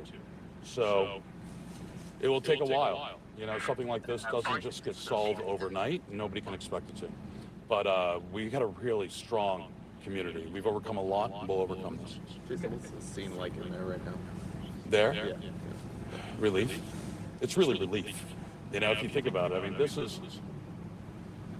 a happier place right now in the entire area. This is a reunification center where people, you know, witnesses that saw traumatic events are coming together with their family and loved ones who are worried to death about them, and they're coming together. So it is happy. But on the flip side of the happiness, what you're seeing is the turmoil and the trauma that they're going through, especially the witnesses. And that, unless you've been there, you can't really understand. You can't really describe, frankly, other than you can feel empathy for them. And that's what we're going to try to do here. Where were the witnesses between the events and now? They're an undisclosed location, centralized, safe location. We brought them there. And obviously police did too as we're cleaning the scene. It's going to be a long process to clear the scenes. But then, you know, we brought them. Once everything was settled, we can bring them back here safely. And obviously, all the statements are taken and so forth. That needs to happen. So, I mean, investigation is investigation. And that's a paramount importance at this time. Mayor, forgive me for asking. In other mass shooting incidents in other parts of the country, the reunification point has sometimes been a moment where a loved one comes to the tragic realization that their relative didn't make it. Yes. Have any of those interactions taken place here tonight? Yes.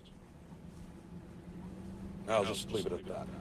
What sort of a process have the hospital workers been working to connect more and more people to them? I haven't talked with the hospital directors or emergency room staff. They're extremely busy, and we all need to respect that.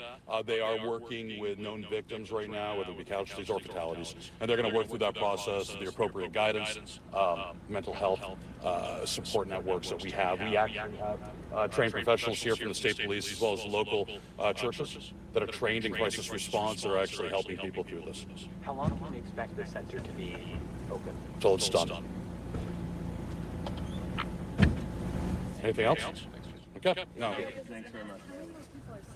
All right, that's the mayor of Auburn, Jason Levesque, standing by at the Reunification Center, which is at Auburn Middle School. As the mayor talked about, some of those reunifications, good, family members not knowing where their loved ones were, getting to see them. And the mayor also really open and honest about the fact that not every one of those situations ended well, and sometimes people went there hoping for good news and they didn't get it. So it's just a tragic situation that the mayor of Auburn was just speaking about. We want to bring in Greg Marley from NAMI, Maine. Thank you, first of all, for coming to our studio in the middle of the night. I'm sure you have been pretty plugged into everything that's been going on. Not nearly enough, but trying to catch up as everyone is in this shocking news. We all are. Yeah.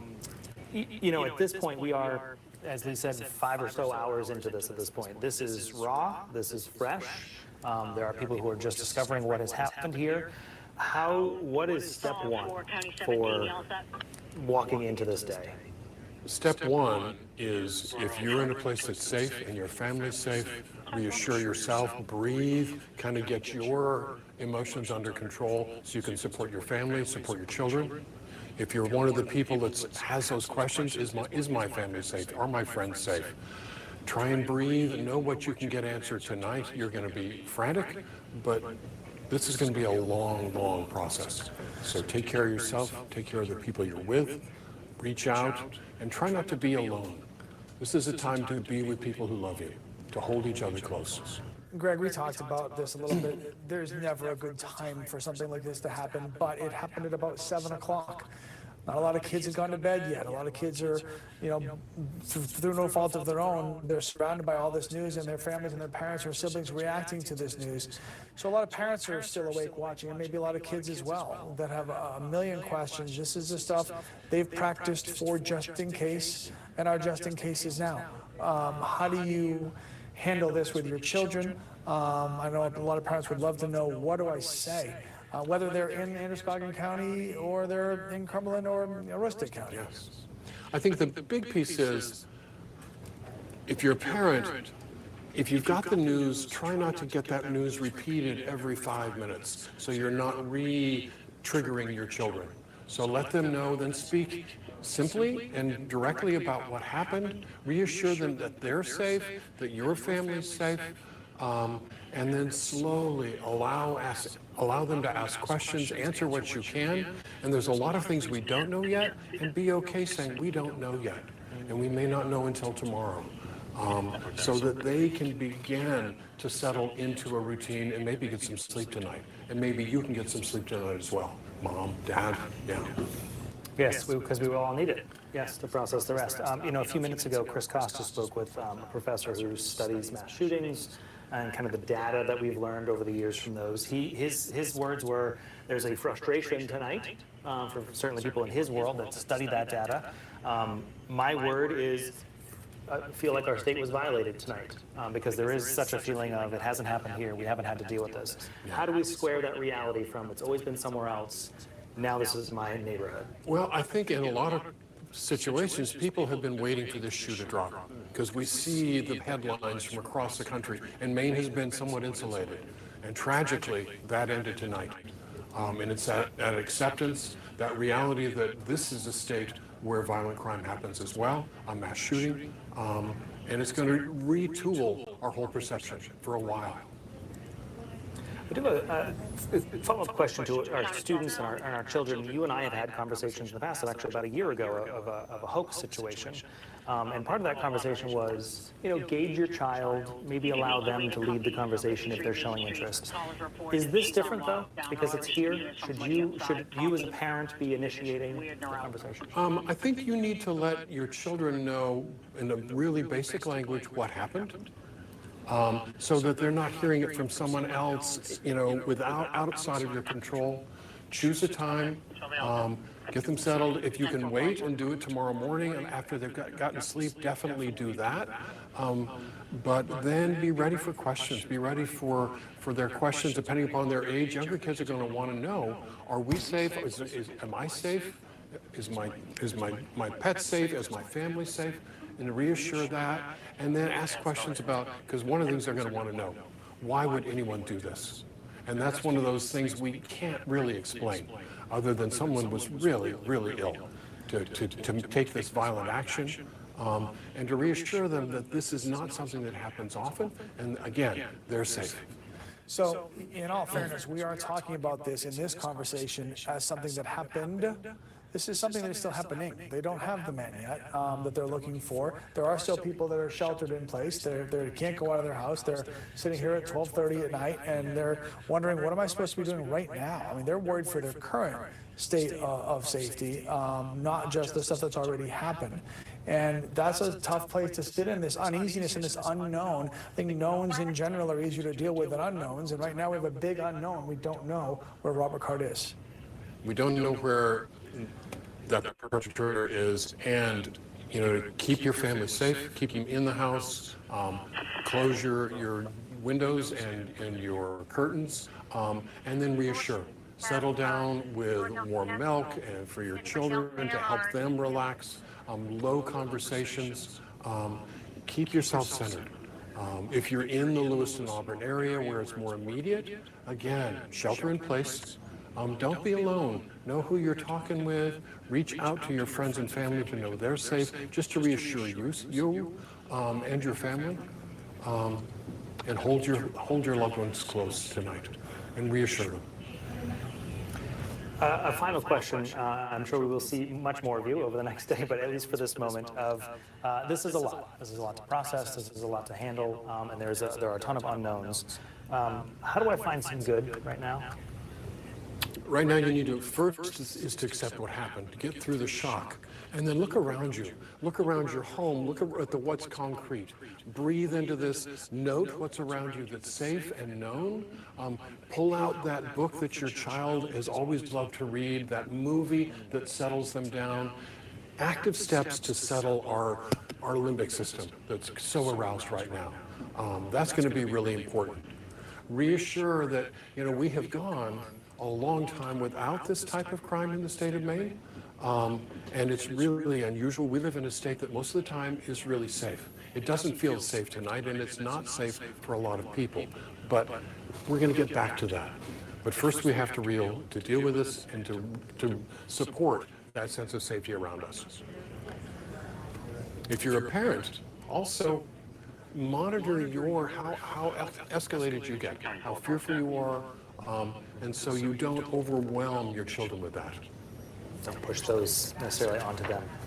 Greg Marley from Maine, we appreciate it for joining us, and I'm sure we will have many more conversations.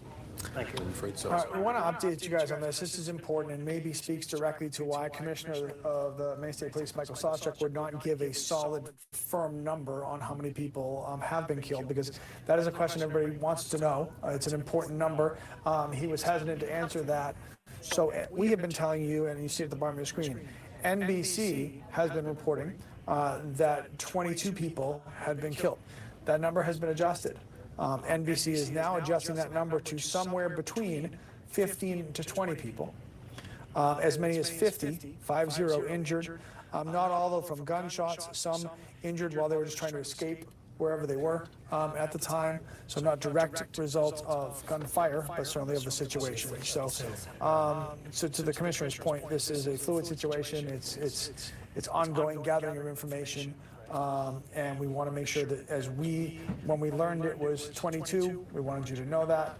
We're learning it is now seemingly somewhere between 15 and 20, literally on a piece of paper. Wanted you to know that. So. And that's really what the last 5 hours have been, of getting information coming in, doing our best to confirm it, and who is confirming it, and getting that information to you. And that's what we will continue to do. And I think we are doing our best to be as transparent with you about what we know and what we don't know. When you ask the question about what is good, right? What is good? And I was listening to Mayor Levesque from Auburn talk about not just everybody in Lewiston. They're going to show up. It's their community, and then Auburn shows up, and then Poland shows up, and then Sanford shows up, and the state shows up, and everybody.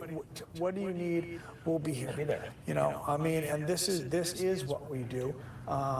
We would love to not have to do it on a night like this. But as I mentioned, a few hours ago, whether it was the ice storm of '98 or other tragedies that our state has gone through in different relative, factors, our state will do this too. We have each other's back. Our state will do this too. So there will be the support for the people as we find out what people need. There will be plenty of people to offer it to those people. So there is some solace in that. There is still no solace until we get official word at some point that Robert Card, the man of interest that they're looking for, has been found, and he hasn't been yet. So we did hear from Commissioner Sawchuk of the Maine State Police a little bit earlier, and here's some of what he had to say. And this is a general caution to the public that approximately 6:56 this evening, a couple of shooting incidents occurred here with multiple casualties in the city of Lewiston. And police are currently searching for a Robert R. Card, 4/4 of 1983 of Bowdoin. Card is considered armed and dangerous. He is a person of interest, however, and that's what we'll label him at moving forward until that changes. If people see him, they should not approach Card or make contact with him in any way. The shelter-in-place order that currently stands in Lewiston remains. A vehicle, which was a vehicle of interest in this incident, was located in Lisbon, and we are now also asking residents in Lisbon to shelter in place. So please share that information with communities as well. So again, the Commissioner of Public Safety speaking a short time ago. He was at Lewiston City Hall, which was a meeting point for the members of the media, and obviously law enforcement coming there. They have since closed City Hall and kind of relocated crews. Again, the big takeaway from that was the reunification center at Auburn Middle School across the river, which is where we heard from the mayor speaking a short time ago. That is a point to go. If you had, or you think you had a family or friend there and you need that point of communication to be reunified, that is where to be. We have, this is video from Auburn Middle School, where that reunification center is happening right now. This is such an important piece of the puzzle here, Brian. There are so many people with questions right now. Where are they? How are they? I can't get in touch with them for whatever reason. Maybe somebody's running out of there and a cell phone falls and you maybe get in touch with them and you're fearing the worst. And so this is such a necessary part of this process for people to get the answers they're so desperately in search of. So again, it's at the Auburn Middle School. If you don't already know this and you needed to know and you're looking for this information, if you go to the Auburn Middle School, that's where you can get whatever questions are answerable, whatever they can tell you, that is the place to go to find out a very important piece of everybody's night here with direct connections to what has happened. This is tragic, tragic night for the state of Maine. And the mayor was asked, you know, how long will you stay open as a reunification center? And he said, as long as needed. This is what our job is there now. And that was his focus. You know, Lee and I were talking when we were on with you a few hours ago. With a number like this of, you know, the readjusted number from NBC is 15 to 20, possibly 50 people injured. Most of us are going to know someone who was there or connected somehow to someone. And we recognize that, and we know how difficult that is. We learned tonight that a member of our New Center Maine family lost a family member tonight. So this is going to touch a lot of families, and we're aware of that. So we are being cautious with the information coming in. Yeah, and it makes it, you know, this job is hard enough. You know, we talk about the news every day, and we're talking about generally sometimes, you know, places that aren't here or you know, that aren't in Maine or they're not directly connected to us. And this one hits home for everybody. This is what we were always hoping would never happen here. And, you know, we had been blessed with being able to say that. And now we can no longer say that. And it's just there aren't enough words, and we talk for a living, and there aren't enough words to properly put this in perspective of just how awful this night is going to go down in history, and these next days and months and years, and all the healing that's going to happen for all of us, directly or indirectly affected. Jack Mohamed's been on the scene since pretty much this whole thing started about 5-6 hours ago, and he's going to join us now live. Hey, Jack. Hey, Lee, yeah, that's right. It's been extremely long, frustrating, terrifying 5 to 6 hours for many of the families who have been here at the Central Maine Medical Center. That's where we've been for the last few hours here. When we got here, it was the scene with dozens upon dozens of family members waiting in line, waiting to see if their family members survived or not after getting a call that their family member may have been a victim in that shooting. So they made their way here to give the name of their loved one who may have been involved in that shooting that we've been talking about for so long here, that tragic shooting that NBC is reporting took the lives of 15 to 20 people and ultimately injured around 50 people. And we saw people line up at Central Maine Medical Center here to give the names of their loved ones. Many of them stuck around to listen to it. Others kind of just went about their evening to really just kind of digest what happened here. I think a lot of us here in Maine and in the state, even in this region, are just really working to digest really what happened here. But if you want to take a look now at the front of the hospital here, if you look to my left here, you can see that front entrance to the main Central Maine Hospital. Since all those people entered the names of their loved ones, many of them have left, but armed security guards, armed reserve patrol, Maine State Police officers have been there, making sure people can enter, come and go as they please. Obviously, the people who are walking through, many of them family members of those who may have lost their lives or may have been injured in this shooting that, with the suspect still at large, a little bit of info about that suspect. We are hearing that, his name is Robert Card. AP, Associated Press, is reporting that he was trained as a firearms instructor, trained by the military, who's recently committed to a mental health facility, according to a state police bulletin. The police intelligence bulletin of the Associated Press says was sent around to different law enforcement officials on Wednesday night after that shooting that we've been talking about here that claimed the lives, as NBC reports, from about 15 to 20 different people. Now, at the end of the day, where we've been standing here at the hospital, we've just been hearing just horrific stories of people who are just trying to understand the severe loss that's happened here today, including one woman. Her name is Julie. We spoke to her. She moved to Lewiston here when she was 17 or 18 years old. She found out her son was shot at the Schemengees Bar here in Lewiston earlier. And so she got the call. She rushed over to the hospital. She really doesn't know the status of him at this time. She's still left without any answer. Let's take a listen to what she had to say about her frustration over this all. My ex-husband and my son were playing pool, and next thing I know, I saw on Facebook that there was a shooting at Schemengees where they were playing, And then nobody would tell us anything. Just go to CMMC. His wife, his son, my ex-husband are here. Friends are here. We're all waiting, and we've heard nothing. They won't tell us if he's alive, if he's in critical condition, if he's passed. They won't tell us anything. They told us that this is an active scene, and they're currently looking to that. And so you can really see the frustration there on Julie's part, and she's not alone. Many of the family members just waiting now to see if their loved one has made it or not after this horrific tragedy that took place here in Lewiston, not only shaking up Lewiston, but the state and the region as well. National headlines pouring through about what's happened here. Now, as I speak, there is an ongoing lockdown to track down this active situation, the active shooter situation of them trying to track down that suspect, person of interest, they're saying, who is Robert Card, age 40 years old. They're saying he's still on the loose. They're still trying to track him down. So there is a shelter in place here in Lewiston, as well as Lisbon.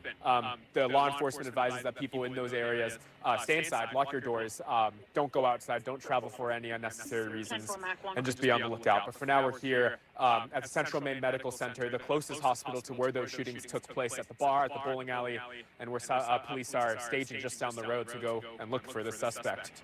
We'll toss it back to you guys.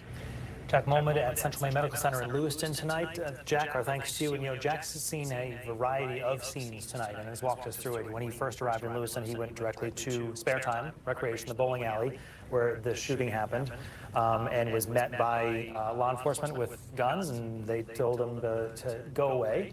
And we've seen some viewer video that we received of people running out of that bowling alley tonight after the gunshots there. And Jack then moved to the hospital where he has seen so many people. Sure. Yeah, and those images that you see, and you saw about the people running away, and we want to be clear on the 50 people, 50, that have reportedly, according to NBC, been injured in this. Not all of them direct results of gunshots.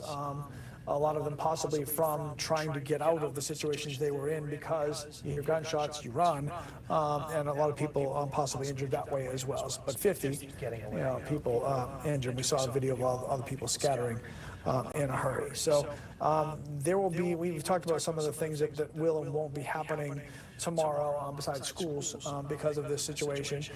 There'll be no public bus transportation in Lewiston tomorrow. So Lewiston has announced that there will be no public busing tomorrow in that area. So, and the Secretary of State's office has put on social media that their hearts are with the city of Lewiston tonight. Yeah, we heard from Representative Adam Lee in Auburn tonight saying a similar thing. So he's right in that community saying, he and his family are sheltered in place, they're safe, and encouraging others, as we've heard so much tonight, to hug your loved ones and be thankful for what you have tonight, and thankful for our law enforcement and our hospital staff who we know are working diligently to save lives, likely right now, from what happened tonight. So again, there's a lot of unknowns. There continues to be, even after the briefing from the commissioner. Still a lot of questions, again, about what happened.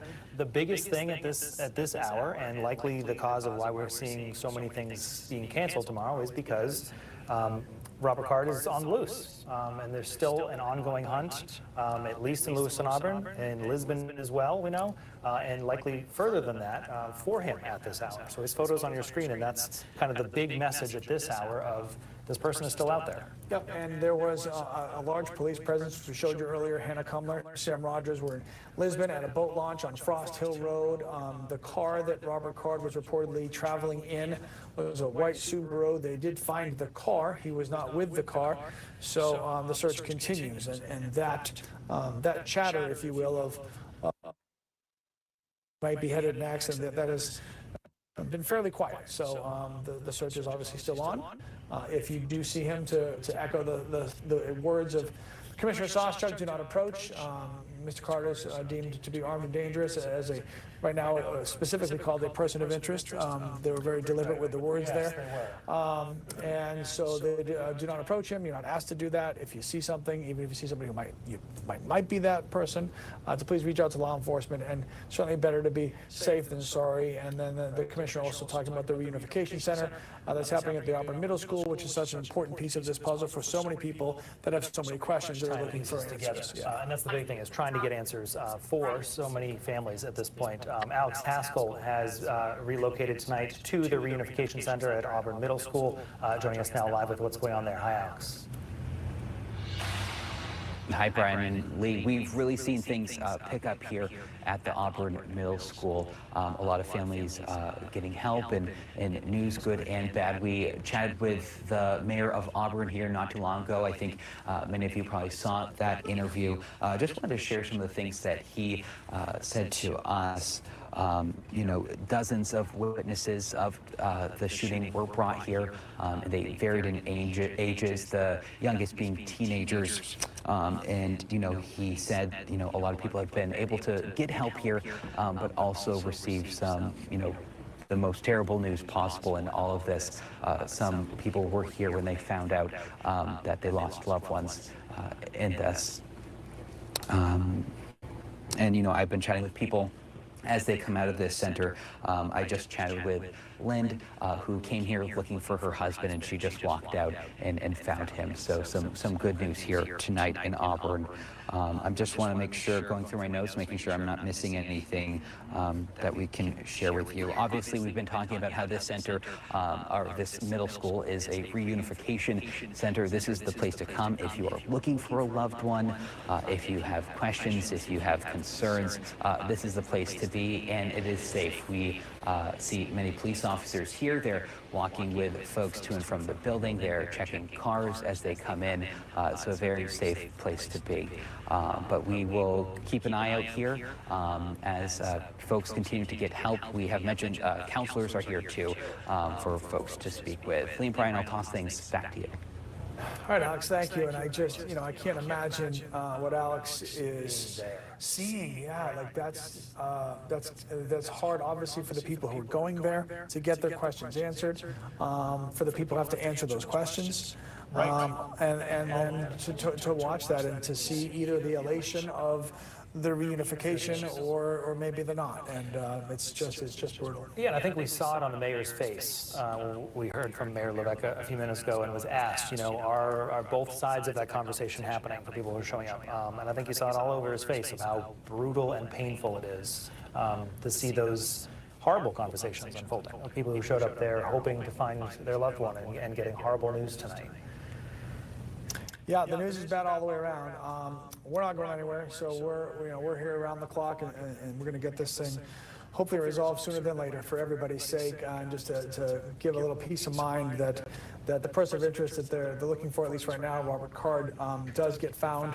You know, just to look at him one more time. Again, you really shouldn't be out and about, but if you do happen to, you know, be someplace where you see somebody who resembles that, you're asked to certainly contact your local authorities wherever you might be at that time.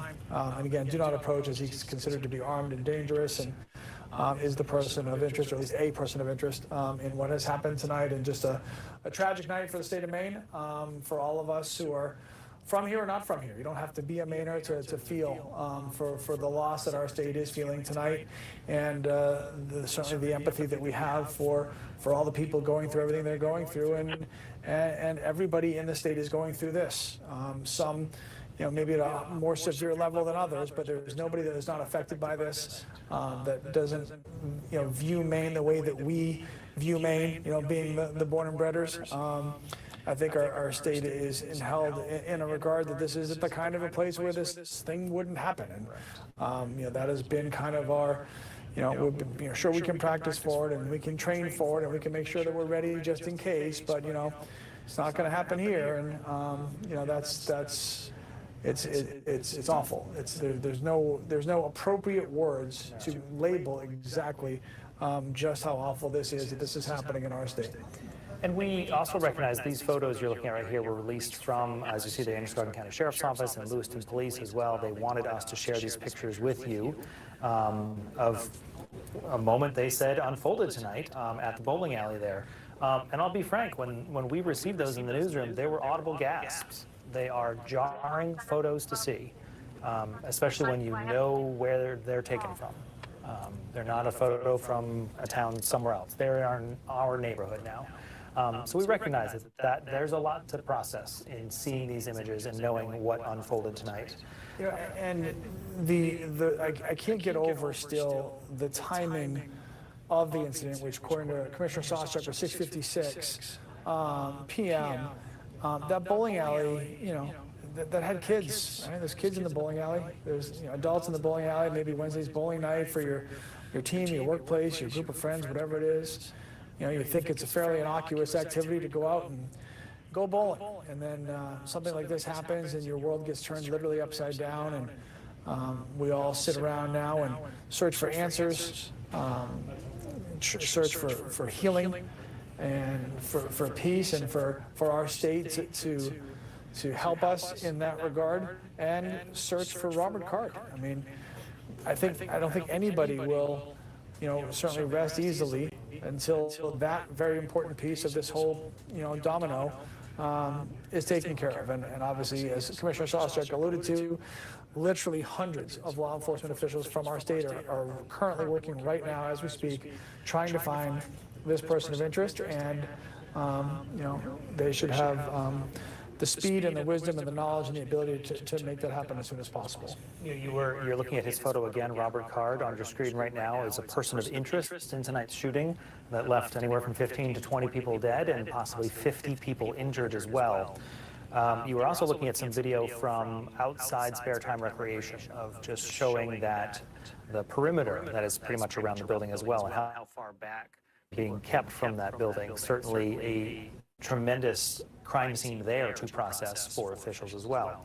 And in terms of kind of the scope of the response to this, obviously this has the nation's attention tonight. Personally, I've had messages from people all over the country realizing what's going on here, asking that everything's okay. Other journalists who I know on their way here to cover this, and saying that, on their drive here on the highway, law enforcement passing them. So this is where there is a focus right now. And I think in large part because there's that giant question, where is he right now? And that is unsettling. Yeah, it doesn't make you feel good. I mean, even just talking honestly with my own family. I mean, they're awake right now. It's 1 o'clock in the morning. I've got kids of all age groups, and they're all, they have concerns. They have friends in the Lewiston, Auburn area. They don't know if their friends are okay. They can't get in touch with them. And so I'm answering their questions as I'm sitting here talking to you, searching for our own answers for work and for life, and everybody's in the same situation.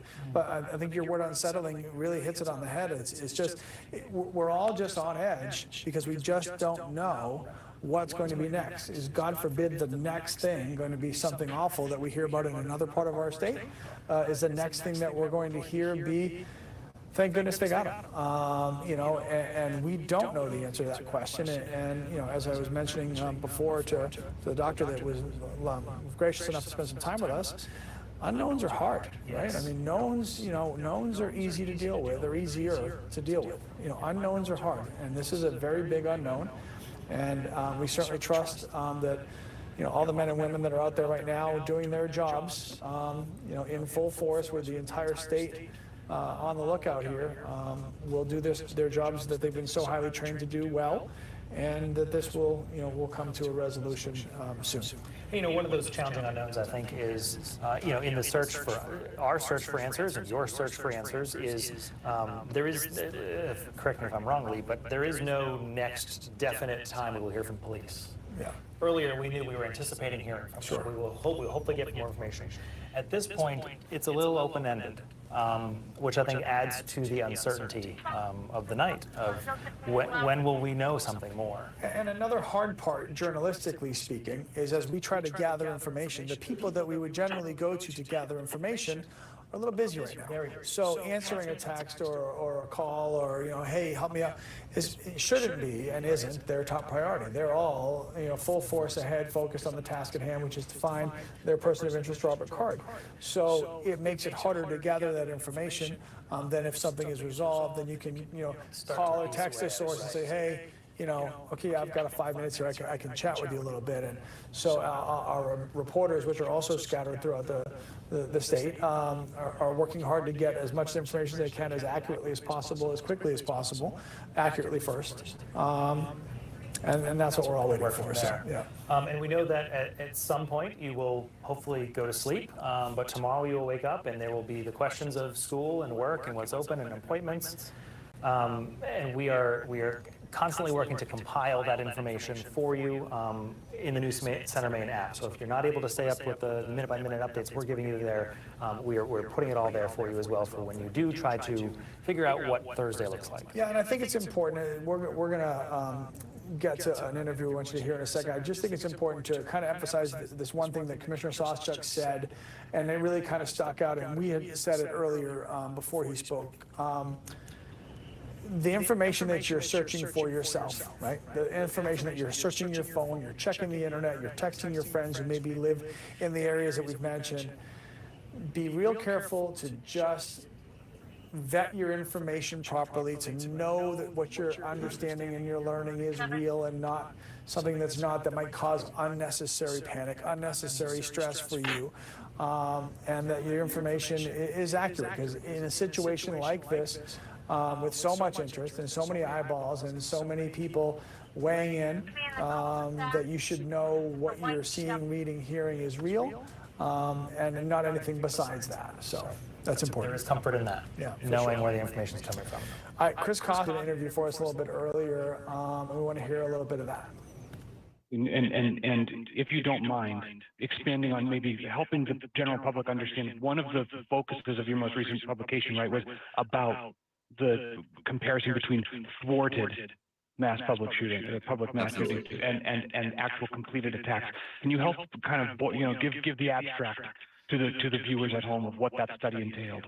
Yeah, so that study was part of a federally funded study that was conducted with some colleagues at Northeastern University and the Minnesota Department of Corrections. And the study was a 3-year project that was seeking to learn more about mass shootings, mass public shootings in particular, which this case in Lewiston was a mass public shooting, which is far less frequent than the typical mass shooting, which happens in a residence. But we were trying to compile a data set and try to understand some of the correlates and trends of these mass public shootings. We also wanted to learn a little bit more about what makes particular events more newsworthy. Do they spread through some sort of a contagion effect? And another part of the project was, as you mentioned, looking at averted mass shootings. So mass shootings, mass public shootings that were planned, that there were steps taken to perhaps enact the attack, but it did not happen. And that thwarting could be through someone putting a stop to the attack as it was in motion, or the plans coming to the attention of some sort of authority. And what we found was, with these types of thwarted attacks, they oftentimes happen with younger people, and that could be just a matter of us having more information when younger people make threats. I think that young people sometimes make threats even if they're not necessarily serious threats. And so trying to figure out what's the serious versus a non-serious threat was somewhat difficult, but there tends to be a lot of what we call leakage.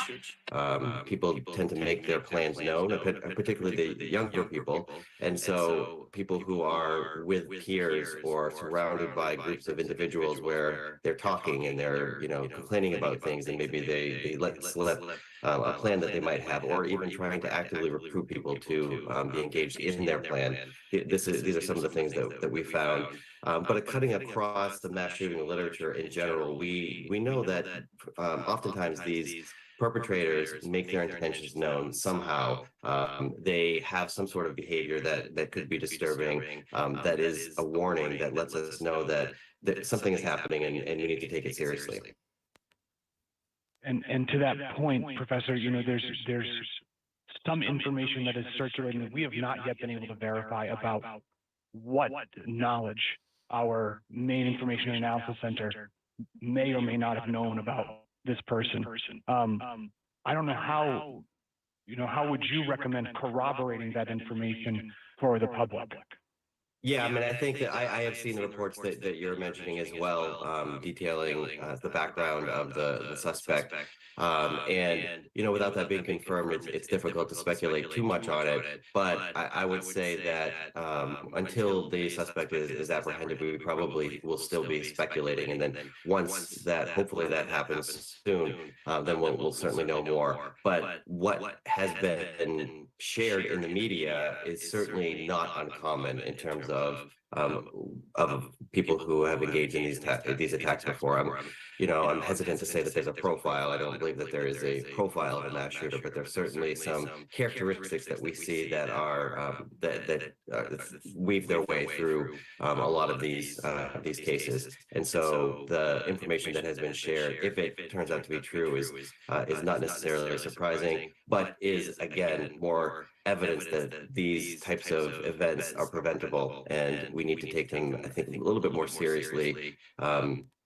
And it's a challenging situation. You don't want to strip somebody of their rights when they have not actually engaged in an attack. But until we figure out a way to take guns out of the hands of people who are intending to do harm, I think that we need to do our best to focus on people who have made concerning comments or behaviors are concerning, and figure out what we can do to ensure that they do not harm others.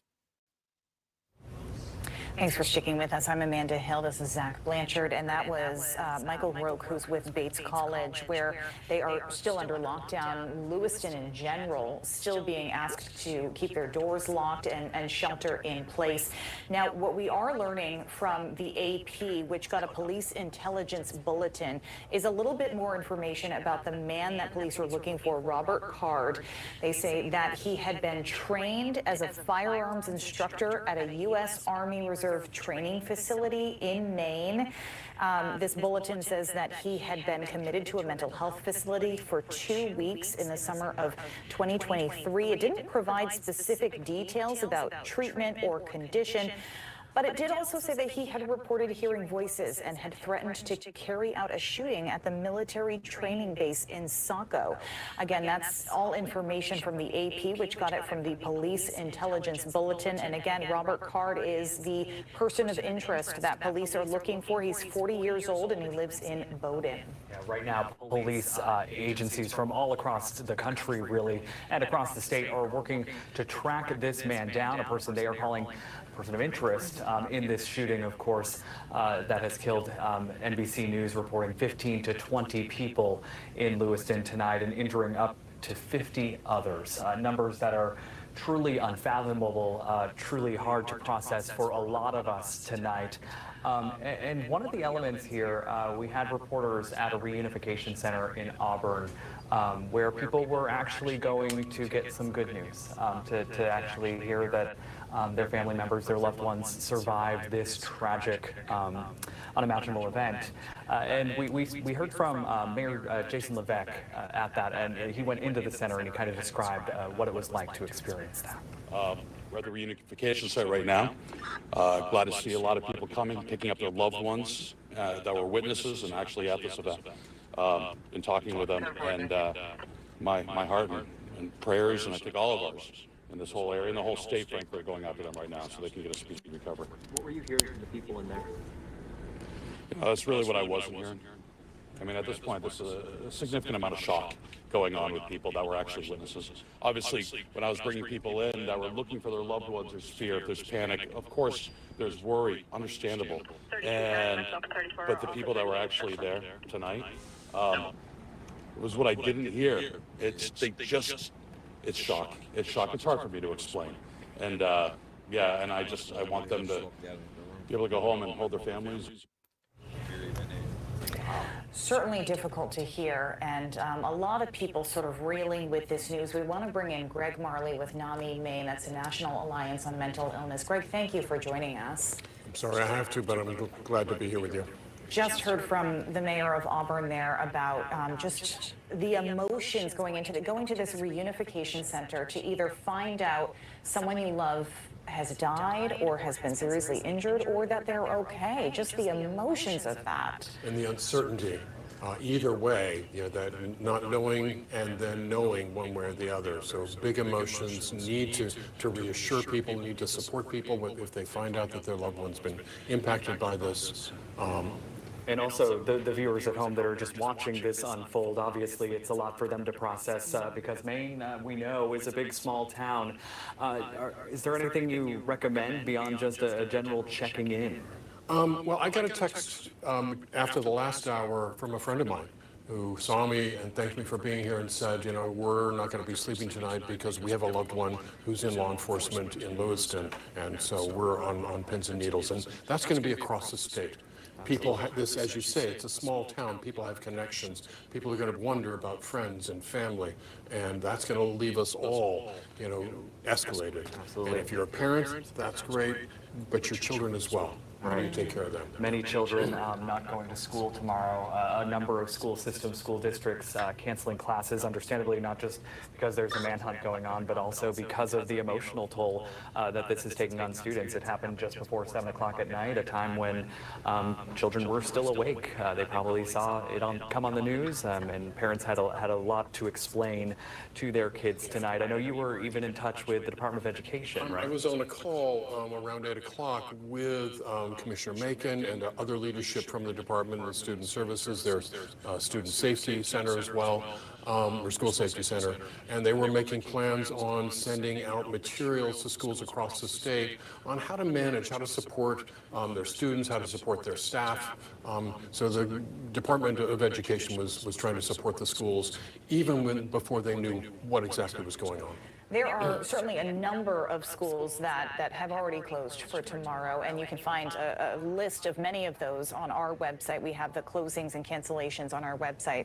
But you mentioned the law enforcement piece of this, and that's something we just haven't really touched on yet. We talked about the family members who are waiting to hear about their loved ones, but hundreds of law enforcement are involved in this, and so many people in healthcare dealing with this crisis and probably seeing people they know come into that emergency room tonight. And dealing with unimaginable horror of bodies damaged. You know, for law enforcement, I was driving down here from Rockland and past law enforcement moving rapidly, and I just know that their bodies are just stressed to the max tonight as they're trying to do something to try and prevent this, to try and find the person, to try and be a support, and to try and help other people.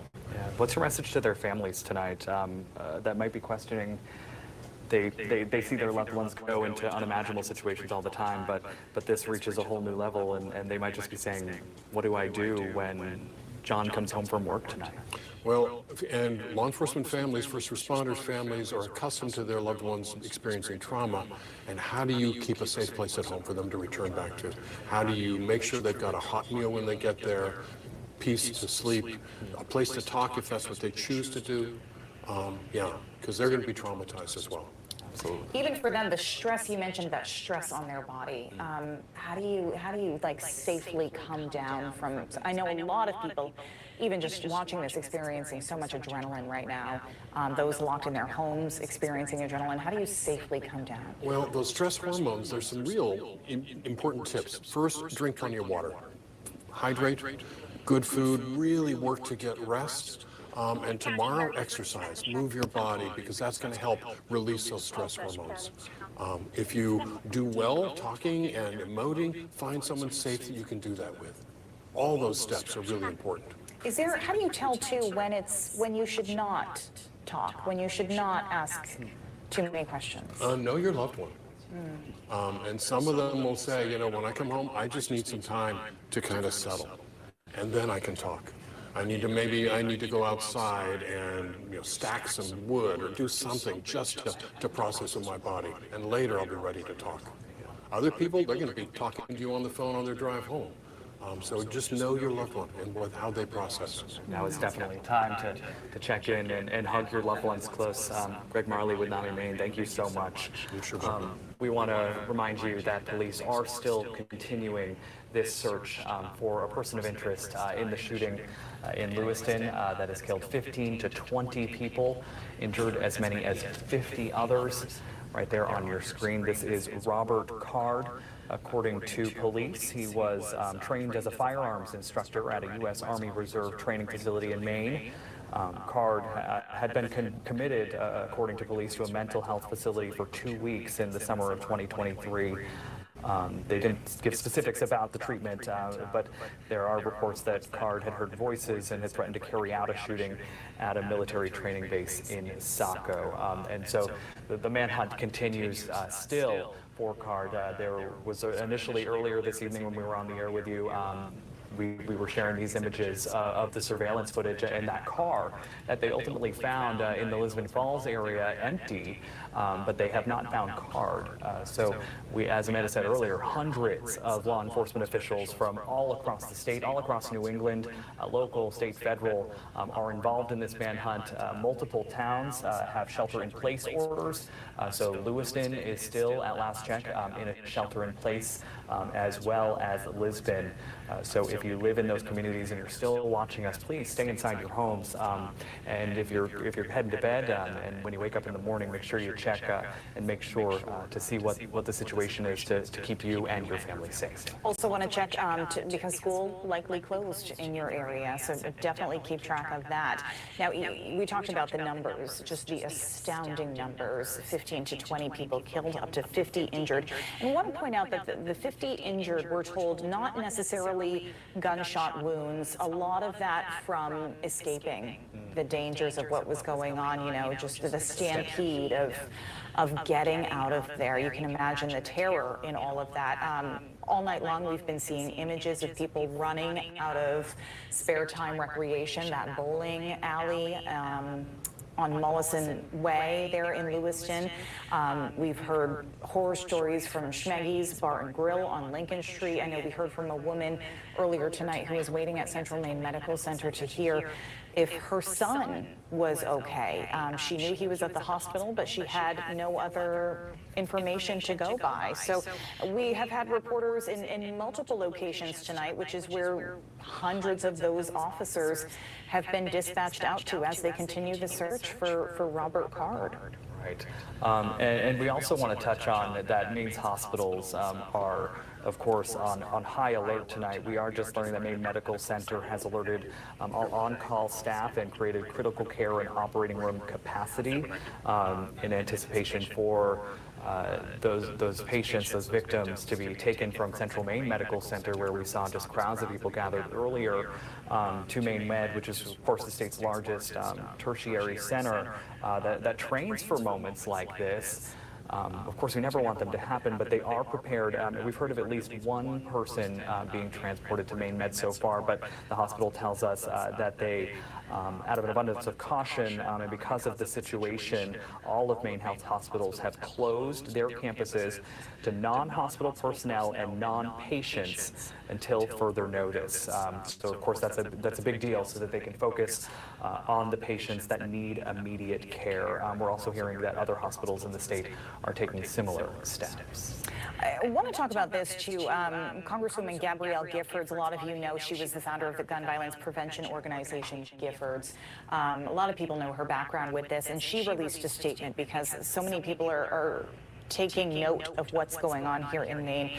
And she had said, in part, it doesn't have to be this way, and it shouldn't be this way. Entire communities shouldn't have to live in fear of an active shooting. My heart breaks for the Lewiston community, the victims and the survivors. Earlier this week, I visited Uvalde and met with the families and survivors of that mass shooting. I'm angry that yet another community has to experience this pain. Our leaders must act. Again, that was Congresswoman Gabrielle Giffords speaking on what has happened tonight here in Lewiston. And by the way, Maine received an F from the Giffords Law Center's annual gun law scorecard. So certainly noteworthy there to hear from her. Absolutely. And Greg mentioned earlier the impact on law enforcement and first responders tonight. The National Fraternal Order of Police just tweeted out a statement saying, please pray for all those impacted by the active shooter situations at 2 locations in Lewiston, Maine. Maine State Police and local law enforcement partners are urging people to stay inside. Prayers for all of our law enforcement officers who are racing to respond to the situation to neutralize this threat. So all the families of our law enforcement officers, first responders, medical personnel are in our thoughts as well this evening. Certainly. Sam Rogers, by the way, has been on scene tonight with Hannah Cumler in Lisbon Falls. We know that's been another active scene for us tonight. Sam, what can you tell us at this point? Yeah, Amanda and Zach, well, it's been about an hour or so since we last spoke with you, and since then we can still see that wasn't a police cruiser there, but a number of cruisers in the last 2 hours or so going down this way towards Lisbon Street, because to our right, as we've said throughout the evening, but now we do know about a mile, a little bit more than a mile of Lisbon Street is closed off. We try to go to the other side just to see if we could get any more information. Police blocking off several access points across Lisbon Street from here in Lisbon Falls to the Lisbon Town Center near the town hall. And we actually just got back to Lisbon High School a few moments ago, and when we pulled in, we saw two tactical units. I wasn't able to tell if it was state police, sheriff's office, or what agency, but two tactical units pulling in behind the high school and the parking lots. If you were with us a few hours ago, you noticed that we were talking about the mobile gas station that we are at. The police presence still remaining relatively the same. Again, one officer has been off of our right shoulder for hours, making sure that if the folks who can get past the HIM live there or need to go there for some sort of emergency, we've seen a lot of cars pull around and turn around. And again, a number of officers still off to our left. And we have been talking about this chopper. It sounds like a helicopter, looks like a helicopter. We've seen it use a spotlight. You might see in a few seconds when it does another rotation, it's getting closer to where we have been. Again, we're at Lisbon High School. Before, when we were talking to you guys around 8, 9 o'clock, it was kind of more so in the distance, but now you may be able to start hearing it pick up on our microphones. And just to kind of reset for those who have just kind of tuned in, Hannah Kumler and I got up here a number of hours ago as we got closer to the Lewiston and Auburn area. We were heading to Sabattis.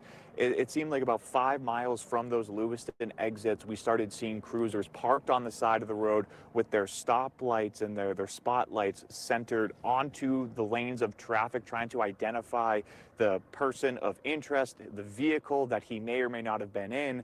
So that was one thing that we noticed when we were here. And then another thing, again, this police presence that we've been talking about. The officers, some in tactical gear, some drawn with rifles, the majority of them drawn with rifles, remaining by that mobile gas station. We haven't seen a lot of activity. Now, I'm not going to sit here and talk about police tactics as we look at another truck coming in. That's just another news outlet, so no tactical truck there. But, you know, I'm not going to go and dive deep into details about police tactics, but we have seen a similar number of officers on scene for a variety of different situations.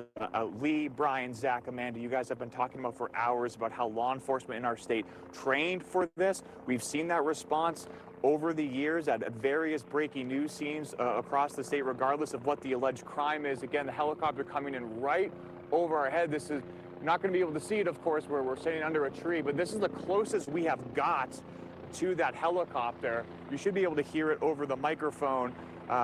Again, Zach and Amanda, Lisbon Street closed off for a mile here in Lisbon Falls. Seems to be like some more activity is picking up. We will, of course, let you know when we hear any more information. All right, Sam Rogers, stay safe out there. We've heard that helicopter kind of circling those communities throughout the evening, obviously continuing to search for that man. We want to bring in News Center Maine's Jack Mulmet, who we've been talking to throughout the evening. He's been outside of Central Maine Medical Center, where all of those families have friends, loved ones come together to try and make sense of what happened, track down their loved ones. And Jack, I think you spoke to a local city councilor about what's happening there. I did, Zach. That's correct. I did speak with Leroy Walker. He is the Auburn City Councilor for Ward 5. As we were standing here over the past few hours, it's been relatively quiet, but he pulled in his car, just walked into the hospital, walked right out, came up to us, says that his son is actually the manager at the bar in Lewiston, Schemengees, and he said that he hasn't heard from his son since the shooting took place. He said he's called around to various hospitals and still has not heard from his son. All of the hospitals in the area have said that they have not heard of him at all either. So we had a conversation, as many of the families here at Central Maine Medical Center have been really telling me all this time, is that they really just don't have answers about how their loved one is doing. But in speaking with Leroy, the city council for Ward 5, you know, he's confused, he's frustrated, just like many of the parents that we've been talking with as well. We did get a chance to speak with him, and he kind of talks about how some of it's really setting in on him, that there's a possibility that his son may be dead. If you had my gut right now, I feel like I'm squashed with a vice. My neck and the back of my head feels like there's a vice squashing it the other way. and I don't know, telling you the truth, what kind of night this is going to be from now until tomorrow when I wake up to the true facts that my son is dead, and I know he's dead. I know it as well as I know. I'm standing here telling you because he's not here, and he's not at any other hospital, and he's not running the streets, or he would have called us because he manages Schemengees. So I know he was there.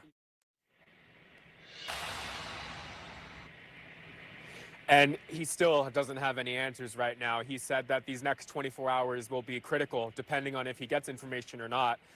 He says that he talks to his son nearly every day, so not hearing his son in these past few hours has been really concerning to him. He's also in contact with his son's wife and their family as well. Says that they actually just remodeled their home, and says it's going to be a really rough next few days, unpacking a lot of what's happened here. Now, if you look to my left here, you could see that this is the entrance to Central Maine Medical Center, and where those guards are standing right there, that is where the families were earlier today, offering up information about their loved ones to the hospital so they could keep tabs and find out more information on if their loved one who was potentially impacted by this mass shooting has been staying here. Again, we still have a suspected shooter on the large here. Maine State Police say that they're asking people to look out for a Richard Card. He is 40 years old. He is considered dangerous, and the Associated Press is reporting that Robert Card actually had the man identified as the person of interest. He's a firearms instructor trained by the military and was recently committed to a mental health facility, according to state police. Now, if we bring the camera back here, really just standing here for the next these past couple hours, you really get maybe the tip of the iceberg of the gravity of what this loss means for community members here. But being here, you really do feel that loss. And there still is an active shooter and lockdown happening here in Lewiston, as well as in Lisbon. Maine State Police and Lewiston PD, as well as Lisbon, are asking people to stay in place, lock the doors, do not go inside, don't do any unnecessary travel. But for now, we are here live outside Central Maine Hospital, the hospital closest to those locations of the shooting where, as we heard NBC's reporting, 15 to 20 people here in Lewiston lost their lives earlier this evening. We'll throw it back to you guys. Yeah, Jack, I want to stay with you for a little bit. First, thank you for your incredible coverage tonight. This is not easy. I do want you to, especially for folks who were not tuned in earlier, can you really just paint the scene for us about what it was like to see the number of people gathered outside of the hospital earlier? And I know you spoke to some other people as well there. Yeah, Zach, that's true. Being here in the beginning hours of what's happened, dozens of people, like I said, standing out in front of the Central Maine Medical Center, entering the information of their loved ones. It was also when those dozens of people were standing there and we were reporting live that we learned that the death toll was going to be so massive here. And so learning that information and seeing that there's so many family members here who don't know if their loved one is alive or dead, it's really hard to wrap your brain around. And that's something that I think will stick with a lot of people for a long time. It's like I said, it's just hard to wrap your brain around, really. All right, Jack Molmid, again, we appreciate your reporting out there. We'll give you a break right now. Thank you. And while we're on the topic of hospitals, we know we're outside of CMMC right now, but also St. Mary's has activated its emergency response plans, and they've called in any available staff to help out with this. And we want to point out that they have said that they continue to prioritize the safety and care of patients.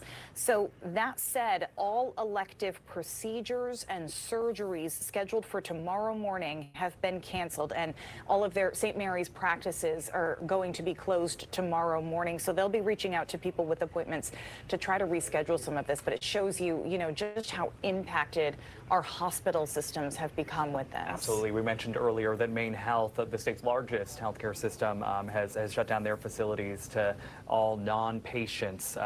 So it is definitely having an impact.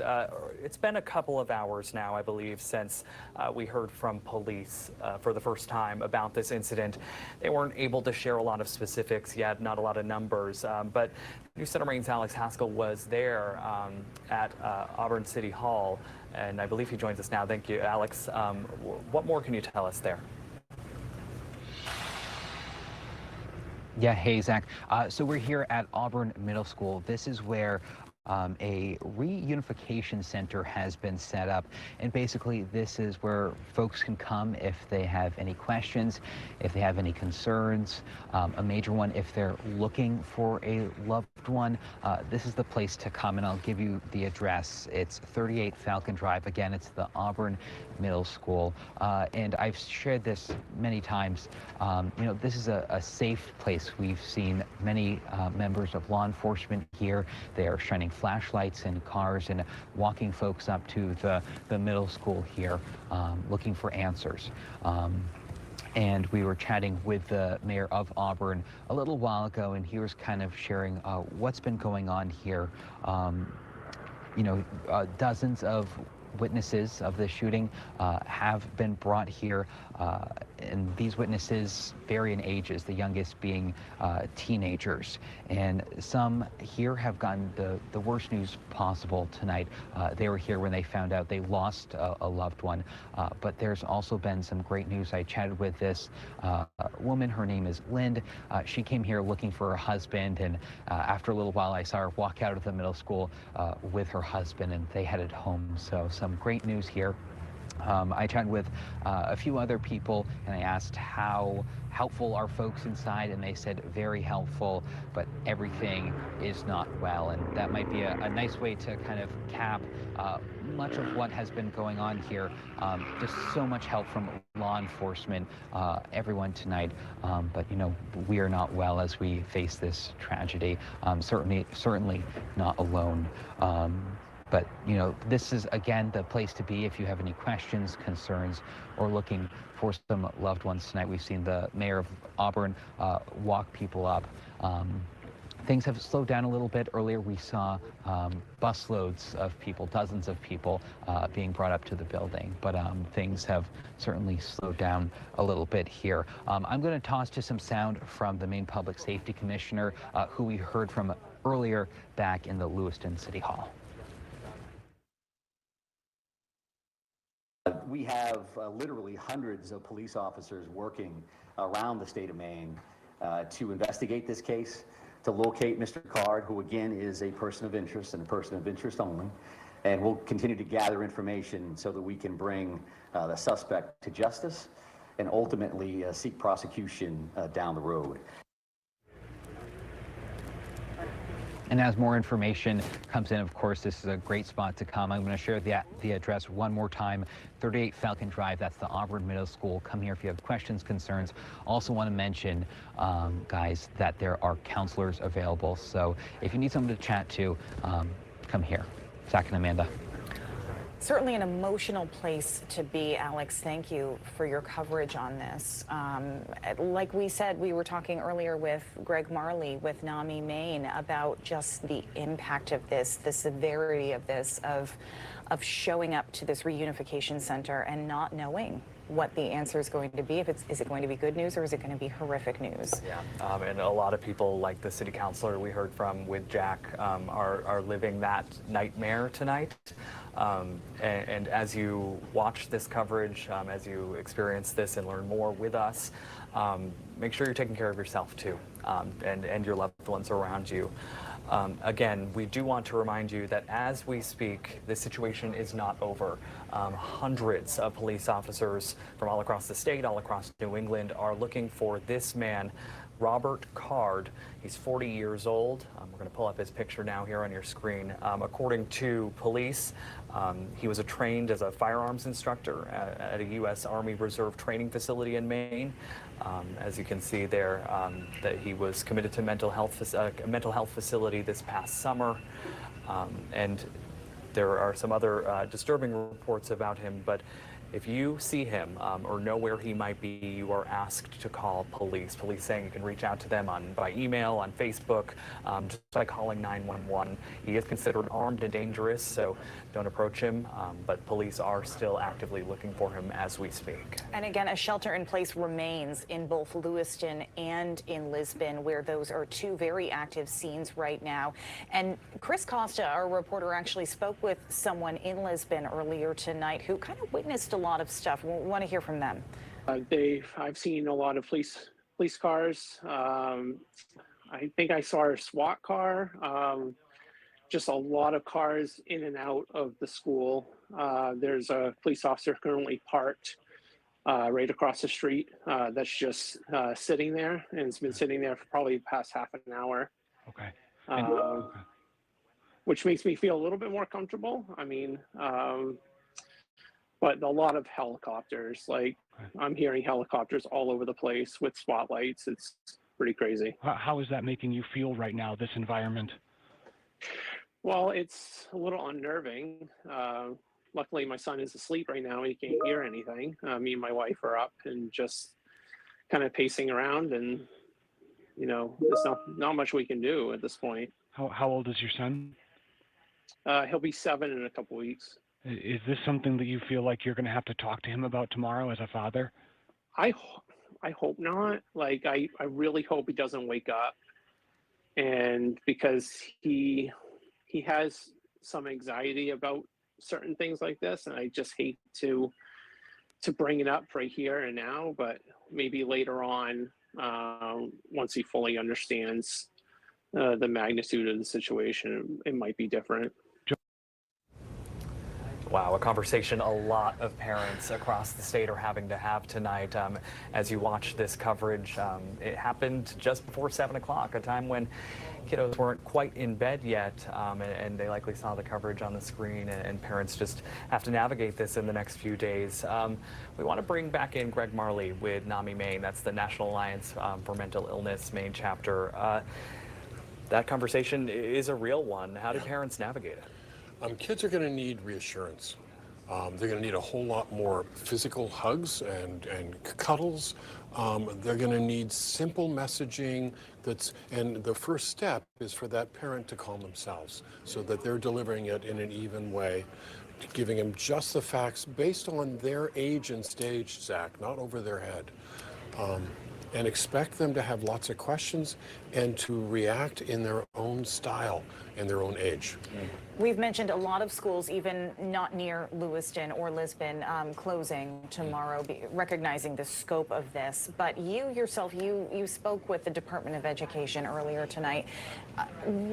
How are they planning to move forward with something like this, to talk with their kids? What the department was doing was trying to get out information to the administrators and the clinicians and the teachers on how to support kids when they're back in school, to how to hold the conversations, what resources are available in the state and nationally to help inform that around, it's called psychological first aid, that engagement to help ground and settle someone who's just jangly after this kind of traumatic event. You also mentioned that you have been speaking with coordinators in the Lewiston-Auburn area tonight. How are they preparing for all of this right now? Well, I had an email just a few minutes ago with Catherine Ryder, who's the Chief Executive Officer at Tri-County Mental Health. And she said that her crisis response, critical incident response team is out tonight working with law enforcement on death notifications and support. And they're going to be, across the community tomorrow doing the same work, support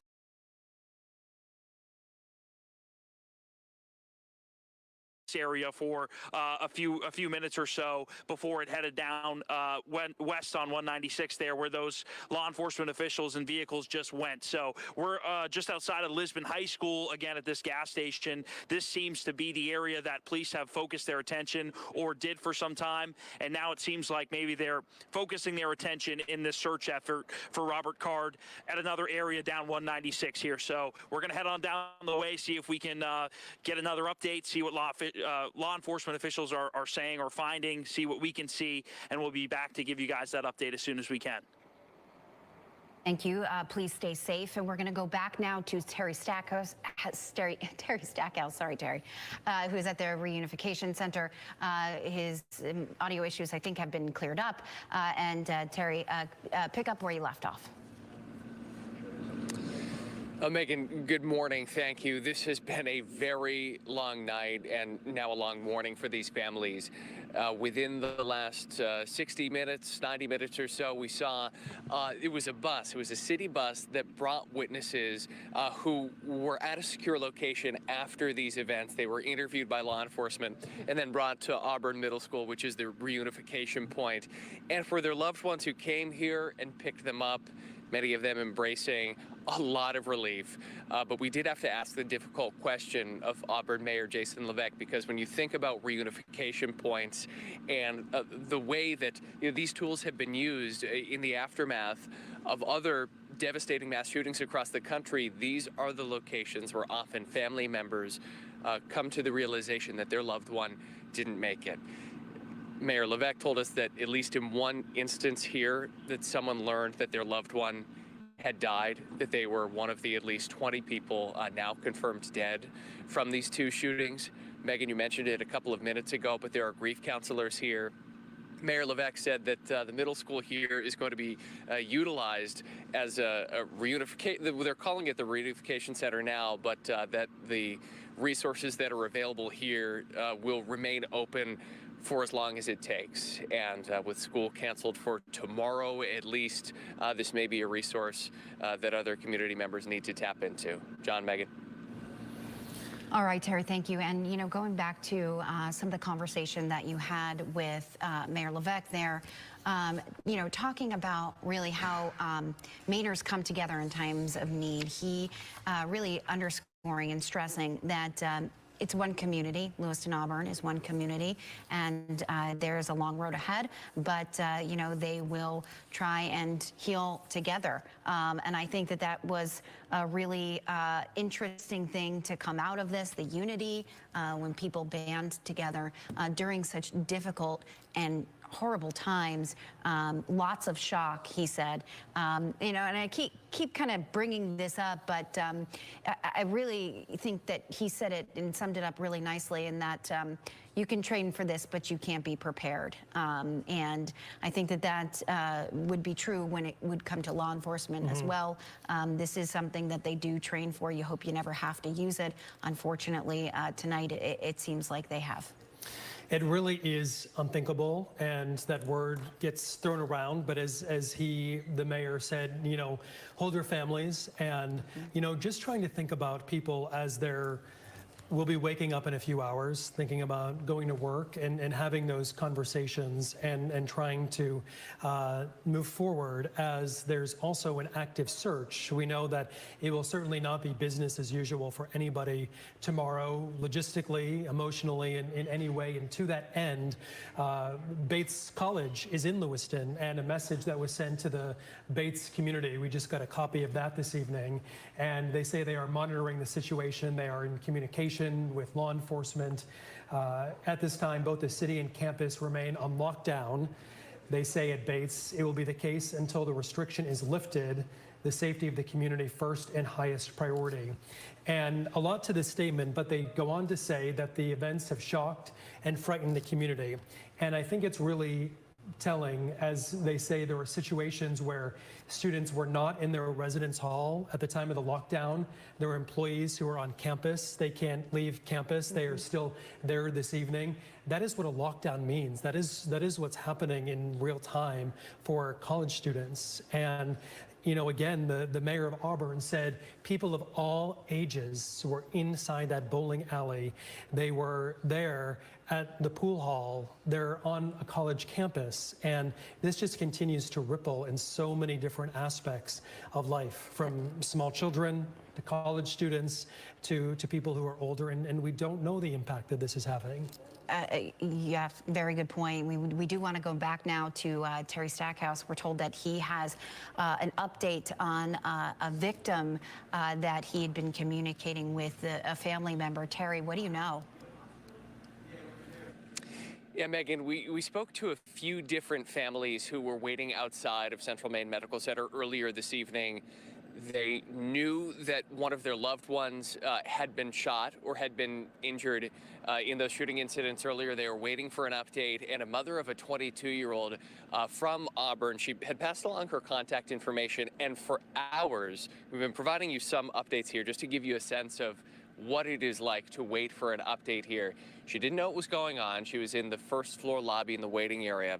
Here's what she just told me with permission to share what she passed along, that her son, he was shot 4 times, she says. This is what a surgeon told her.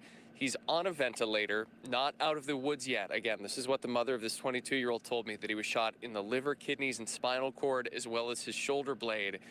She's asking for prayers. She said that the surgical staff said that she can come back tomorrow.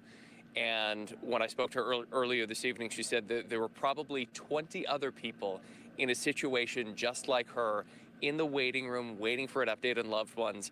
And she just told me that many of these families, they were told that they should go home for the evening. So many of those loved ones have left the hospital for the night. But for the first time since this occurred, she has a clear indication of the condition of her son. So, one update, one family's account, but we're going to be learning many more stories like this in the hours and the days to come. John, Megan.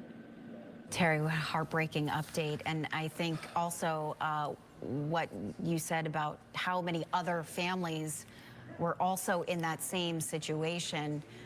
We can't even begin to imagine how many people this is impacting right now.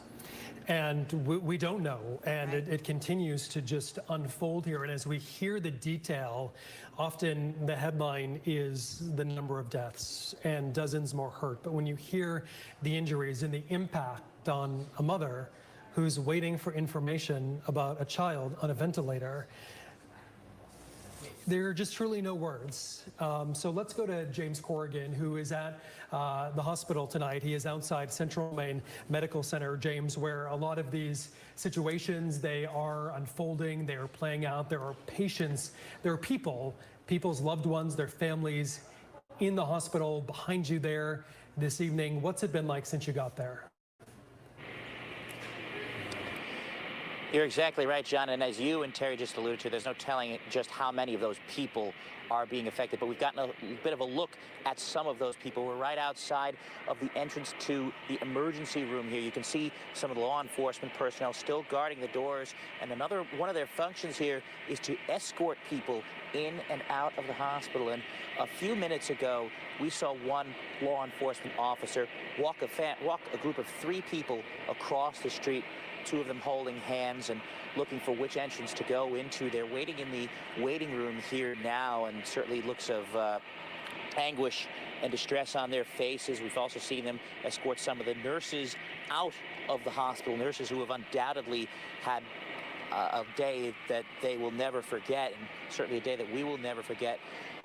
Seeing those guards, seeing that law enforcement personnel in front of that hospital is also just such a jarring sight, and the same can be said for what can be seen outside the main entrance of the hospital a little bit to our left, where guards with long guns have been basically patrolling the premises here throughout the afternoon and throughout the evening. We're going to show you just one of them right there.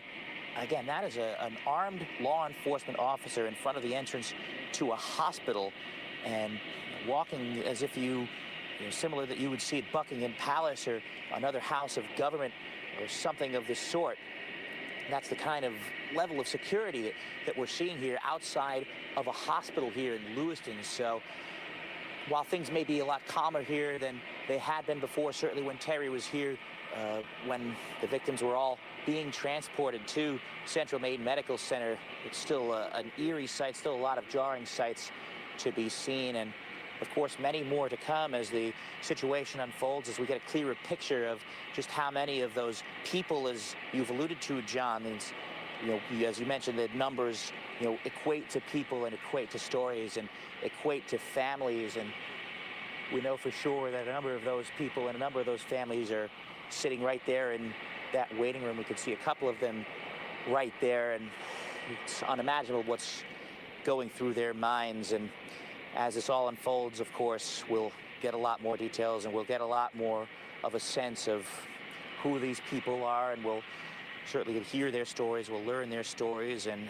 we'll, in all likelihood, grieve with many of them as the statistics, as the numbers continue to come in, and as we learn more about this unspeakable tragedy that's happened here in Lewiston. John, Megan? All right, James, thank you. And for hours now, we've been talking about how there are armed officers outside of our hospitals right now, making sure that people inside are safe and being taken care of in the way they need to be, as the suspect, or excuse me, person of interest, still remains on the loose tonight, this morning. This morning. Yeah. It's been almost 7 hours now at this point since this happened. And as we have been reporting, it's just very unusual, according to our FBI sources, that this search continues. It is unlikely, that isn't how it usually plays out, according to Rich Kolko, a former FBI agent. Usually they find the person responsible quite quickly. In this case, they have not. And I think that that is really where so much of this anxiety at this point is coming from. People are still awake, getting messages, people who have their doors locked, but they want to know how this is going to end, how this is going to play out. At this point, police have not given any more information. They just say that the search continues, the manhunt continues for a person of interest. What we do know, according to hospitals, law enforcement, ABC News, at least 20 people were killed, dozens others were hurt and are in hospitals tonight. All of this starting after 2 shootings at a bowling alley. We heard from a mother and a daughter who were inside that bowling alley. They were there for family night. There was also a children's league, from what we understand, there as well. The other location, a pool hall, a bar, where people were hanging out, and then this happened. Really unthinkable. I mean, I've been hearing a lot of people who are either watching our coverage or watching, you know, it all unfold sort of on Facebook or via social media, just talking about how they never thought that this would happen here. And I think you and I had remarked earlier about how this seems to be one of those moments where you know that after this, things will change. Things will not be the same. How we cover events, how we see events, this will definitely be a moment for our state that we use to reflect and move forward, either have the difficult conversations or, you know, rethink, you know, how we do things or praise the response, you know, either way. But definitely things from here on out feel as though they will be different. You're looking at the person of interest, according to police on your screen. His name is Robert Card. He's 40 years old. He's from Bowdoin. His Subaru, he had a white Subaru that was tracked to Lisbon, and he is considered armed and dangerous by police, according to the public safety commissioner, who briefed the media a couple of hours ago. It was short, and there wasn't a whole lot that they could tell us at that point, because I think, you know, obviously they need to get back to their work of finding their person of interest.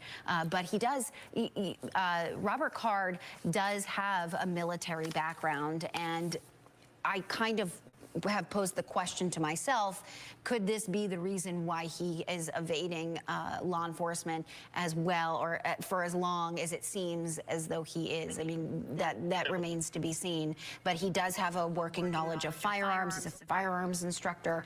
And we do know, confirmed through ABC News, that he did self-report to a mental hospital for about 2 weeks over the summer, but was released. The person of interest, Robert Card from Bowdoin, 40 years old. Police say armed and dangerous. If you do see him, call 911 right away. Don't approach, don't engage as the search continues. That is why that shelter in place, still in place in Lewiston, Bates College as well. They are in Lewiston following that. Lisbon also at last report was in a shelter in place order. They found the vehicle, as you mentioned there, but again, a dangerous situation unfolding, and that is why we see law enforcement with their guns outside hospitals in Maine, a sight that really truly is remarkable, and we don't see that, and that is what's happening here. So as people are watching and staying up late with us, we're doing what we can to gather information from our crews, from law enforcement, from the various sources. Megan and I interviewed a former FBI agent earlier tonight, and you know, as he was explaining the hundreds of people involved in the search and some of the strategies that they might be using involving cell phone records, looking through computer, really trying to those computer records, what's known as the digital footprint, I believe he called it, cameras that are along the Maine Turnpike, seeing what they may be able to find. But certainly it seems with the aircraft up in the air, there is an area Connor showed us, kind of the radius of where police are currently in the air searching below. And with all of these things in mind, all of these logistics and the actual, you know, difficulty of finding the person of interest, they say that the first priority really is the safety of people, making sure that there is no further loss of life, that everybody stays safe, that nobody else is injured. That's really paramount to the FBI. That is before even finding their person of interest. The second is really setting up that perimeter. So, you know, that's what, according to this FBI analyst or former FBI agent, those would be those two top priorities, which you would have to think would apply in this situation, because we've heard corroborating stories of New Hampshire police or state police putting up spike mats and trying to kind of surround the state to make sure that the person of interest does not leave and does not get any further. I think we have that interview in its entirety. I'm pretty sure we can play it. Let's take a listen if we have it. Well, the situation's just awful, but you can expect every asset available from the federal, state, and local level will be present to help track this person down as quick as they can. They want to get all the information that they can. It's likely they've got a name, they've got a car, so they've got people doing tracking him down. But the important thing, you know, get a perimeter, save lives, get the people that need to go to the hospital, and go full scope on getting this guy tracked down. We've seen those pictures clear as a bell. Somebody knows who this person is. More than that, the fact that they went to this bar, restaurant, and that bowling alley, and potentially a third site, that means these weren't just spur of the moment. He's been there before. He's scouted that place out before. So somebody either at the bowling alley, at the bar, they probably know who he is. So that information is coming into law enforcement, and they are just going to go, you know, hell-bent to get what they can right away. What I'd like to tell everybody is we hear all these numbers, we hear all this information. I promise you, I've been through a lot of these crises before. The first reports are always wrong, so we've got to take it with take a moment to assess what information is coming in, waiting for that press conference where we'll get some official information from state police, from some of the federal authorities, from the governor's office. A lot going on right now. And we appreciate your time here with us this evening. What information would you specifically flag as having a pause or a possible inaccuracy at this point? What have you often seen as being incorrect at this point in this kind of situation? Well, the number one thing is almost every mass shooting that I worked on, there was reports of multiple shooters, and it always came down to one person.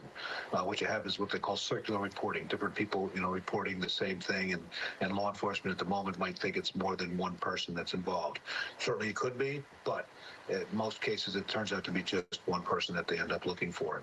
And then, of course, the numbers of killed and wounded, those numbers will fluctuate over the hours. And, of course, taking care of the families of the victims, that's a priority for victim witness coordinators, for law enforcement. So there's just so many different things that need to be done.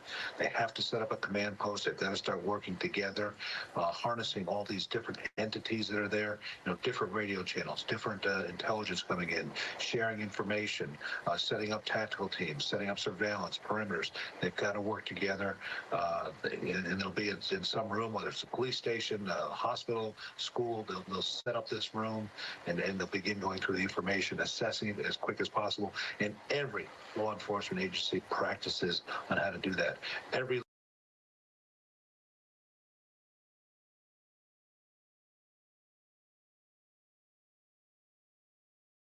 police tape up in the area. And again, Zach, sorry to jump in, just to sort of set the stage for people who aren't familiar with that area of Mollison Way. You can see Sparetime, we could not get close enough, but right here, this building is Subway. And then across the street from that, you've got a couple of different restaurants that people certainly would be at on a Wednesday night at 6:50. For sure. You can see it a little bit more right there, yeah. And earlier you had mentioned kids at a nearby hockey rink that were playing some hockey after school and probably forced to shelter in place there as well. So an area where a lot of people had gathering spaces. This is outside of Schemengees Bar, just about 4 miles away. This is the second scene where more shots reportedly rang out there. We heard from an Auburn city councilor earlier who says that his son was the manager at that bar, and he still has not been able to locate him, going hospital to hospital tonight. And he is certainly not alone in that. A lot of people tonight still waiting to hear from their loved ones. And Schemengees, very popular pool hall. And, like you mentioned earlier, people getting out of work, wanting to, get some steam out, probably stopped in to play a little pool. And yeah, just a lot of people tonight waiting to hear word on their loved ones. Yeah, I think I saw on their Facebook page they had posted industry night or something like that, even offering a discount for those hard workers that just wanted to go and maybe grab a beer and play some pool to wind down, and obviously did not expect a night like this. Right. Yeah, we continue to hear some upsetting things. Again, just to recap here, NBC now reporting at least 15 to 20 people killed in this active shooter situation that happened earlier tonight in Lewiston, starting at Sparetime Recreation and happening again at Schemengees Bar and Grille on Lincoln Street. We believe up to 50 people injured. That's also coming from NBC. And it's important to note that not all of those gunshot wounds, a lot of it injuries from the stampede of just people trying to escape, trying to survive what was going on. I actually think we want to take another listen to that Auburn city councilor who was looking for the manager of that bar, his son, about what he's experiencing tonight. If you had my gut right now, I feel like I'm squashed with a vice. My neck and the back of my head feels like there's a vice squashing it the other way. And I don't know, telling you the truth, what kind of night this is going to be from now until tomorrow when I wake up to the true facts that my son is dead, and I know he's dead. I know it as well as I know I'm standing here telling you, because he's not here and he's not at any other hospital and he's not running the streets, or he would have called us because he manages Schemengees. So I know he was there. God. Wow. Just awful stuff. You can see on his face, I don't know how he's holding it together. No, and I'm sure it's pure shock and adrenaline that a lot of people are running off of right now. And want to remind you too that Greg Marley with NAMI Maine has joined us a couple of times tonight, and he had some really important things to talk about being safe and creating a safe space for your loved ones, those who are hurting, and taking care of yourself. So you can find more of that information on our website too if you want to go back and look at that. Yeah, and this, as we keep saying over and over again, is having a ripple effect really all across the country this evening. I've received messages from reporter friends that are literally coming to Maine to report on this, checking in, saying, hey, are you okay? Do you need something to eat? That kind of thing. And so all eyes are going to be on Maine for a historic moment that we do not want, and none of us asked for. Meantime, Maine's political leaders are sharing a lot of statements tonight, many of them on their way back from Washington. Many of them have been in touch with the White House, President Joe Biden. One of those lawmakers is Congressman Jared Golden, who, of course, is from Lewiston, has represented the 2nd District for years now. His quote, like all Mainers, I'm horrified by the events in Lewiston tonight. This is my hometown. Right now, all of us are looking to local law enforcement as they gain control of the situation and gather information. Our hearts break for those who are affected, and we encourage everyone to follow the directions of the authorities as they conduct their work. A lot of people remember Dr. Nirav Shah as well, who was head of Maine's CDC, got us through the pandemic there. He's now with the national CDC. He's in Washington, and he tweeted out earlier, "Tonight we are all Mainers. As Maine grieves, so does the nation." Also tweeting out, "The Celtics. Our thoughts are with everyone in Lewiston, Maine." So certainly a lot of people paying attention to what's going on here, and it continues to be an active situation. We continue to wait to hear from police that they have found Robert Card, the man at large that they are looking for. Right, and we see this time and time again, right, when this happens in our country, these messages going out from all sorts of places. It's a tough night to have it happening in Maine. So take a look at your screen right now. This is Robert Card, who Amanda was just talking about. He is the person of interest. Police are actively searching for him tonight. We've heard of several different scenes in Lewiston, at Sparetime, at the bowling alley, at the restaurant and bar, as well as in the Lisbon area, in Lisbon Falls. There's a number of police there, both state, local, even federal, and a helicopter. Sam Rogers was reporting earlier, you could actually hear that helicopter circling the scene, searching for this man who was trained as a firearms instructor in the U.S. Army Reserves facility in Saco. There was even state police saying that he was committed to a mental health facility this past summer. So it's perhaps someone they were aware of. Yeah, and that said, I think a lot more questions will be coming out of this as this continues to unfold, including should he have had access to guns if he did have this history of mental health struggles. Yeah, earlier Gabby Giffords, who you obviously know survived a mass shooting of her own and started a foundation, kind of voiced her concern about that, about seeing these time and time again, and she releases these statements as they happen, as these shootings happen across the country, and now she's talking about Maine tonight. Yeah, and Maine actually scored an F on her report card, where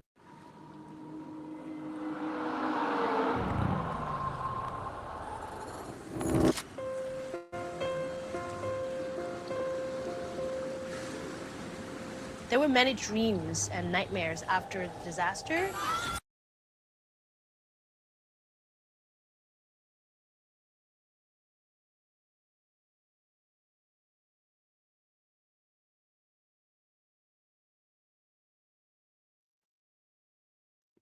We'll see. See if there's something else on. Frog Lord, what's up, man? Sorry I didn't see you up in there. Yeah, I haven't been keeping up with the chat at all, really. County 10.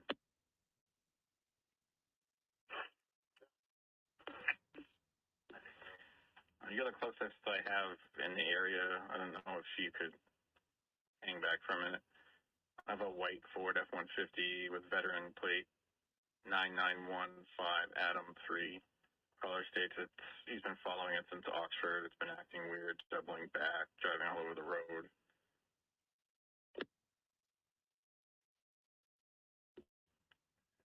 .108 northbound Ruthie Road. Temple.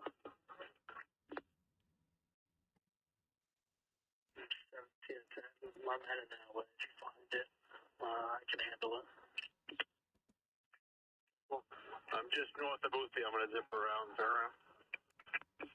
That's where I'm on Center Street, but like I said, I'm heading north now.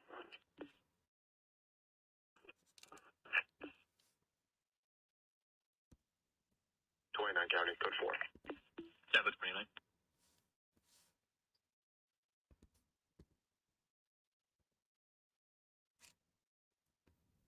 51 County. 51. Be advised, I got a key holder responding. It's going to be about a half hour. 7.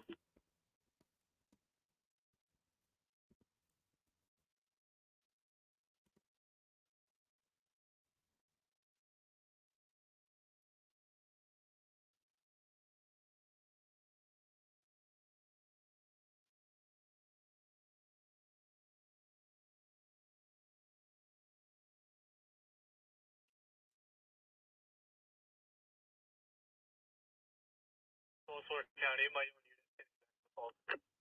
Separate Post Fork.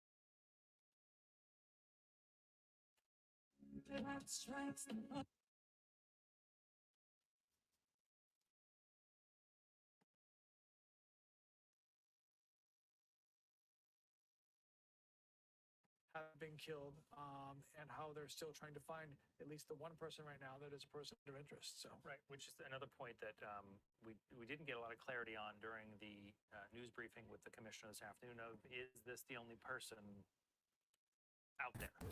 The only person who participated in this shooting tonight. And all we could get confirmation on was this is their person of interest. No other comment there. and that's unsettling because, you know, as we talk about and hear from people who were there, people who saw it or witnessed it or experienced it, we speak about all of those things in the past tense. And yet, we're in a current situation still because this person of interest has not been caught. So that's very unnerving, and it's to some extent disheartening that we're still talking about this here, 2:06 in the morning on Thursday, and we're still trying to find Robert Card, which I think would go a long way towards putting a lot of people's minds at ease to just know, okay, they got him, and now we can start to heal, because that can't start until this is settled, and this is certainly far from settled right now. Not to say that there isn't a very large search for him. In multiple communities. We've had crews spread out in a number of communities, Lewiston, Auburn, Lisbon tonight. And they have all reported seeing, at various times, police cruisers, zipping past them, headed somewhere. At times, major roads were closed because there was a concentration somewhere. So this search is certainly active and ongoing, and we are continuing to see the images of that through the night. Just still no indication from police that he has been located. And not just all the law enforcement, which Commissioner Sawchuk referenced, the hundreds of law enforcement in our state at every level that are on duty right now, that have responded from all across the state. It's not just in Androscoggin County, it's not just Lewiston, Auburn, and Lisbon and Sabattis. It's literally everywhere. And I've heard from people who are all over our state tonight saying that where they live, as far south as York County, all they hear is cars on their way. So help has been on the way from every community as this search continues, and as the ripple effects of the news spreading throughout the country, it starts to be known, and people start to react to it. We've heard from so many people weighing in, politicians and regular folk, if you will. It's at that level that we always see happen in other places. So kind of a surreal-ish moment, if you will, is tonight for most NBA basketball teams. Tonight's their opening night. The Sacramento Kings, 3,000 miles away, played their first game tonight. After the game, their coach, Mike Brown, was asked about the game and did not want to talk about the game. Instead, he wanted to talk about what's happening here in our state. I'm walking over here and somebody says there was a mass shooting in Maine with 22 dead. If that doesn't touch anybody, I don't know. I don't even know what to say.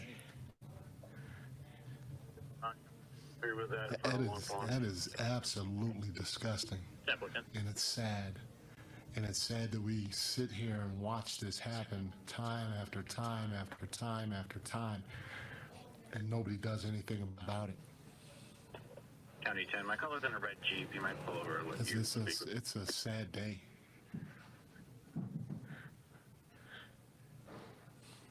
It's a sad day. It's a sad day for our country. It's a sad day in this world. And until we decide to do something about it, the powers that be, this is going to keep happening. And our kids aren't going to be able to enjoy what the United States is about because we don't know how to fix a problem that's right in front of us. It's the head coach of the Sacramento Kings of the NBA, Mike Brown, on opening night and talking about what's happening here currently in our state. You know, in his reaction that you saw physically with him as he started to talk, you know, I think that's the sympathy we often felt when we hear it happen somewhere else. We're like, oh my gosh, this is terrible. And to know that that's directed at us now is very different. We continue to have crews in multiple communities keeping us abreast of what is happening there as the search goes on. That includes Sean Stackhouse at CMMC. Middle of the night, Sean, tell us what's going on there right now. Well, Brian and Lee, let's set the scene for you here at Central Maine Medical Center. I've been on scene here for just about an hour, and it has been very quiet here. There have not been many cars passing by. This is Main Street in Lewiston, right here behind me, where Central Maine Medical Center is. We've seen just a couple of ambulances that have come in. It's not clear if those are victims in this instance. But we've just seen a couple of ambulances. We've seen several police cruisers go by as well with their lights on, but we've not been seeing too many other vehicles that have been passing by, normally a busier street. Now, Jack Molman, one of my colleagues here at News Center Maine, had been on scene here at Central Maine Medical Center for much of the evening. He had the opportunity to be here as dozens of families were coming here to see if this may be the location that loved ones that were injured in these horrific shootings were brought to. No, police have not stated just how many are injured. Right now we're hearing reports of upwards of 50 injuries. We've not had that confirmed from Central Maine Medical Center to get an idea of just how many of the victims were brought here. There have been ambulances that have arrived here. I mentioned Jack Molman was on scene, and he saw many of these ambulances arriving. This has also been an area that Lifelight has been departing from to bring patients in serious condition to critical care units. Now, as I mentioned again, this is Main Street, a typically quieter area here in Lewiston.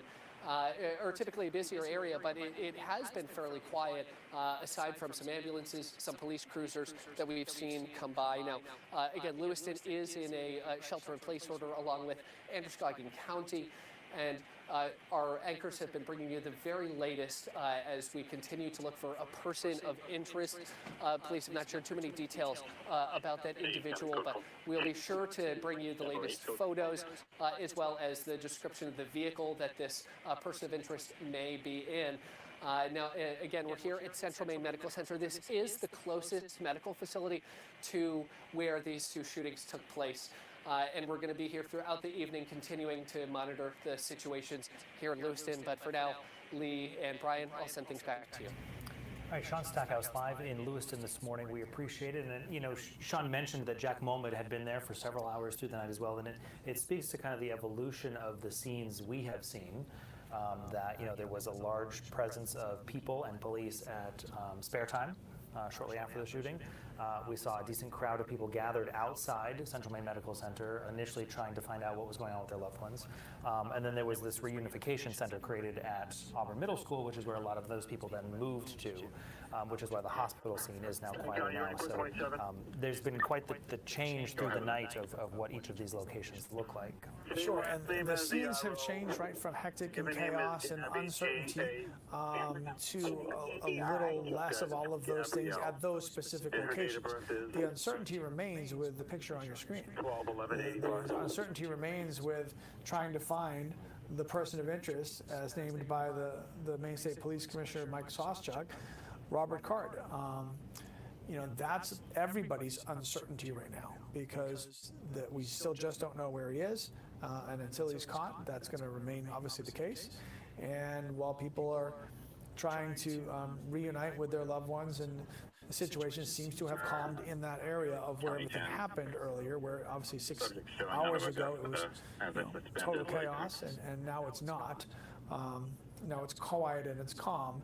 in that area, while the hundreds of law enforcement officers that are from our state and maybe beyond are searching vigilantly to find that man right there. So again, these are those photos that were released fairly soon after this shooting happened. Police sent these photos out with an initial search for him, and then we later learned his name, again, Robert Card. But these are the photos showing moments before what unfolded tonight at Sparetime Recreation. And the vehicle that was found in Lisbon. We had a crew there where there were a lot of police officers as well. He was not in that vehicle, but it was found tonight as well. So that's where part of the search is continuing tonight as well, and also why Lisbon has a shelter in place and schools are closed there as well for tomorrow.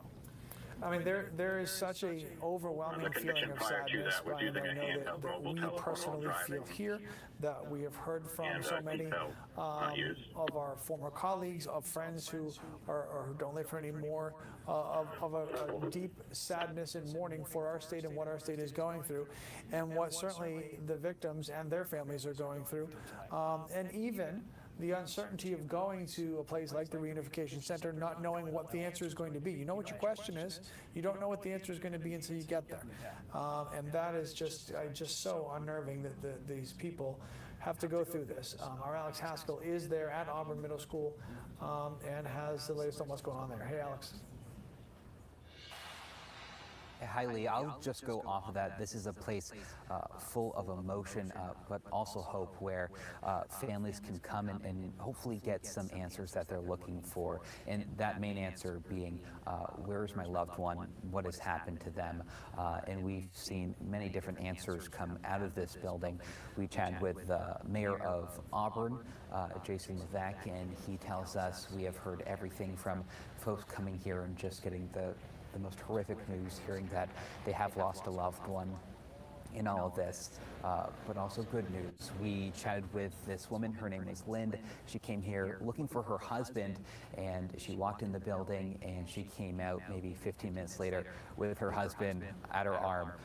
So that was a good moment in all of this. I do want to introduce you to someone that we just spoke with. Her name is Maria Wilson. She came here looking for answers like so many have tonight. She was looking for her partner, who was at Schemengees Bar and Grille, where one of the shootings happened. She came here after she was at the hospital because she had been told he was there and he was alive. That turned out not to be the case. They don't know where he is. So she is facing a lot of confusion, like so many families are tonight. And she also shared that her partner was with his friend, who is in critical condition from being at the bar. Here's what she had to say about that situation. I'm still in shock. I think we're all in shock. I think us as a community are. Right now, we're trying to figure out how we're going to tell his kids. He has almost 14-year-old. Her birthday's in 4 days. How are we going to tell her? Your dad's not going to be there. How does the mother go home to tell the kid? We don't know if he's alive or dead. We don't know where he is. We don't know what's going on. Copy, she's pulled over, she's going to get a ride, and you're... Again, that was Maria Wilson talking about her partner's friend, who is at one of the locations of these shootings, who is in critical condition tonight. Like I said, just a lot of emotion here, some good news, but also terrible news. But people here really trying to get answers for folks, and this is the place to come if you have any questions, if you have any concerns, if you're looking for those loved ones. This is again the Auburn Middle School, and its address is 38 Falcon Drive. We've seen things kind of slow down around here. Earlier they were bringing people in, witnesses of tonight's events by the busloads. Just dozens of people of all ages, the youngest being teenagers, coming here. Brian and Lee, so this is the place to be, and I said earlier, you know, this place is safe. Police are here, so this is a safe place to be. Alex Haskell, live for us at Auburn Middle School. Certainly a place I cannot imagine the emotion in the air there. So thank you, Alex, for relaying some of what people are going through right now, to what your point was earlier, Lee, of you show up, you know what the question is.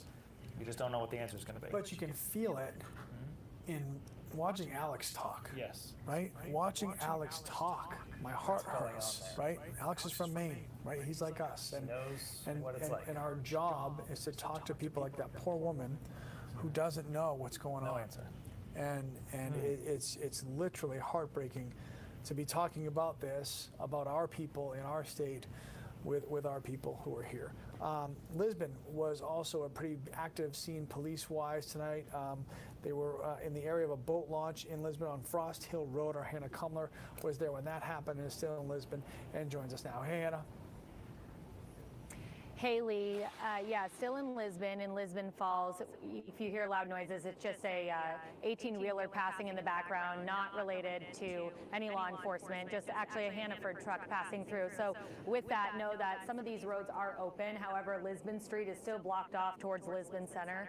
When we last spoke with you, we told you it's about a mile that's blocked off in between until you hit the next roadblock, because we did make our way around. I'm standing in a little bit of a different location. I'm at the top of the driveway here at Lisbon High School, which we've been on this campus throughout the evening. But I wanted to show you this driveway here. We saw 3 tactical vehicles come down this driveway. We have yet to see them come back out.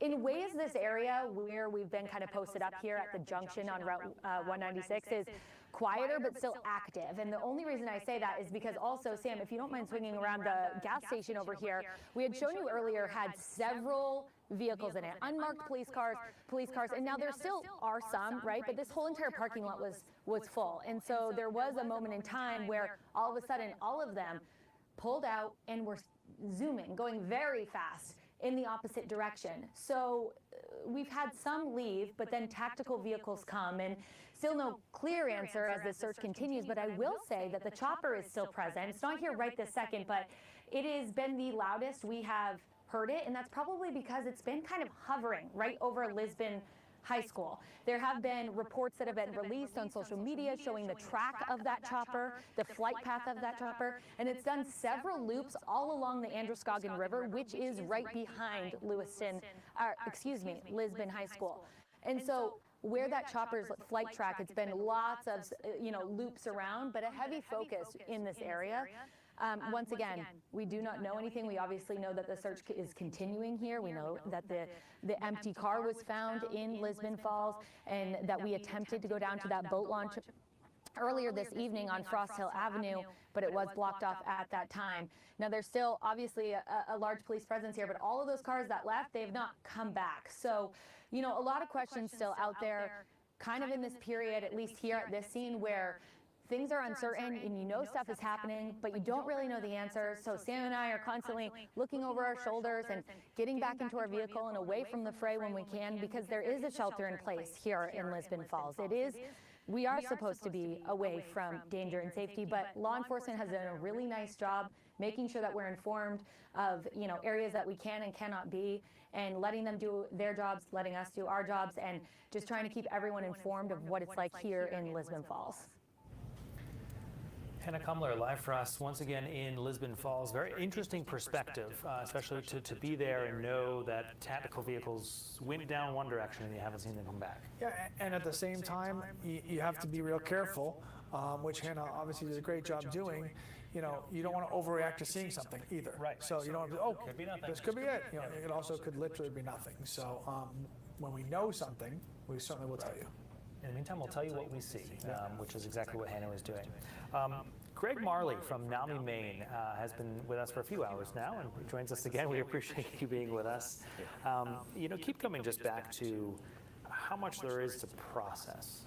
That there's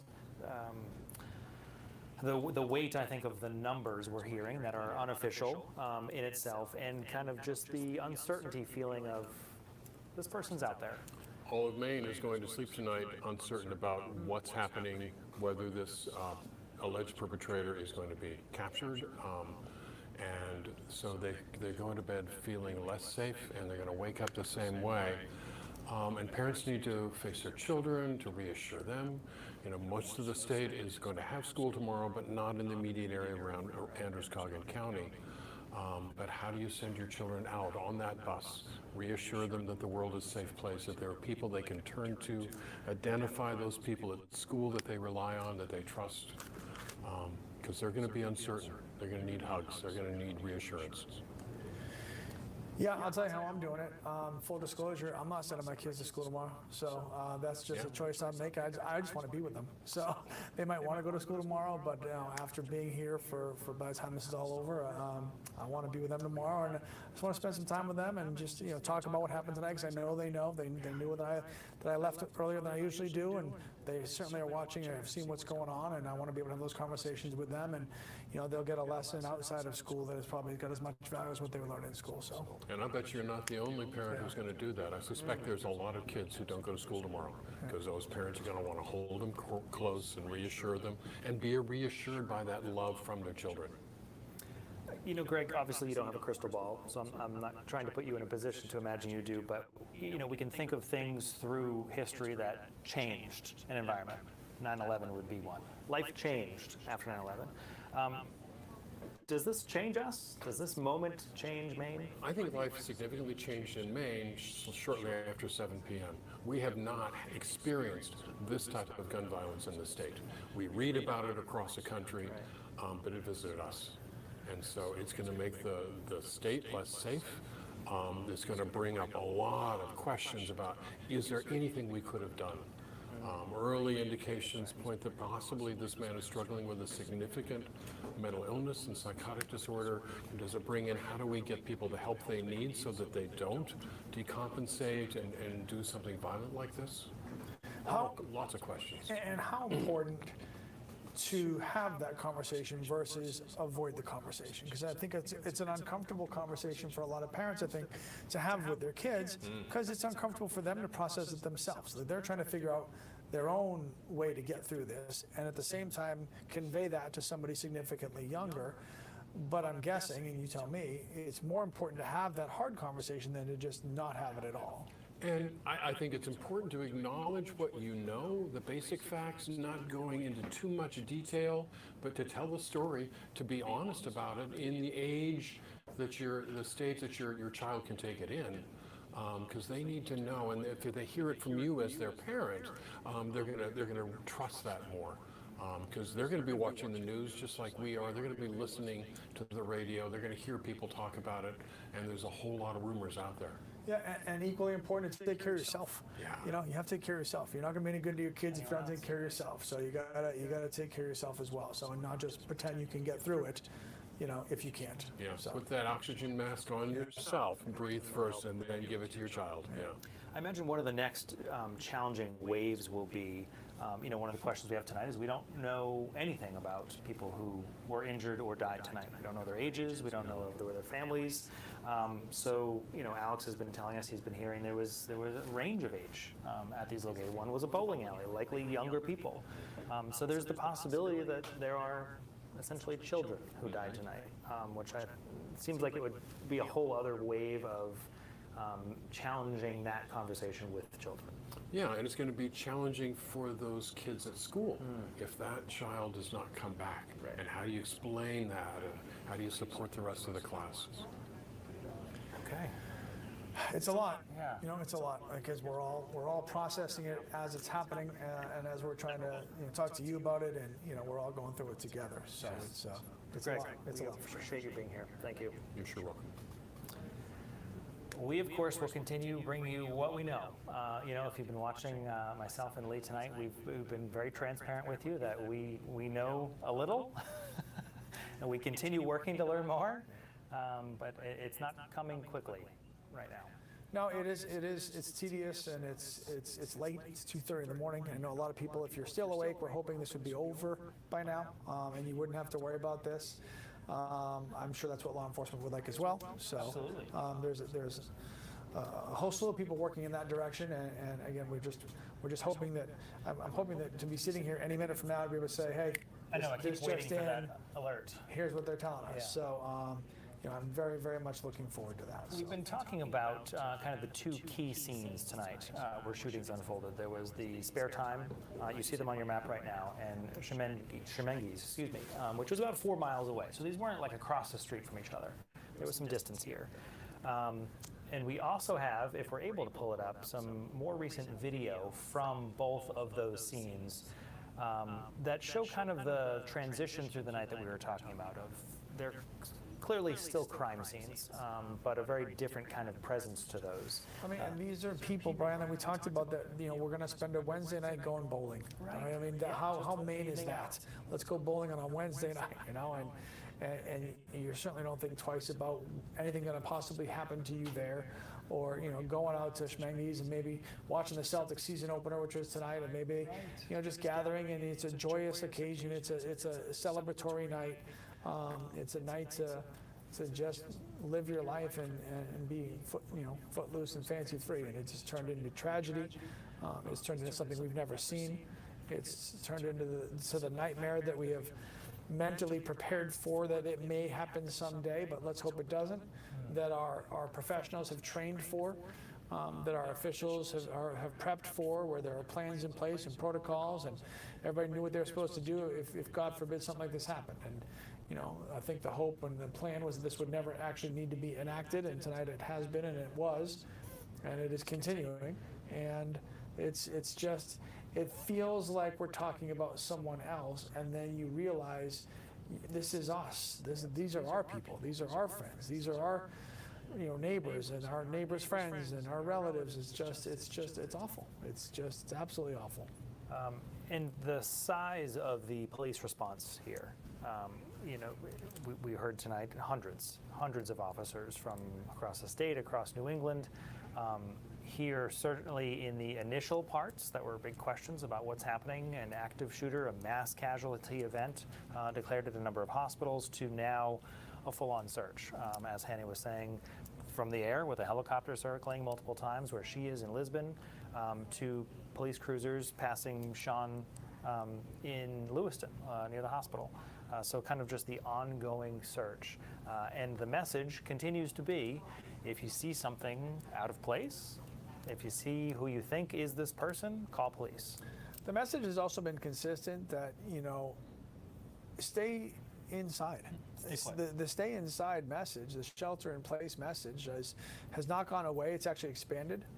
It was started in Lewiston, it went to Auburn, and it went to entire Androscoggin County, to just stay inside until they find this person that they're looking for. As far as Maine Medical Center, which is 60 miles away, 45 miles away. I mean, it's certainly not in Androscoggin County, and they have shut their doors. If you don't work there, if you're not a patient there, you're not getting in. So they're in sheltering in place as well. As everybody just has to be super diligent about their own safety, their own awareness about the fact that there's someone out there that is clearly dangerous, and to make sure that you stay safe while law enforcement, tries to find them. Keep looking there. Yeah. And that's kind of the big question now that so much is hinging on for the rest of us, if you will. But again, for these 15 to 20 families, their focus is trying to get answers. And as you see on the bottom of your screen there, as many as 50 people injured.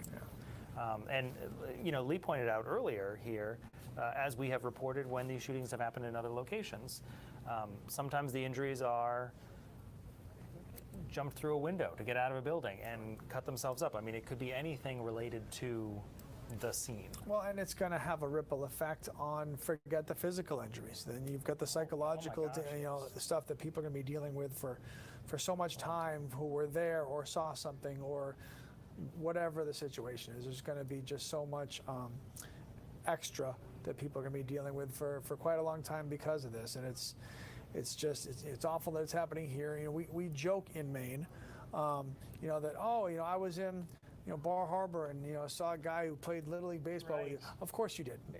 Hashtag Maine, right? So then when something like this happens, you might be in Aroostook County or in York County, but you're going to somehow be connected to somebody of these 50 to 70 people.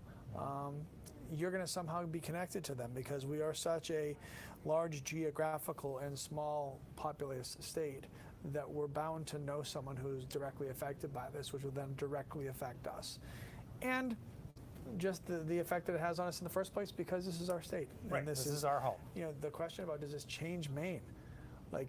I'm sitting here listening to you ask that, And it made me sad. It is sad. Like, It's it a very made me sad sad, the fact that I had not thought of that, that we will be looked at by ourselves differently. Like, I never used to lock my door. Well, now maybe I'm going to. Never used to, do this, and now maybe you think twice about it. And that's one of the things that I love about here, why I wanted to stay here forever and raise my kids here, is because of this state and how safe it is and how it's such a great place to be. And I don't, personally, I will not subscribe that this is going to irrevocably change us, where that will not still be what Maine's all about. Right. That's still our but there will core. always be this speed bump Right. in our path to perfection of the way life should be, because tonight is not the way life should be. No, it is not. But that shadow will be here with us forever now.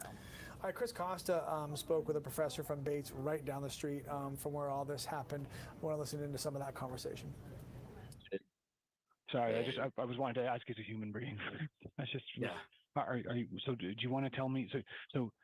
Were you on campus when any of these events happened? No, I was off campus when I heard about the first reports that there was an active shooter in the Lewiston area, and have been just monitoring the situation since. How are you feeling right now? I am feeling all of the things that people feel when their community has been attacked. I am somewhat in shock, even though we've been saying that these things can happen anywhere, and they often happen in smaller communities. And Maine has just been lucky for the most part to not have an attack like this.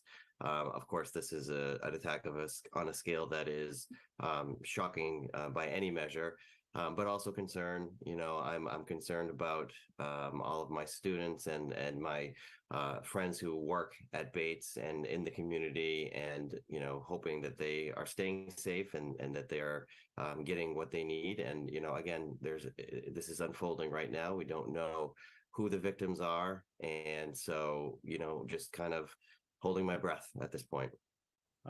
Professor, you find yourself in a very probably unique position where a large portion, the majority of your career has been dedicated to researching these exact types of incidents. What are you kind of coming to terms with now in your head, given all of the research you've done about mass shootings and one happening right in your own backyard? Yeah, I mean, there's a lot that goes through your head. Obviously, most people who are following the story have seen the pictures of the suspect with the weapon, and people will draw conclusions about the type of weapon without it being confirmed yet. So I don't want to comment on what type of weapon it was, but it sure looks like some sort of a rifle that can do a lot of damage. And we've done research on the types of guns that wind up causing the most casualties in these types of events. We know that there are certain types of laws that don't necessarily restrict people's freedoms, but also can be helpful in preventing these types of attacks. And so the first, reaction, I think, is frustration, really. Frustration that we've been talking about this. We've been trying to put out information about what we know so far, and we know more and more every day about why these attacks happen, how these attacks happen, and what type of policies are seemingly effective. And it does not seem as if there's any traction to get anything done. The two opposing factions arguing past one another, and we find ourselves in a position where now we're attacked at our own home, and that feels personal. And so there's frustration, there's sadness, a little bit of anger as well. Chris Costa, by the way, just a representation of our entire team has been working through the night, working to gather information, whether they're at home. Most of us are here in the building, but a double interesting perspective there for someone at Bates in that community, between those two locations where this happened, and studying this very same scenario. Yeah, and has always studied that scenario in other places. Other places, right. Yeah, so it's down the street. We're very happy that he took the time to join us on this offline. So, all right, we're going to go back to Lisbon Falls. There's been some activity there. Sam Rogers is hanging out and can bring us up to date. Hey, Sam. Hey, Lee, well, the last few times we've spoken with you, we really haven't had anything new to report. Police still monitoring Lisbon Street from here into Lisbon Town Center. But just in the past few minutes, we've seen 2 tactical trucks from the Portland Police Department. Tough to see now, but you are looking into the gymnasium window from Lisbon High School. About 4 or 5 minutes ago, we saw a number of police officers wearing tactical gear come in, and you can see Hannah Cumler's behind the camera right where that lone blue light is. We just saw them get out of those trucks. Again, we can't begin to imagine or talk about or be able to predict what is going on. But again, just to refresh everyone up to speed over the last few hours, we are right in front of Lisbon High School. It seemed like there was a period about an hour or so where every 10 minutes we would see a few cruisers fly off to our right down Lisbon Street, kind of near Topsom, but we really didn't see what was going on. We looped back to the other side of Lisbon Street, police blocking off about a mile stretch of the road. And again, it was kind of this repeat repetition over and over again. You can't hear it now, but there was that helicopter patrolling the Androscoggin River, the surrounding area. We were able to see it loop above us, making these wide loops, getting closer and closer in the last few hours or so. But that's really what it's been like. Again, for the past number of hours until those few minutes ago when we did see 2 of those tactical trucks from the Portland Police Department, plenty of law enforcement officers inside. It almost looked like maybe a bad comparison, but like an army truck. Again, tan cruiser coming in, a lot of people in the back. We could see a few of them with the helmets on, with the gear, with the rifles. Again, much of the same theme as we have seen from sheriff's deputies, from local law enforcement. Everyone is kind of, armed and ready, again, for lack of a better term here. We have seen a decrease in the police presence in the past few hours again, but the biggest development, Lee and Brian, is that Portland Police Tactical Team is now in Lisbon Falls. And of course, we are right in front of the high school, have a decent eye on them. Again, we don't want to predict on what they're going to be doing, what is going on right now. I just want to pass along that information. All right, Sam Rogers live in Lisbon. Thanks so much for that, and we'll certainly keep everybody updated if anything else is worth reporting. So we're letting you know what we see as soon as we see it. So Sam, to his point in mentioning what he was talking about there is Portland's tactical team.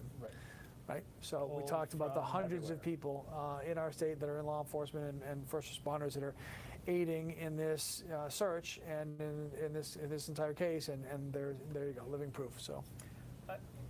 Law enforcement is certainly one thing, but I do think it also speaks to the culture of Maine, that you have something going on okay, I'm on my way. I'm headed there. I'm here to help. And I think we're already starting to see some of that. And we certainly will in the days to come as more information comes out. Mayor Levesque in Auburn alluded to that as well when we heard from him earlier this evening. He's at the reunification center at the middle school, basically saying that that this is where people are coming together. In the smallest microcosm example of that is this newsroom. Chris Costa's on vacation. Right. I was supposed to be going to bed. Yep. As soon as I saw this, you come in. Didn't ask any questions. Right. You come in. We want to be here to help, to help our friends and our neighbors, and to learn and to do whatever we can to help out. And for this specific situation, our role in helping is providing information and gathering. So and for others, it's to bring a meal, to give a hug, to be available, whatever it is, and so that's not lost on me, and it's not a surprise. That's certainly no surprise. No surprise at all. With all the surprises we have had tonight, that is not one of them. No. That Mainers will show up, and we will take care of this, and we will go back to being Mainers once this is over. So. We should probably remind you of who police are searching for right now. His name is Robert Card. Police released this photo of him this evening.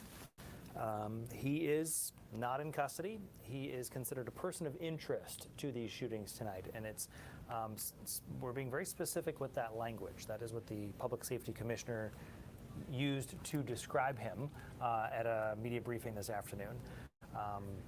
They also released the photos of who they say is the gunman there as well.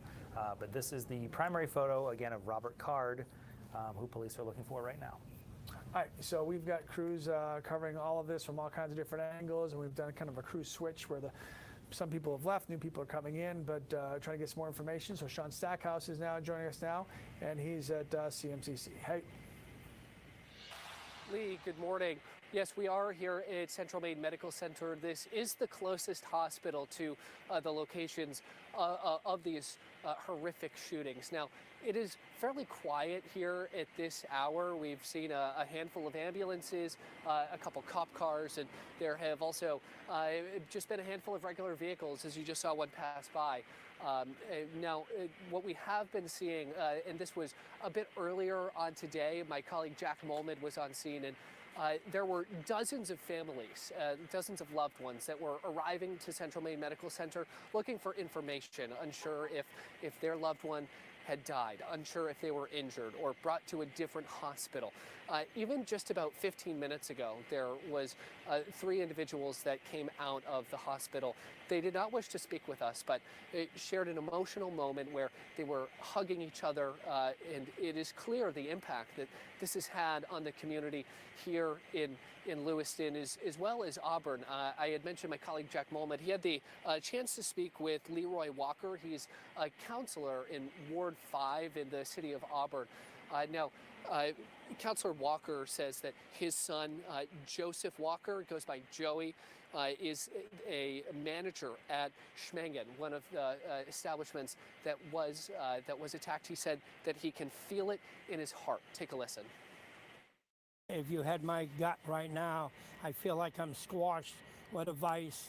My neck and the back of my head feels like there's a vice squashing it the other way. And I don't know, telling you the truth, what kind of night this is going to be from now until tomorrow when I wake up to the true facts that my son is dead, and I know he's dead. I know it as well as I know I'm standing here telling you, because he's not here and he's not at any other hospital and he's not running the streets, so he would have called us because he manages Schemengees. So I know he was there. Now, Counselor Walker, who you just heard from, says he has not heard from his son since this has happened, and said that's uncommon, said they typically don't go a day without staying in touch with each other, and this is something that many are navigating and dealing with today and looking for answers. Now, we do know right now that NBC News is reporting between 50 and 20 people have died as a result of this mass shooting.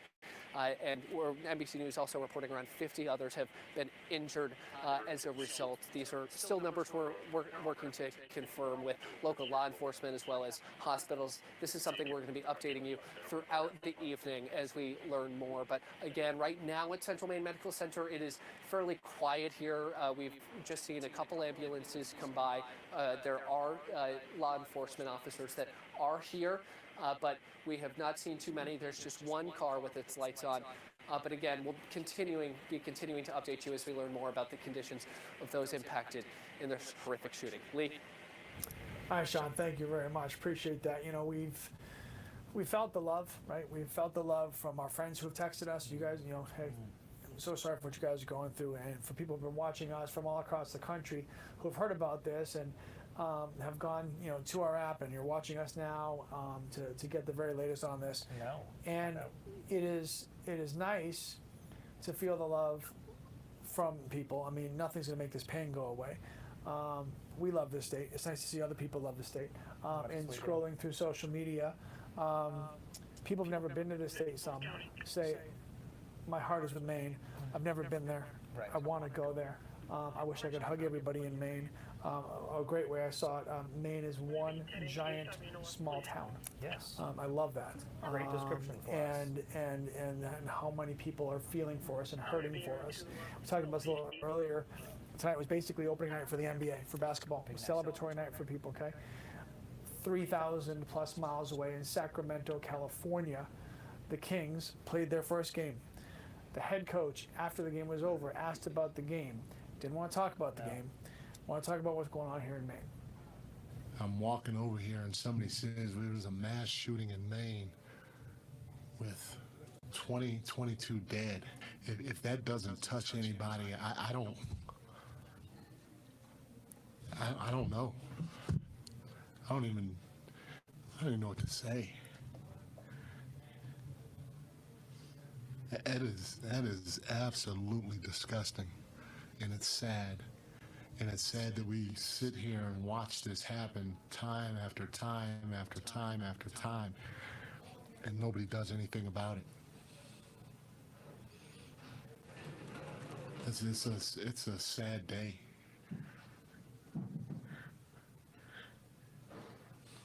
It's a sad day.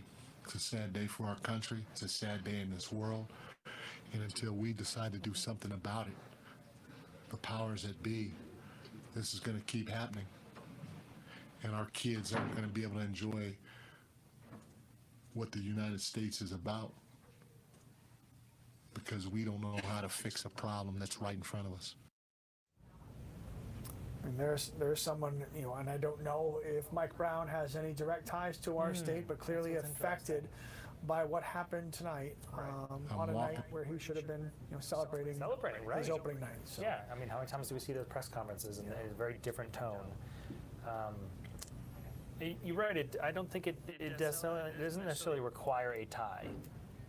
I think we are known for things. We are known for peace, and we are known for just a beautiful place. And so I think it probably hits a little differently too for people to.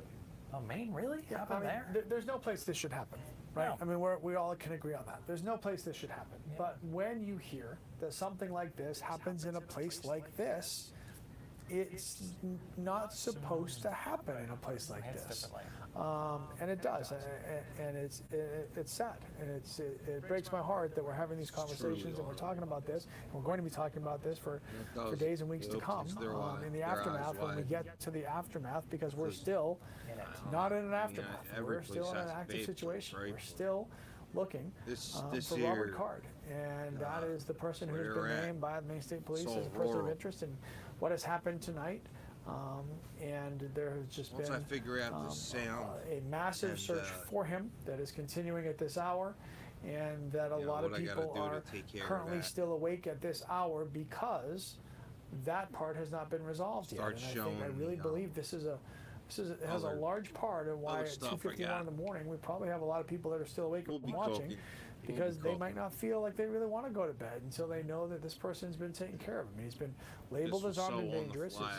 Clearly, if this is the person responsible, then there's certainly been enough damage to warrant that warning. And the fact that everybody's been told to stay in place and to not go outside and kind of lock your doors. I mean, the entire Androscoggin County, all of it, not just Lewiston and Auburn. So this is bad. It's a big deal. It's an awful, awful, awful blemish in the history of our state, and it's just, it's awful. And when we talk about details we don't have the answers to yet, we see the numbers on your screen right there from NBC. Local officials not putting a number out tonight, even though they were pressed for a ballpark. We don't know how many of those were at the bowling alley. We don't know how many of those were at the bar. We don't know how many people were at either location. To Lee's point, there were probably a lot of people watching games tonight at bars. Yeah, I mean, and this is me as a human and not as a journalist for the last 32 years. I don't care. I mean, is it if it's better, is it 10 versus 20 versus 25 versus 7? If it's one person, there's no good answer to that question of how many. I mean, yes, we need to know it. I'm not underplaying that we need to know that answer.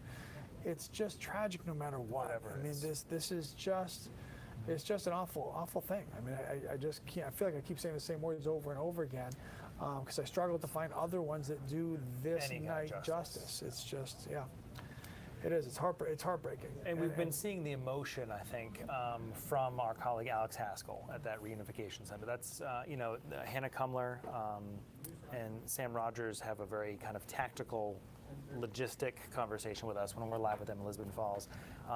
Alex's conversations with us feel different. Well, I mean, he is where the emotion is. This is where everybody else is fact-checking and getting information, and it's important, and we need it, right? Like oxygen, we need it. We need the information. Alex is where the emotion is. Alex is finding the families who are showing up, hoping that when they get to Auburn Middle School, that they're going to ask their question and get a good answer. And knowing that they might not And the sober reality that we heard from Auburn Mayor Jason Levesque, that, yeah, when they ask, you know, if my person's okay and the person is not okay, that's also where they're going to find that out. And this is just, you know, it's just such a hard thing to watch people go through this, as you're literally watching them walk into the reunification center and try to get those answers. And you know, the fact that this search continues at this hour, again, this happened just before 7 o'clock Wednesday night. So the fact that the search is ongoing, and we as a state haven't even been able to start to say, okay, what's next? What does tomorrow look like? Because we need that part to be closed first, makes it all the more difficult. As we wait for more information, we did have the Maine State Police have a press conference a little bit ago. At this point, maybe an hour or so ago, maybe longer. We've lost track of time. But there is not another one scheduled anyway for tonight. There is one scheduled for tomorrow morning, 10:30. That'll be at Lewiston's City Hall.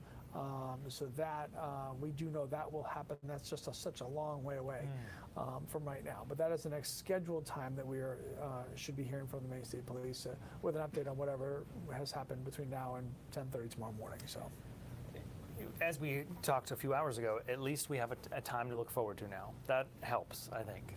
We know that perhaps we will get some information then, and we can only hope there is some better news about the search for Robert Card at 10:30. You are asked and should be reminded, as we keep putting up the picture of Robert Card, who is the person of interest that the police are looking for, if you happen to see him, if you happen to be outside of your house, and you see him, you are certainly asked to not approach him. You are asked to call your local law enforcement wherever you happen to be at the time of seeing him. Do not approach, do not engage. Just let someone know. And if you see somebody that you think, you know, is Robert Card, make the phone call. Right. Just to find out, just to be safe. It's not for you to decide, you know, if you can positively ID somebody. So if you think that it's the person that they're looking for, then certainly reach out and let them know. We just talked about Auburn Mayor Jason Levesque and you know, being there at the reunification center and how important that location now is to the people who are searching for answers. Yeah. And he spoke with us a little bit earlier tonight. We want to hear what he had to say. We're at the reunification site right now. Glad to see a lot of people coming, picking up their loved ones that were witnesses and actually at this event. Been talking with them, and my heart and prayers, and I think all of ours in this whole area, and the whole state, frankly, are going out to them right now so they can get a speedy recovery. What were you hearing from the people in there? You know, that's really what I wasn't hearing. I mean, at this point, there's a significant amount of shock going on with people that were actually witnesses. Obviously, when I was bringing people in that were looking for their loved ones, there's fear, there's panic. Of course, there's worry, understandable. But the people that were actually there tonight, it was what I didn't hear. It's shock. It's shock. It's hard for me to explain. And yeah, and I want them to be able to go home and hold their families. Yes, and for far too many families, that's not happening tonight. And they are getting that horrible news, showing up there at Auburn Middle School and finding out their person did not survive. And we heard Alex spoke with somebody earlier who believes their person has been shot, but they can't find their person. They don't know where. Which is, you know, obviously even more disconcerting to not even know where to look versus, yeah, go to hospital X and then you know. Then you find out there. The unknowns in all of this are just the parts that are really hard to get through. And there are so many of them right now. Because it leaves you to your own devices to try to figure it all out. And so certainly the unknowns are not on purpose. I'm sure everybody involved in all of this would love to have everything be known answers, and give you everybody the answers that they so desperately need. And unfortunately, that's not the case, and that is certainly a very unsettling part to all of this. You know, the Commissioner of Public Safety even said that when he started his press briefing this afternoon, or tonight, I should say. He was very candid. He said, "I'm sure you have a lot of questions. I probably can't answer most of them." Yeah. So I think to start with that was, oh, okay, this is going to be a lot. Because there aren't. The police don't have a lot of answers right now, and certainly not that they're able to share while they're actively searching for this man. Yeah, it's hard. It's hard for everybody. It's hard for people who are watching. It's hard for people who are going through it and living through it. Again, everybody seemingly reaching out to everybody. Like you see a lot of communications of, stay safe, I love you. Just want to make sure you're all right. Yeah, just check-ins for people who maybe had no business or even were ever going to be in Androscoggin County tonight, but just, I don't care where you are, just want to check in, make sure you're okay, let you know I love you. This is awful. And the common theme of sadness of what is happening in our state certainly goes everywhere. We did talk about Michael Soschuk and what he had to say. The one time we were able to hear from Maine State Police, and that was a couple hours ago, and here's some of what he said. And this is a general caution to the public that approximately 6:56 this evening, a couple of shooting incidents occurred here with multiple casualties in the city of Lewiston. And police are currently searching for a Robert R. Card, 4/4 of 1983 of Bowdoin. Card is considered armed and dangerous. He is a person of interest, however, and that's what we'll label him at moving forward until that changes. If people see him, they should not approach Card or make contact with him in any way. The shelter-in-place order that currently stands in Lewiston remains. A vehicle, which was a vehicle of interest in this incident, was located in Lisbon, and we are now also asking residents in Lisbon to shelter in place. So please share that information with communities as well. So again, that was the Commissioner of Public Safety speaking tonight from Lewiston City Hall, is where they had gathered reporters who were looking for information. And then they closed down Lewiston City Hall, and reporters were moved primarily to other locations. That's where our Alex Haskell then located to Auburn Middle School. Speaking of schools, a heads up as you will be waking up to start your day. We've compiled a list of schools and districts that are closed Thursday. Because of this, you can find that on our website and in our app as well. Most in that area are closed at this point. And some outside. Yes. We talked earlier, Great New Gloucester High School. Right. Not right close there. to Lewiston or Auburn. They're closed tomorrow. Brunswick schools are going to be closed tomorrow. And Lewiston DMV is going to be closed tomorrow, so not even just schools. I believe all municipal offices actually in Lewiston, I think I saw, are also going to be closed tomorrow. So, and I would imagine we hear more as we get to that kind of hour that most superintendents would need to make that call. If Robert Card is not caught, perhaps we will see more schools closed. Just scrolling through all the people who have commented, which so many have. Obviously, Adam Lee, representative, is from Auburn, so this is real close to home for him. Representative Lee saying, my family and I are safe, sheltered in place. Hug your loved ones, pray for the injured, give thanks to the first responders, law enforcement, and hospital staff tomorrow and beyond. Let's do what we can to make sure that this never, ever happens again. Obviously lots of politicians commenting on this, those who represent our state, represent the districts that are affected here, and then just people. Kelly Flagg, last name might sound familiar. This is Cooper Flagg's mom, our high school basketball phenom. Fun fact, Kelly Flagg played for Maine 100 years ago, and I used to broadcast her games, and now she's got a kid who's a superstar. And that's why tonight is so difficult for the state, because we all know each other. Kelly, prayers for Maine, to all affected and all of those terrified tonight by happenings way too close to home. One of the things we love about Maine is the relative amount of safety that we feel in our state.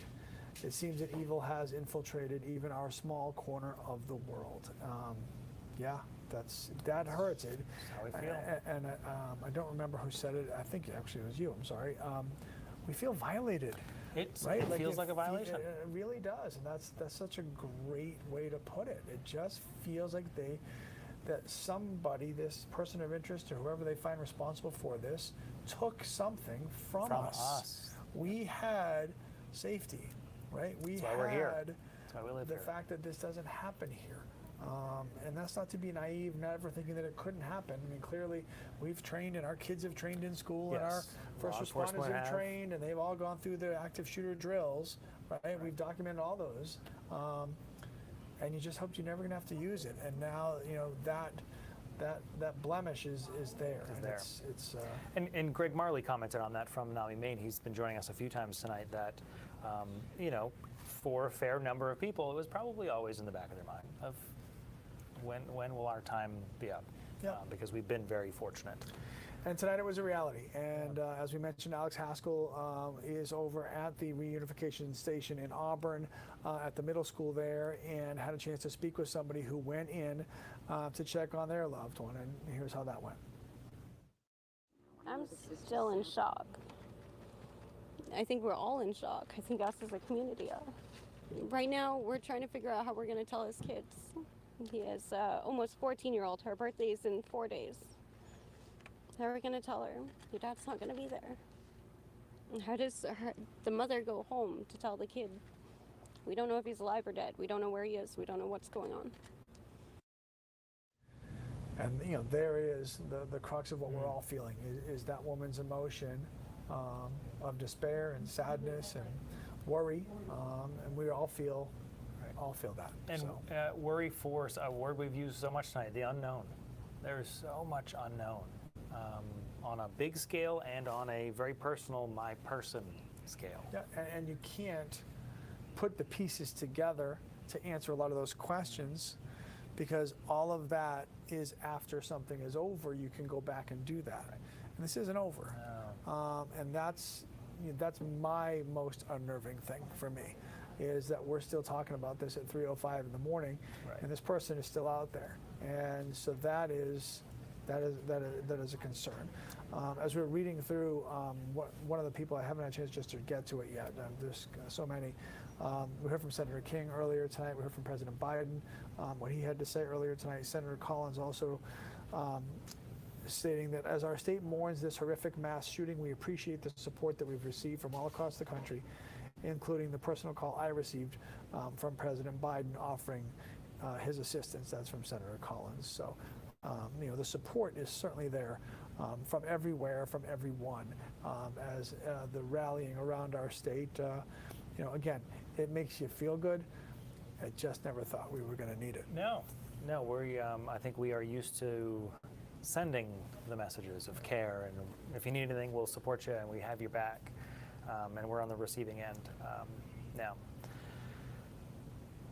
So again, 10:30, I think is all of a sudden that's the time that's in my head, is locked in. That's just so far away. It really feels like it. That's the next time we expect to hear from police about any updates throughout the night that's going on. We're mentioning, oh, by the way, the things that are closed that we know about tomorrow. Just, if you've got any plans tomorrow in Androscoggin County specifically, you might want to call ahead. I'm not convinced that we're going to have every single thing closed to be able to tell you about, whether live or online. I think some people will just wake up tomorrow, maybe just go, I'm just not feeling it today. We're just not going to open today. It's supposed to be beautiful tomorrow. I'm going to go to the beach. Right. Just have a mental health exhale kind of day. So would be good too. No buses in Lewiston Auburn Transit, not going to run tomorrow. So it's just when we had the pandemic and Kurt Crowdy went out and shot those moments of zen. That at the end of every newscast we would show you 30 seconds of just a waves crashing or whatever it was. I think tomorrow's going to be a day for some of us to just... Yes, for a lot of us. Breathe for a second. And just reset.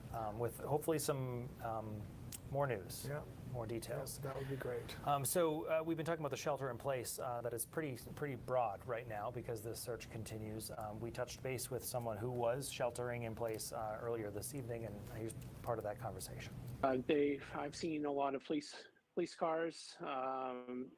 I think I saw a SWAT car, just a lot of cars in and out of the school. There's a police officer currently parked right across the street that's just sitting there, and it's been sitting there for probably the past half an hour.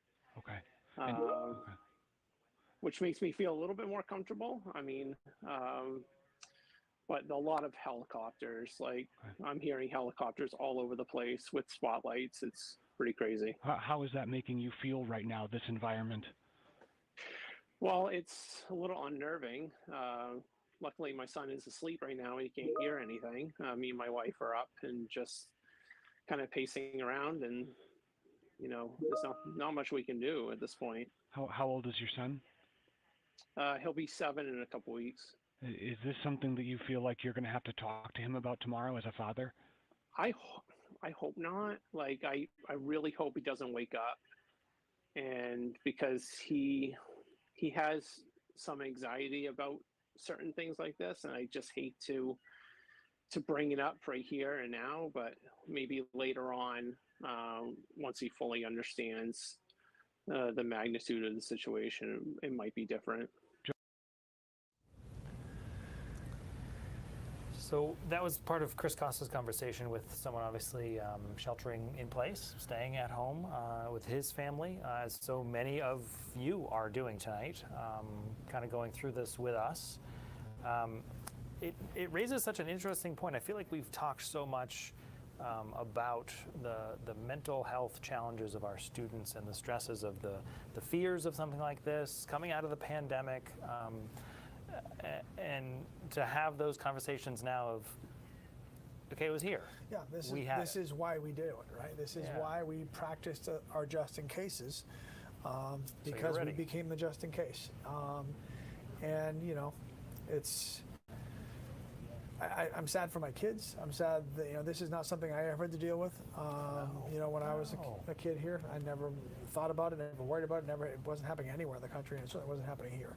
So the fact that I'm going to have these conversations with certainly my younger children tomorrow, the ones I've had with my older children continuously through the night, even the ones who don't even live in our state anymore, who are from here, and I'm just connecting with them and just kind of, just letting them just get their feelings out, and the same. It's just yeah, it's just not good. So there's nothing good about it, and it's there's a lot of healing that's going to have to happen for a lot of people, for sure. Yes. And we've been talking about how law enforcement trains for this. They have strategies for these situations. What feels a little different, and I'm sure they train for this situation too, because they seem to train for everything. But I feel like the training is kind of that we've talked about here in our reporting, in our schools and business trainings. It always seems like there's an immediate end. This is what you do in the moment. Police come, story's done. And this just feels so different. Well, we don't have that part of it. I mean, to be brutally honest, this is dragging on quite a while, and the longer it goes, the more concern. Because why don't they just have them, right? At this point, I mean, in all those drills, the bad guy gets caught right there. Right away. That's what always happens. That's it. So then, all right, then you just take care of it. So the longer this goes, certainly the more concerning it is. Do we have Commissioner Soschuk, guys? Okay, so we told you that he met with us. The commissioner had a press conference. The commissioner for the Maine State Police. We want you to hear everything he had to say. I thought he did a good job in a really hard situation, saying what he could say and certainly not saying what he couldn't say. And he makes a point that I'm going to advance a little bit here about as you jump on social media, as you want to find out what's going on, as you're scrolling through everything you can find to get as much information as you can possibly consume, be wary of where it's coming from. Don't read it and instantly say it's true. Be cautious. Let us feed you what's real versus what's being said. There's a difference. Certainly in today's world, there's a difference. Everybody's got a police scanner, thinks they hear something, and all of a sudden it goes on social media, and it can cause more harm than good, I guess is the shortest way to say it. So Commissioner touches on that and some other things. So this is Michael Soschuk, Maine State Police. Thank you for joining us here this evening. My name is Mike Soschuk. I'm the Commissioner for the Department of Public Safety here in Maine.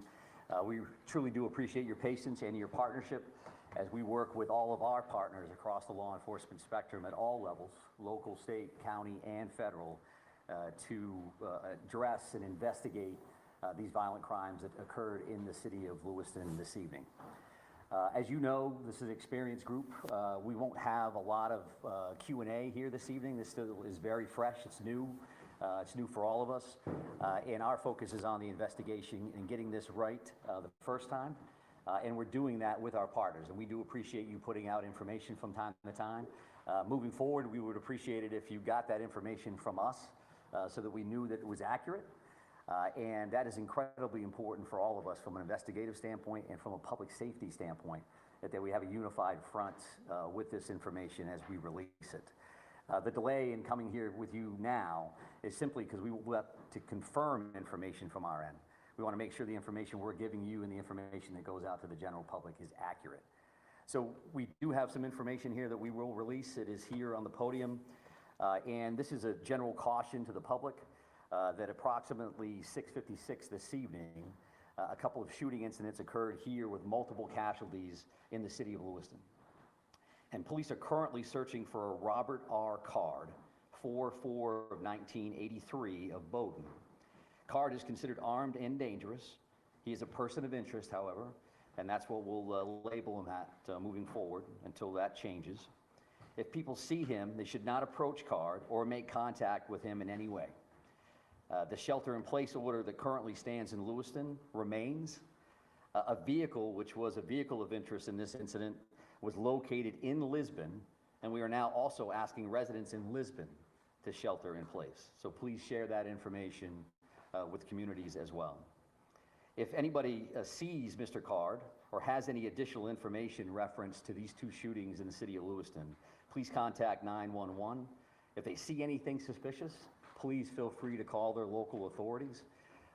We have literally hundreds of police officers working around the state of Maine to investigate this case, to locate Mr. Card, who again is a person of interest and a person of interest only. And we'll continue to gather information so that we can bring the suspect to justice and ultimately seek prosecution down the road. This release also includes a photo, which I believe I have seen from various sources. I would also let you know that we have created a reunification location, and that would be at the Auburn Middle School, so in the neighboring community of Auburn, at 38 Falcon Drive. Again, that's the Auburn Middle School. And when I say reunification center or location, what that means is that if somebody has a question or they have a concern, they can't find a loved one, they believe that a friend or a family member may be involved in what occurred here tonight in Lewiston, that they could respond to that location. We will have some of our behavioral health liaisons, counselors on site, and we'll also be providing information as it becomes available to us. As you can imagine, and as you know, there are multiple scenes in the city, to include multiple hospitals, multiple follow-ups, a lot of witnesses we're speaking with, and a lot of leads. The general public has been very cooperative and very forthcoming with information. So I would expect if we have additional information, we'll be happy to come back and share it with you. I know that from the city of Lewiston standpoint, probably going to close City Hall after this briefing and probably move everybody out. But again, we appreciate your partnership and your patience.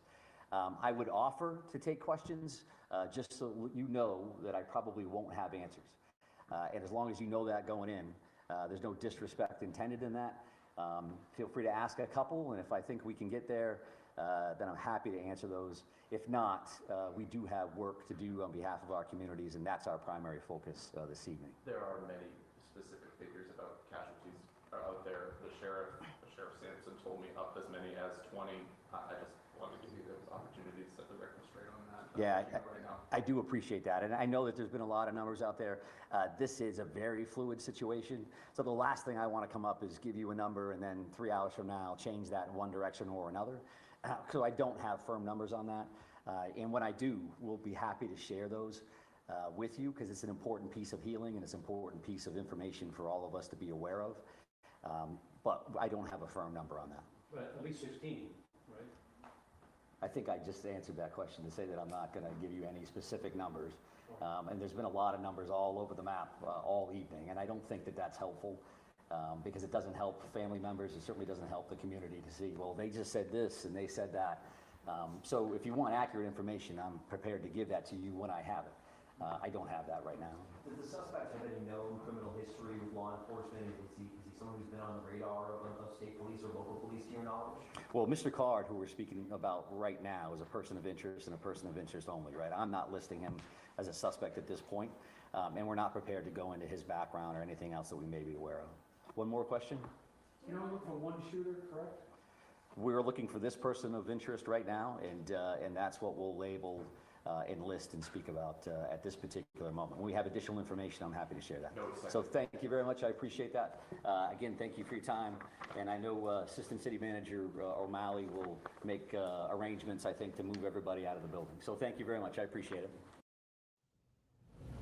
That was Department of Public Safety Commissioner Mike Soschuk from, I guess, yesterday now, giving what limited information we are able to get out, confirmed on the record about what has happened so far in our state in the last less than 12 hours, 9 hours or so.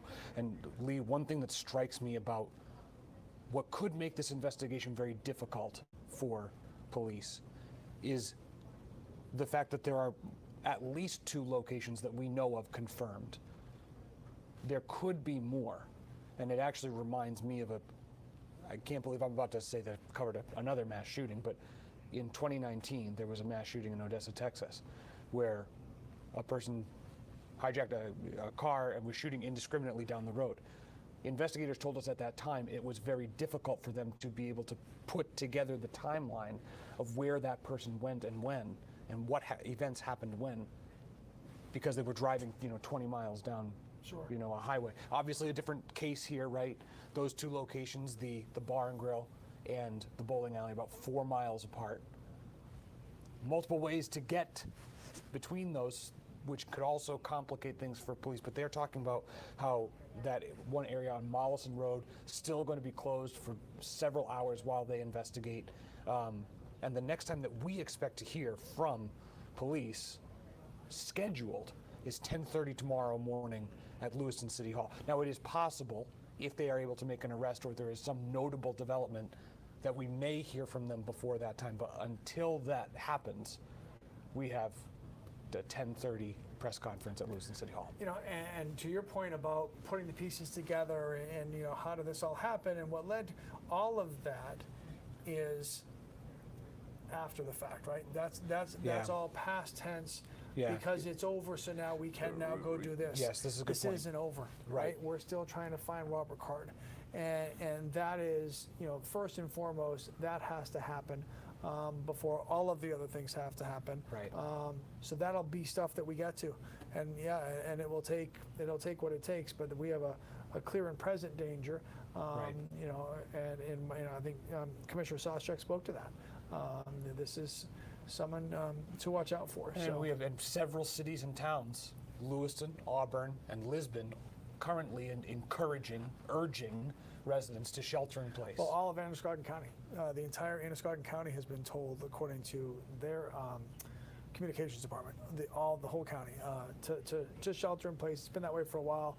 Nobody goes anywhere.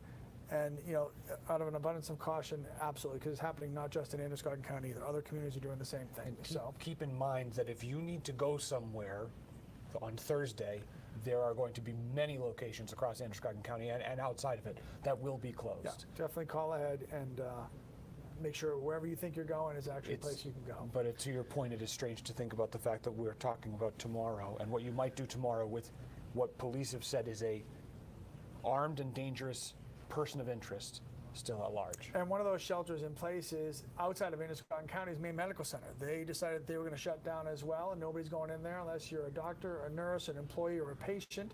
And Baldridge has more from Maine Med on how they're handling what they're dealing with in helping out. Maine Medical Center was affected by the mass shooting that occurred in the Lewiston-Auburn area on Tuesday night. The hospital was on lockdown for several hours into the morning. Many of you are asking how you can help. The American Red Cross says they can provide as much blood as needed. But if you want to donate, you can find a local blood drive on the Red Cross's website. We're waiting to hear from community leaders about fundraisers. Any other way, the hashtag LAStrong is trending online to help people around the world show support. In Portland and Baldridge, News Center, Maine. This whole night started, according to police, 6:56 p.m., so that's over 8 hours ago. Sparetime Bowling, one of the first places that we certainly heard about where there was so much damage and so many questions that need to be answered about that. Hannah Yashivi is there live right now, 3:23 a.m. our time, and Hannah's at Sparetime Bowling. Hey, Hannah. Hey, good morning, Lee. I just got here to Sparetime Recreation in Lewiston, and just to set the scene before I introduce you to my guest, we are on Mollison Way. To my left, there's a Subway. To my right, there's a Legends. And if you don't know the area or you don't live here, it's about a 5-minute walk from the Martin store, which is a big store here in Lewiston that people know about. But to better set the scene, because I actually just got here, I have a neighbor who lives here. Mar, thank you for being with us this morning. And I saw you as soon as we were setting up our gear. Tell me a little bit about why you are here when there's a shelter-in-place order. Because there's a mass shooting in Lewiston, Maine, and it doesn't happen here. And I had to come and find out what's going on. I got friends, I got family, I've got a lot of people I know here. I just couldn't believe it. Tell me a little bit about your reaction when you woke up to the news that this happened in your own backyard. I woke up at 12:20 a.m. because I had a little cold and I had fallen asleep like 3:30 and I couldn't believe it, so I got on my phone. And on my YouTube little thing, it said Gray Hughes was live, and it said mass shooting in Lewiston, Maine, 20 dead, 30 injured, and the suspect still on the loose. And I just had to get in my car and come. I don't know why. And you were telling me that before you came here to scope out the scene, you stopped by your mother's house. Why did you do that? Because I wanted to make sure that her house was locked up and she had the bar in her sliding glass door, because she never locks her doors. And that's something that people here in Lewiston and in some other neighboring towns and even in Maine don't do. I mean, No, we live in a right. We're not worried about anything. Like, you leave your doors open, you never question that there's going to be someone crazy like this on the streets ever. This doesn't happen here. How are you feeling right now? I think I'm still in shock. I think it's going to be worse tomorrow when we actually find out what happened, and hopefully they're going to catch them. But I'm curious to know if I have any friends or family that was at the bowling alley, because I have a feeling that tonight was the league night where they bowl in the leagues. I think it was Wednesday night, but I'm not really sure. I've been to the bar, but it was years ago. I couldn't even really remember walking into it. Mar, I appreciate your time. Thank you for being here. Please stay safe, and please, if you can go home, because there's a shelter in place order, but we appreciate you being with us this morning. Be safe too, hon. Thank you. And Lee, just to set the scene a little bit better for you guys, when I was driving here from Portland, as soon as I pulled into Lewiston, there's a big sign that read shelter in place. And that's the type of signs that it's those electronic signs we see when there's inclement weather, for example. Well, the sign was reading shelter in place. So that shelter in place order is pretty much active as of 3:26 this morning. Mar just locked her mother's door. People are encouraged to do exactly the same. 40-year-old Robert Card is still at large. Police officers are looking for him. I have just seen 2 other cars that are not cruisers, but this is filled with cruisers driving back and forth. And I am about a 5-minute walk away from the bowling alley, so I am not able to see what the scene is back there. This is the closest I could get. And just to give you one more testimony, Lee Goldberg, our anchor, texted me saying that one of his friends told him that there was 8 people were having a night out yesterday night right here at the bowling alley. And that this friend is telling our anchor, Lee Goldberg, that 5 of those 8 people were shot. 2 of those have died, and 3 were not hurt. Once again, that's a close friend from our Lee Goldberg that is reporting that it was a group of 8 deaf people that were trying to enjoy themselves here at the bowling alley, and that is all I know right now, but I will try to get as much information and details for you guys in the next few minutes. Back to you. All right, Hannah, thank you. And I think reactions like the woman that Hannah just spoke with will be widespread of the people who, again, in the aftermath, will talk about what they saw, where they were, what they experienced. I had people, I spoke with some people earlier, they were at the Cumberland Farms right down the road from the bowling alley, and went in, and there were people hiding behind the desk, and you know, and this person that I spoke with didn't even know why. Just went in to get a soda, didn't know, had shown up a few minutes after and said, you know, what are you guys doing under the desk? And that's just a surreal feeling. And I think that the woman that Hannah just spoke with said it. It hasn't sunk in yet, right? Like we're talking about it, it's happening, But because it's developing and it's happening, there's not a lot of time to sit around and process, other than the initial just shock and disbelief that we've been having this conversation. Because events like this in this state to this point had never happened, right? And the last time this state saw a manhunt of really any significance was back in 2018, after Somerset County Corporal Eugene Cole was shot and killed. I mean, this is not a common occurrence, mass shooting or any type of mass casualty incident like that. We need to get to Hannah Kumler, who has some more information for us from one of the scenes now. Hannah?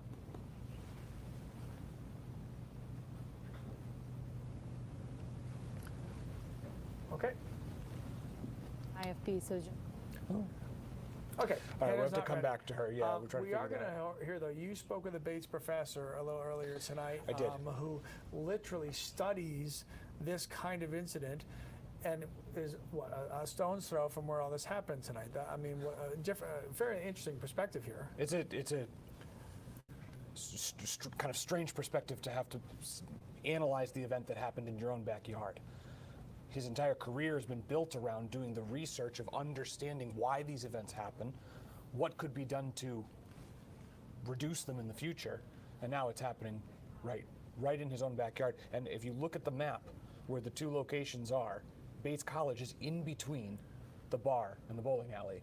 So at some point, it's possible that the shooter drove right by the person who's made his entire career around this research. Take a listen to what he had to say. And if you don't mind expanding on maybe helping the general public understand, one of the focuses of your most recent publication, right, was about the comparison between thwarted mass public mass shootings and actual completed attacks. Can you help kind of give the abstract to the viewers at home of what that study entailed? Yeah, so that study was part of a federally funded study that was conducted with some colleagues at Northeastern University and the Minnesota Department of Corrections. And the study was a 3-year project that was seeking to learn more about mass shootings, mass public shootings in particular, which this case in Lewiston was a mass public shooting, which is far less frequent than the typical mass shooting, which happens in a residence. But we were trying to compile a data set and try to understand some of the correlates and trends of these mass public shootings. We also wanted to learn a little bit more about what makes particular events more newsworthy. Do they spread through some sort of a contagion effect? And another part of the project was, as you mentioned, looking at averted mass shootings. So mass public shootings that were planned, that there were steps taken to perhaps enact the attack, but it did not happen. And that thwarting could be through someone putting a stop to the attack as it was in motion, or the plans coming to the attention of some sort of authority. And what we found was, with these types of thwarted attacks, they oftentimes happen with younger people, and that could be just a matter of us having more information when younger people make threats. I think that young people sometimes make threats even if they're not necessarily serious threats. And so trying to figure out what's a serious versus a non-serious threat was somewhat difficult, but there tends to be a lot of what we call leakage.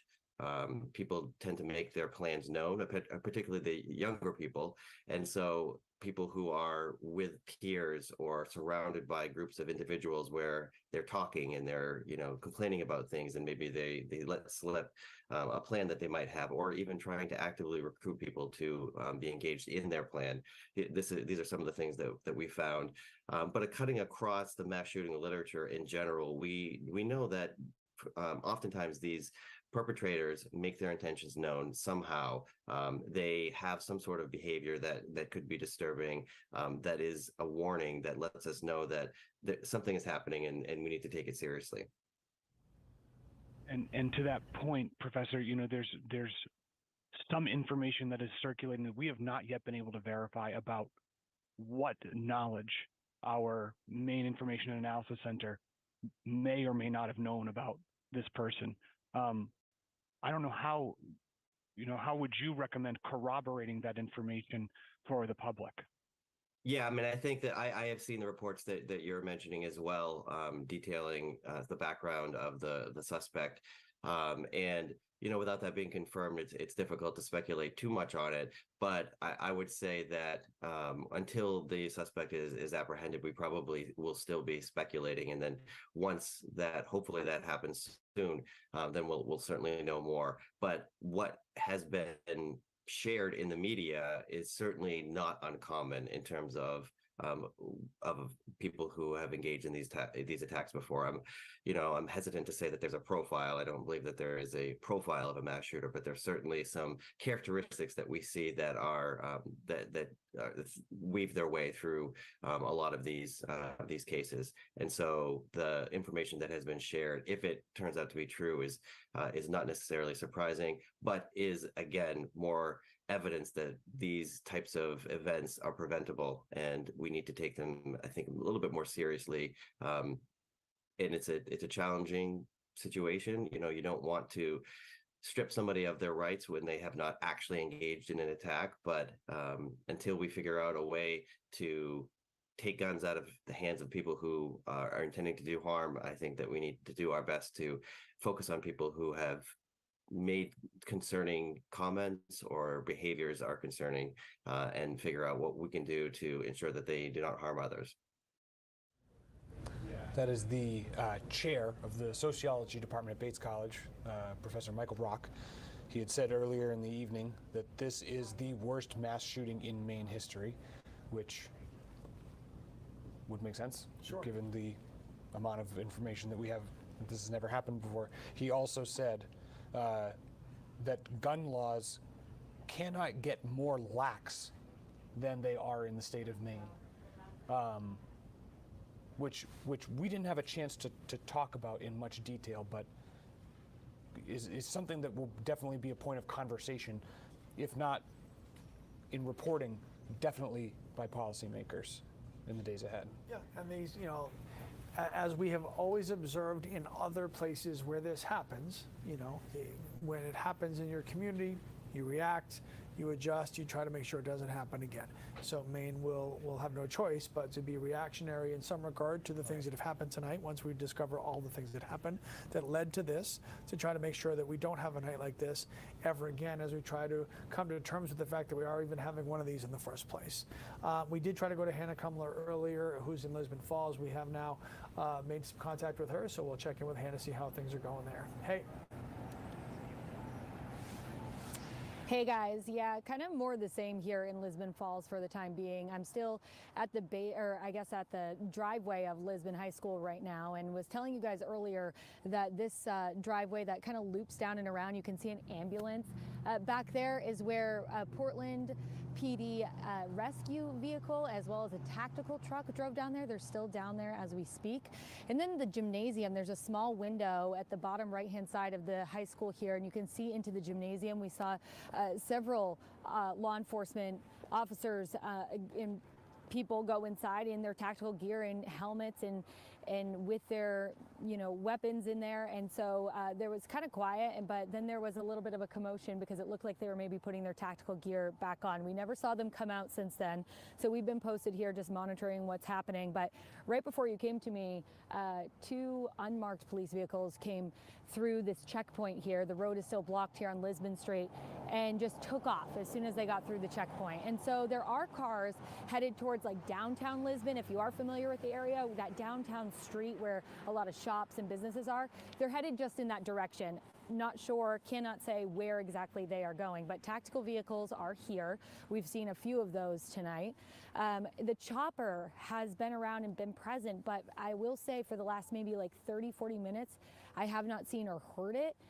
I can almost hear it in the distance, however, I have not seen it, so that's just something to know. I will say that this area, I mentioned this earlier, it's kind of weird, it is very active, but at the same time, it's died down a little bit. So earlier in the evening or morning, there were police officers and crews set up at the base of Frost Hill Avenue.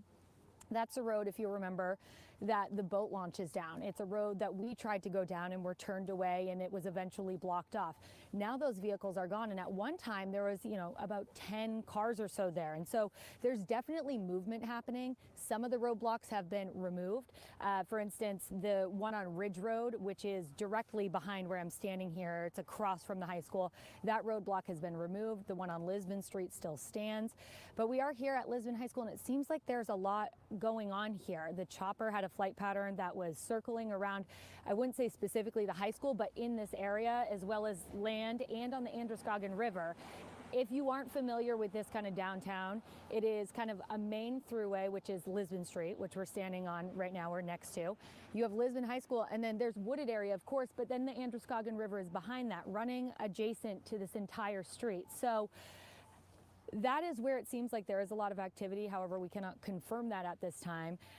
There just seems like a focus on this area. And so as we were talking about just what it feels like to be a Mainer and living through these experiences, whether you're a journalist or not a journalist, Alex is feeling something, being, exposed to everything in his environment and how horrible that can be. Here, I guess the feeling, and I mentioned it a little bit earlier, is just like a little unnerving because you're not quite sure. You have cars going this way and cars going that way. And so there is a shelter in place in Lisbon Falls, but I think probably a lot of residents are just waiting for that sigh of relief, as is the rest of the state of Maine. But for now, guys, I'll toss it back to you. We're still here in Lisbon Falls. We'll continue to update you as soon as we learn anything here in Lisbon. Hannah, thanks. And you bring up a really good point, and Brian and I talked about this a little bit. Give us a known. We might not like it, but we can handle it. Mm-hmm. Give us an unknown, and it's unnerving. We don't know. Like, and your mind starts to race. Yeah, because then you're left to your own, okay, am I safe here? Am I safe here? Which Where is why could this person be? Maybe they got on a boat. Maybe they jumped on a boat. Like, every possible scenario goes through your mind. From outsiders, because we don't know what law enforcement is doing, and so we're trying to figure it out, and everybody wants to know, am I safe where I am? And we talked about that with schools tomorrow. Whether or not schools should be open tomorrow if this person is still out there. And this happened so early in the night that kids were still awake. Kids know probably a lot more kids that know that this has been going on. Right. They've certainly seen what their parents have been paying attention to. This is caught the attention of our whole state and our nation, and it's there's just a lot of unknowns, and unknowns are hard. Rather have knowns than those. So yeah, and speaking of capturing the eyes of the nation, and President Biden has spoken with individually Governor Mills, Senators Angus King, Susan Collins, Congressman Jared Golden. The only person I didn't see on that list was Shelley Pingree. Doesn't mean it didn't happen. It just wasn't sure if maybe it was accidental or just hasn't happened yet. It is 3 a.m. Next time we're expecting to hear any concrete update from investigators, 10:30 this morning at Lewiston City Hall. Right now we're going to try to send things over to Raya Wooten, who is on one of the scenes now with more. Raya, tell us a little bit about where you are right now. Hey guys, I am at Auburn Middle School on 38 Falcon Drive. This is where they have designated the area as a reunification center. This is where families would come if they have questions, if they're looking for a loved one, if they're unsure. They're even offering counseling here. There are some behavior liaisons here to kind of help people work through their emotions. If you're just now joining us, just to catch you up on a few things, we are giving some morning coverage over from the night of that mass shooting that took the lives of anywhere between 15 to 20 individuals and possibly injured 50. So here, people are coming earlier. You may have been with Haskell, and he pretty much was watching families as they were coming in, checking in, and it was a little emotional area earlier. It's kind of calmed down here, as you can see. There's not too much going on, but this is what I would call the calm and the quiet between the storm, because as far as we know right now, the person of interest is still at large. So pretty much of what we've seen earlier at this scene, there have been families who came out. One woman said that she was looking for her husband, and happily she was able to find him. Unfortunately, there are some people, you know, who haven't had those good outcomes as we've been here. There have been some people who said that their loved one was reported to be here. They didn't find them here, and then they left here to go to the hospital. There's a lot of unanswered questions here right now, and here is how tight-knit Maine is. The mayor of Auburn was actually helping people into the building, helping people get situated, and I think that's what a lot of people need right now, is just some sort of reassurance, and just even that this designated area for reunification was organized and set aside as quickly as it was. People say that it has been helpful for them. So we're going to continue our coverage here. We'll continue to keep you updated live in the field, and back to you guys in the studio.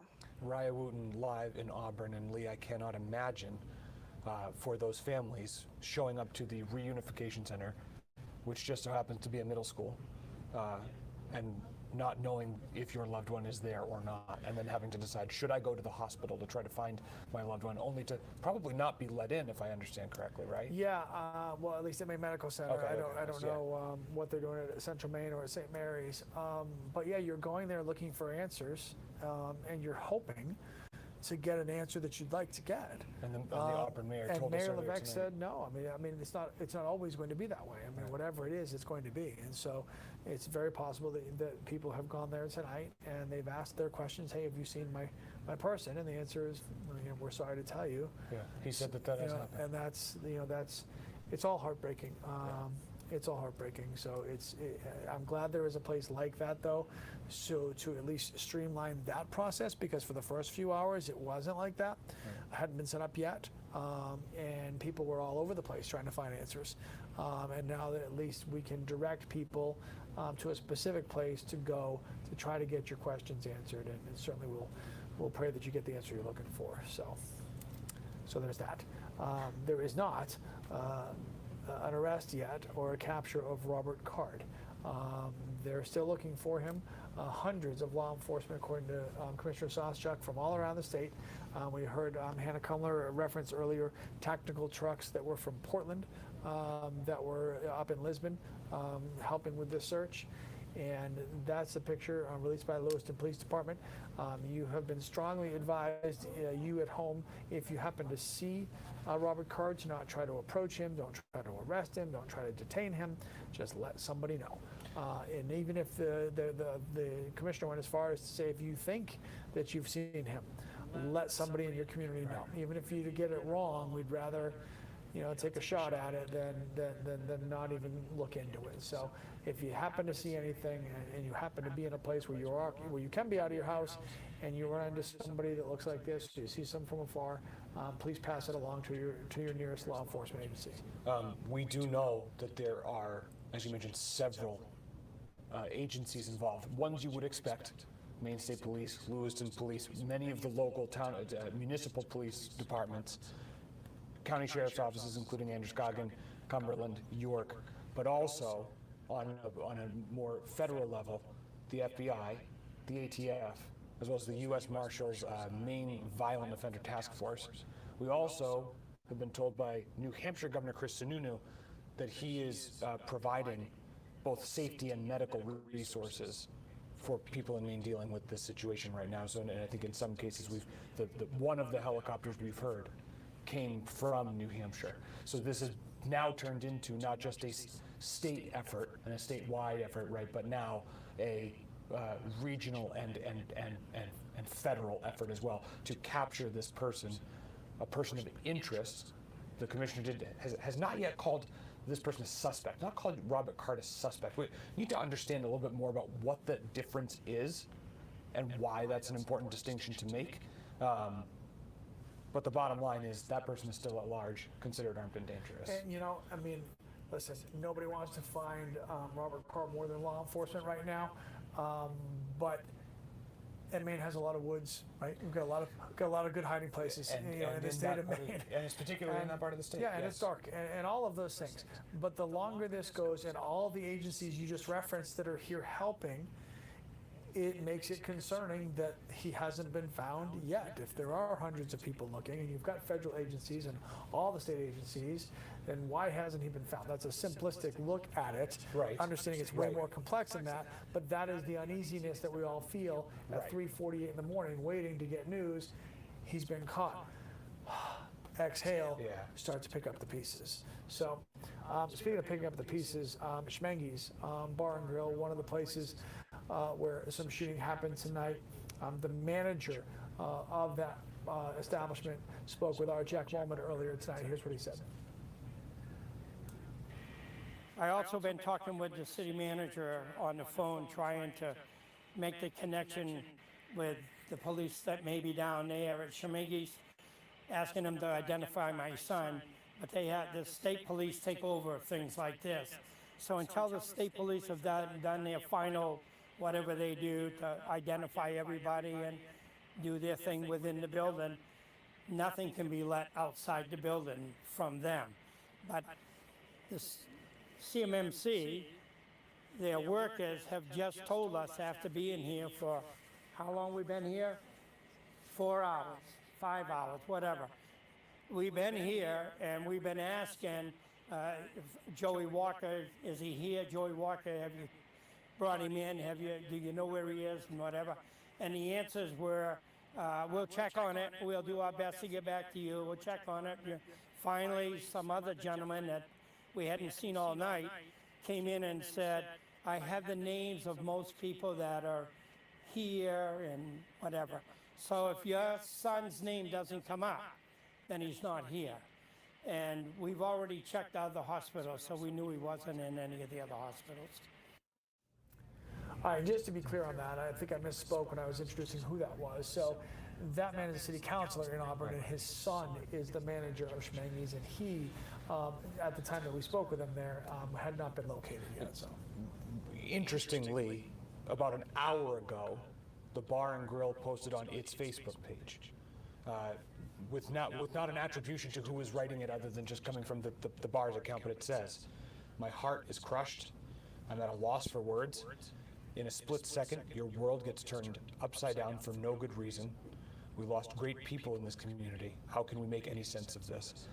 Sending out prayers to everyone." I'd imagine that's the sentiment that pretty much everybody in the state is feeling tonight. yeah, I mean, Chris, it's a Wednesday night, right? It was a Wednesday night where kids went bowling, adults went bowling, people went to Schemengees to watch the Celtics play. Right. You know, it's just, it's a relatively innocuous, let's go out on a Wednesday in October, Maine night. Right. And it has turned into this absolute living nightmare that our state will never forget, that our state has never seen before, and that is going to leave a permanent scar on the pureness and the wholeness of Maine. And that's not to be naive and think that, oh, well, it couldn't possibly happen here. And there's the post that Chris was referencing. Because we've all been thinking about this for a long time now. You know, could it happen? Let's be ready in case it happens. We're trained for it. We're ready. The kids practice it in schools, right? Law enforcement in every community has their active shooter drills. You've been part of those drills for news stories on you know, the kind of training that our first responders go through to prepare for nights like this. All the while, somewhere in our heads, hoping, thinking maybe probably won't happen here, but just in case we'll be ready. Right. And then when just in case presents itself, it's jarring because it's not what you expect. And I don't think there's a community out there that sits anywhere in our country that goes, well, we expect it'll happen here. Nobody does. But when it does, and it's you, and it's not somewhere else, where you don't send your thoughts and prayers, you're actually here. And you're actively participating in that. It's jarring. One thing that I imagine would make things very difficult for those very first responders running, you know, kind of towards the gunfire, so to speak. And we don't know that actually occurred in this instance, but the idea of somebody having to run into a scene where people are hurt or dying. They have ways that they prepare for that in public locations.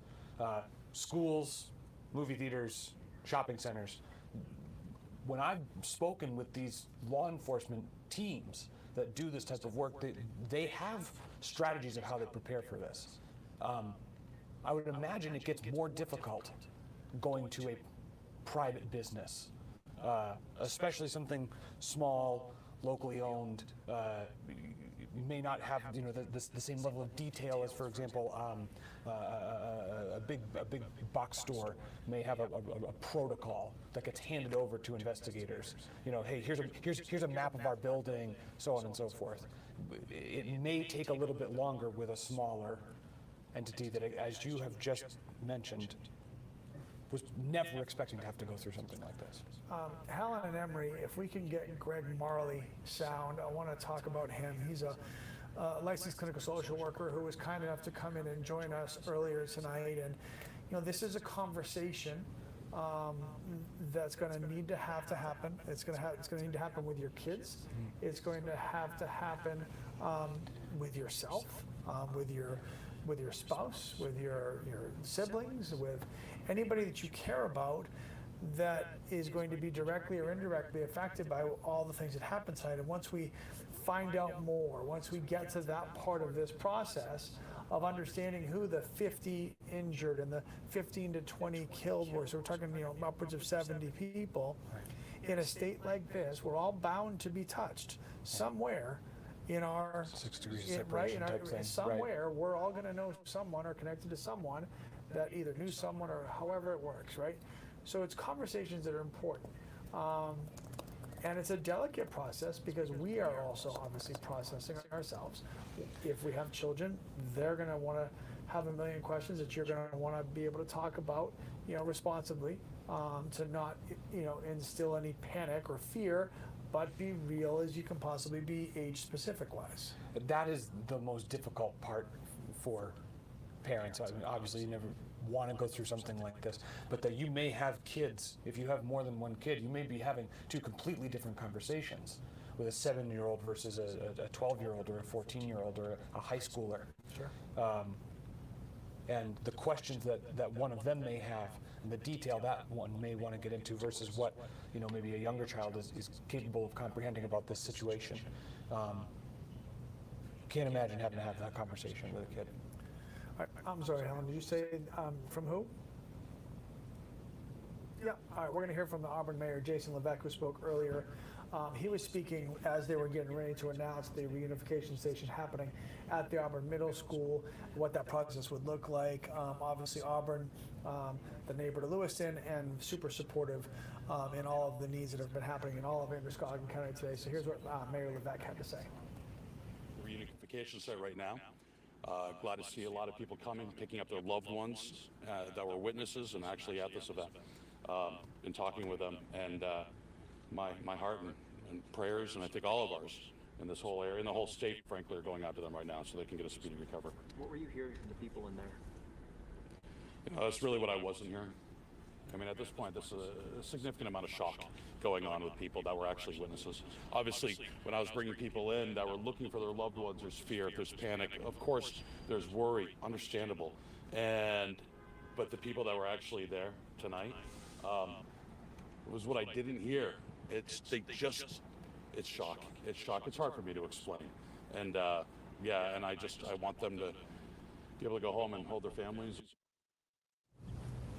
Yeah, go home and hold your family. I mean, that's what everybody kind of wants to do, and that's a common theme. So we would all like to do that, and unfortunately, some of us will not be able to do that. So why don't we try to send things over to Hanny Yashivi? She is in one of the areas. Last time we spoke with her, she was on Mollison Way, which is an area. Sparetime Bowling. Which is an area that police have closed off that road due to the ongoing investigation. They said it's going to be closed for quite some time. Hannah, what more information do you have from us from there?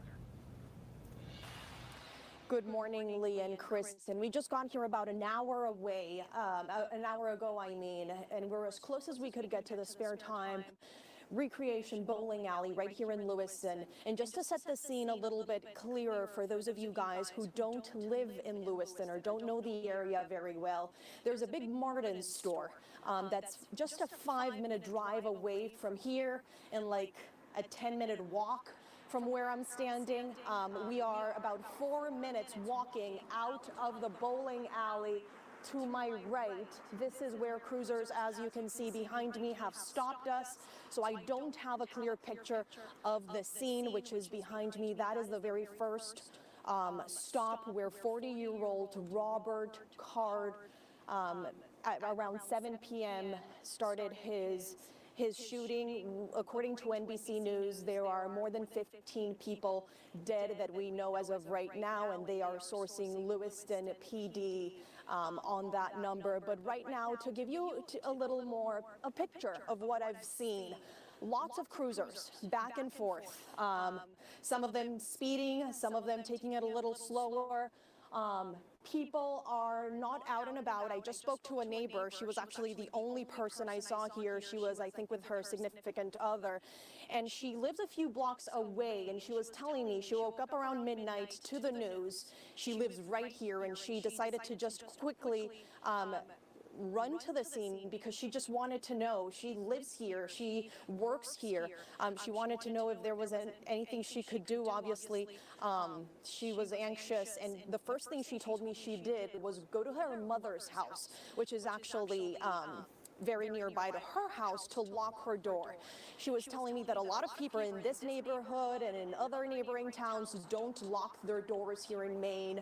We're lucky that we live in a pretty safe state, but that order in place is still on. And something interesting, Chris and Lee, that I saw while I was driving here to this location, as I said, I just got here about an hour ago, was this big sign right as I pulled in to Lewiston saying, shelter in place. And as I said, this sign is typically those electronic big signs when there's inclement weather or when you should take it slower. It just said shelter in place. So I do know that that shelter in place order is still active. People are encouraged to stay home.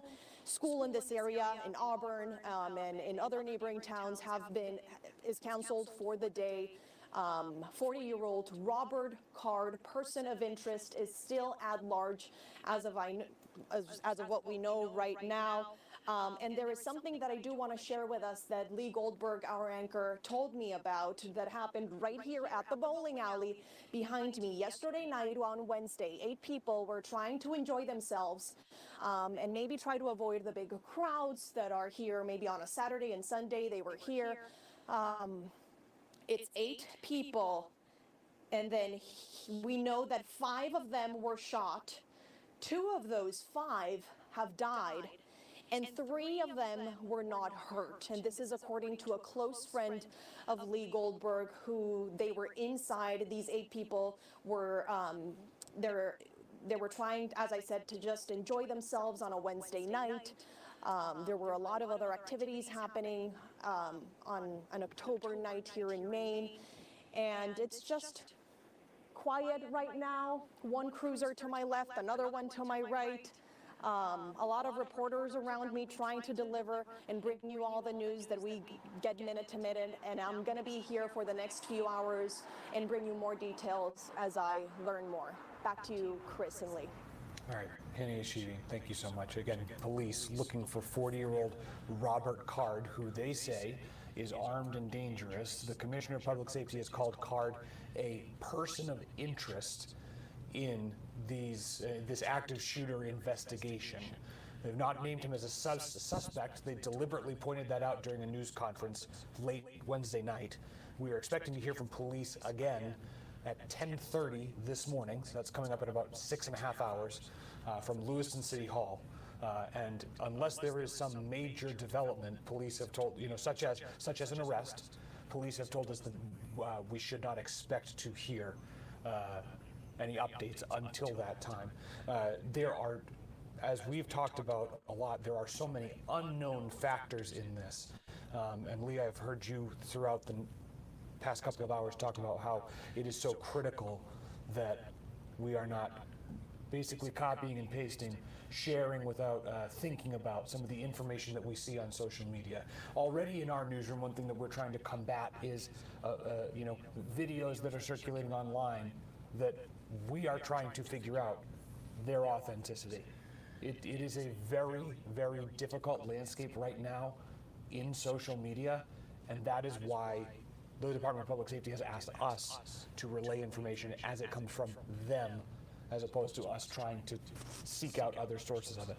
There's reasons for us to do that. There's ways we can help the public by delivering other pieces of information that are not necessarily related to the investigation. Sure. Well, I mean, misinformation can obviously cause unnecessary panic and unnecessary worry, and can certainly be detrimental to this entire process. So while everybody is interested and everybody has social media and everybody wants to know what's going on and wants to dig for information from home, it's real important, as Commissioner Sawchuk alluded to understand where you're getting information from. Don't spread it or share it or talk about it if you don't know for sure that what you're reading, hearing, seeing is true, and that's important. We had this exact same incident happen earlier in our coverage when NBC News was reporting 22 people dead. Now you see the number at the bottom of our screen now says 15 to 20. They had interviewed a city official with the city of Lewiston who had given them that number. We reached out to that same city official. They said, "Oh, we've been told not to do any more interviews until we get some more concrete information." So you can understand how even in the people who are supposed to be the most plugged into this, there can be things that end up kind of spinning out of control, which is why, although it is so difficult and tense and stressful for us to have to wait until 10:30 in the morning to get more answers, it will be probably the most definitive confirmation we have of what actually transpired in Lewiston. Hopefully. I mean, hopefully that's, there'll be lots more knowns versus unknowns, because we have a whole bunch of those right now. Right. This has obviously affected the state of Maine, people who are from here, people who currently live here, people who maybe used to live here, right? This has affected everybody in the country. This is affecting people from all over the place. The Sacramento Kings, 3,000 something miles away, had their season opener tonight, NBA basketball, big night for them, celebratory start of a new season. Their head coach is Mike Brown. I don't know if Mike Brown has ever been to Maine. Maybe he has, I don't know. Game's over, goes to his press conference and asks, "Hey coach, let's talk about the game." Mike Brown, Sacramento, California, coach of the Kings, want to talk about what's going on in Maine. Take a listen. I'm walking over here and somebody says there was a mass shooting in Maine with 22 dead. If that doesn't touch anybody, I don't know. I don't even know what to say.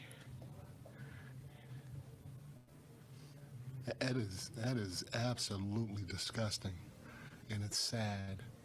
And it's sad that we sit here and watch this happen time after time after time after time, and nobody does anything about it. It's a sad day.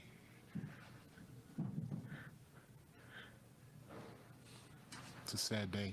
It's a sad day for our country. It's a sad day in this world. And until we decide to do something about it, the powers that be, this is going to keep happening. And our kids aren't going to be able to enjoy what the United States is about, because we don't know how to fix a problem that's right in front of us. Sobering, and obviously not the first person to make those comments. The frustration over seeing these types of events play out in cities and towns, in all, I can't say with certainty every single state in our country, but there are no state border lines when it comes to this type of violence, unfortunately. Well, I think what you're trying to get to is when these happen, you're instantly on to where's it going to be next, right? And we've heard people make comments like this before about things that have happened in other cities. Right. And they continue to get made, and there continues to be a next place. And today we are that next place, and that is something that 1.2 million people, at least the greater majority of them, never thought would happen here, and it did. And we are going through it as we speak. So there's that. Raya Wooten is joining us live, and she's going to bring us the latest as well. I think she is at the Reunification Center in Auburn Middle School. Hey, Raya. Hey, yes, we are still here at Auburn Middle School on 38 Falcon Drive. This is where families would come if they're looking for information, if they're looking for a loved one, if they're looking for some counseling or someone to kind of help them through some of those emotions. If you're just now joining us earlier, Alex Haskell, he spoke with a woman named Maria Wilson, and she was looking for her significant other here, and she had some trouble finding him, and she was really going off little information, and she was just going through those whirlwinds of emotions. Take a listen here. I'm still in shock. I think we're all in shock. I think us as a community are. Right now, we're trying to figure out how we're going to tell his kids. He has almost 14-year-old. Her birthday is in 4 days. How are we going to tell her? Your dad's not going to be there. How does the mother go home to tell the kid? We don't know if he's alive or dead. We don't know where he is. We don't know what's going on.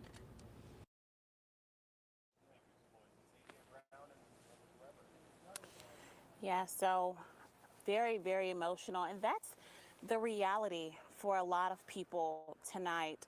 A lot of the conversation that we've had on air, guys, is how you talk to your family and talk to your children about this, about a tragedy like this that hits hard into the core, especially in a community as tight-knit as Maine is.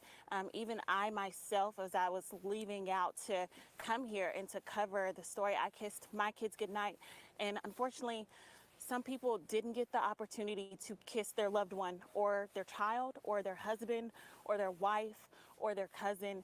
And it weighs heavy. It weighs very heavy, and people are going through those emotions. So if you find yourself going through emotions, if you are in distress, if you need more information, there's definitely people here at the Reunification Center that can at least offer or lend some support and help you navigate through this. Earlier with Alex Haskell, he said that the mayor of Auburn was here walking people in, supporting them through the process, being of service in whatever way that he could possibly be. And that stems true for a lot of people who were out on the grounds this morning, who were out on the grounds overnight, and will continue to be here with you, giving you the latest updates and keeping you posted and informed on what's going on. Back to you guys. Raya Wooten, live in Auburn tonight. Heartbreaking message from that mother about how she's going to have to explain to her kids why her partner's missing. Well, this is going to be, sadly, a conversation that, as of now, 15 to 20 people are going to have with their families, not to mention the 50 others that have some type of physical damage, not to mention the others that are going to have psychological damage. So there's multi-layers to this onion of pain that our state is feeling right now. We spoke with Greg Marley, who's a licensed clinical social worker with NAMI. He was kind enough to come in and talk to us earlier tonight about how to have these conversations, the importance of them, the approach to take, all that. Important information for us to have as we process ourselves and as we help the ones that we love process as well. Take a look.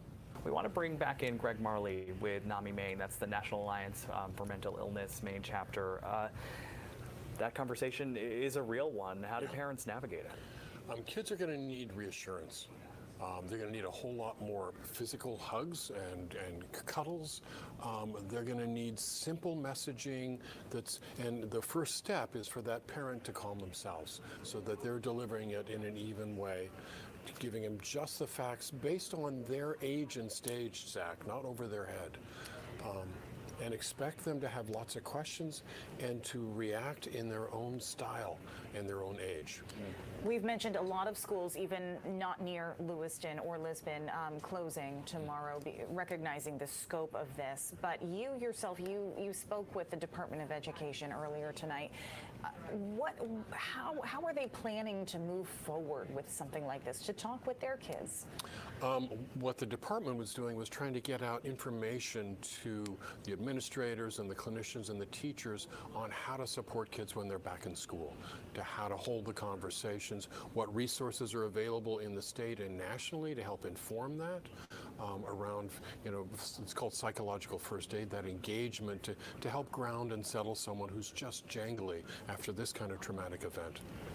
You also mentioned that you have been speaking with coordinators in the Lewiston-Auburn area tonight. How are they preparing for all of this right now? Well, I had an email just a few minutes ago with Catherine Ryder, who's the Chief Executive Officer at Tri-County Mental Health. And she said that her crisis response, critical incident response team is out tonight working with law enforcement on death notifications and support. And they're going to be, across the community tomorrow doing the same work, supporting people, doing that critical incident response to help stabilize folks. So are you working with other agencies across the state, or do you expect to be working with other agencies across the state to support those kinds of efforts as this unfolds? I think my schedule tomorrow is going to go out the window as I'm trying to support this, what happens in the aftermath of this event. Absolutely. A whole nother force of important humans comes into play after the fact. Absolutely. Greg, thank you for joining us again. This is all very, what you said, psychological first aid, just had never heard that before, and it's incredible to hear that, because that is it's sort of like, how do we treat what's on the inside now? Because we know enough about trauma, we know how people react, and we know some steps that can really help to settle someone. In that reassurance, that normalization, kind of giving them some information about what's going to happen in their body, what's likely to happen emotionally, and to help ground them.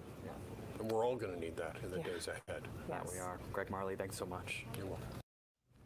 Psychological first aid, it jumps through the screen when you hear that. I mean, it's such a simple way to put it, and it's so important. And we thank Greg Marley for joining us. We will be hearing more from him today, Thursday, and I'm sure more even in the days to come. A huge resource for us to help get the message to you on how we all are supposed to process this, present company included. I mean, I'm listening to every word he says. This is not something we've done, right? This is not something we've been through. We don't know how we're supposed to act. We've seen other people do it, but we've never done it, and that makes it different. And it's Maine, right? It's just not supposed to happen here. We are going to take a second and let you listen to the most updated information that we have from Department of Public Safety Commissioner Mike Soschek, who spoke, this was now yesterday, late yesterday, at a press conference to tell us sort of the basic information that we have right now about a person of interest, 40-year-old Robert Card, still armed and dangerous, police say. Here's what information Commissioner Soschek told us last night. Thank you for joining us here this evening. My name is Mike Soschek. I'm the Commissioner for the Department of Public Safety here in Maine. We truly do appreciate your patience and your partnership as we work with all of our partners across the law enforcement spectrum at all levels, local, state, county, and federal, to address and investigate these violent crimes that occurred in the city of Lewiston this evening. As you know, this is an experienced group. We won't have a lot of Q&A here this evening. This still is very fresh. It's new. It's new for all of us. And our focus is on the investigation and getting this right the first time. And we're doing that with our partners. And we do appreciate you putting out information from time to time. Moving forward, we would appreciate it if you got that information from us so that we knew that it was accurate. And that is incredibly important for all of us from an investigative standpoint and from a public safety standpoint, that we have a unified front with this information as we release it. The delay in coming here with you now is simply because we have to confirm information from our end. We want to make sure the information we're giving you and the information that goes out to the general public is accurate. So we do have some information here that we will release. It is here on the podium. And this is a general caution to the public. That approximately 6:56 this evening, a couple of shooting incidents occurred here with multiple casualties in the city of Lewiston. And police are currently searching for a Robert R. Card, 4/4 of 1983 of Bowdoin. Card is considered armed and dangerous. He is a person of interest, however, and that's what we'll label him at moving forward until that changes. If people see him, they should not approach Card or make contact with him in any way.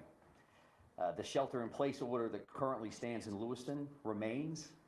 A vehicle, which was a vehicle of interest in this incident, was located in Lisbon, and we are now also asking residents in Lisbon to shelter in place. So please share that information with communities as well.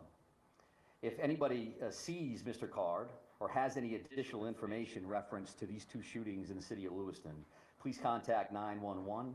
If they see anything suspicious, please feel free to call their local authorities. We have literally hundreds of police officers working around the state of Maine to investigate this case, to locate Mr. Card, who again is a person of interest and a person of interest only. And we'll continue to gather information so that we can bring the suspect to justice and ultimately seek prosecution down the road. This release also includes a photo, which I believe I have seen from various sources. I would also let you know that we have created a reunification location, and that would be at the Auburn Middle School, so in the neighboring community of Auburn, at 38 Falcon Drive. Again, that's the Auburn Middle School. And when I say reunification center or location, what that means is that if somebody has a question or they have a concern, they can't find a loved one, they believe that a friend or a family member may be involved in what occurred here tonight in Lewiston, that they could respond to that location. We will have some of our behavioral health liaisons, counselors on site, and we'll also be providing information as it becomes available to us. As you can imagine, and as you know, there are multiple scenes in the city, to include multiple hospitals, multiple follow-ups, a lot of witnesses we're speaking with, and a lot of leads. The general public has been very cooperative and very forthcoming with information. So I would expect if we have additional information, we'll be happy to come back and share it with you. I know that from the city of Lewiston standpoint, probably going to close City Hall after this briefing and probably move everybody out. But again, we appreciate your partnership and your patience. I would offer to take questions just so you know that I probably won't have answers. And as long as you know that going in, there's no disrespect intended in that. Feel free to ask a couple, and if I think we can get there, then I'm happy to answer those. If not, we do have work to do on behalf of our communities, and that's our primary focus this evening. There are many specific figures about casualties out there. The sheriff Sanson told me up as many as 20. I just wanted to give you those opportunities to set the record straight on that. Yeah, I do appreciate that, and I know that there's been a lot of numbers out there. This is a very fluid situation, so the last thing I want to come up is give you a number and then 3 hours from now change that in one direction or another. So I don't have firm numbers on that, and when I do, we'll be happy to share those with you, because it's an important piece of healing and it's an important piece of information for all of us to be aware of, but I don't have a firm number on that. But at least 15, right? I think I just answered that question to say that I'm not going to give you any specific numbers.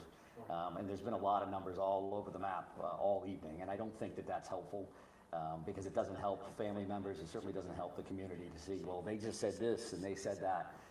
So if you want accurate information, I'm prepared to give that to you when I have it. I don't have that right now.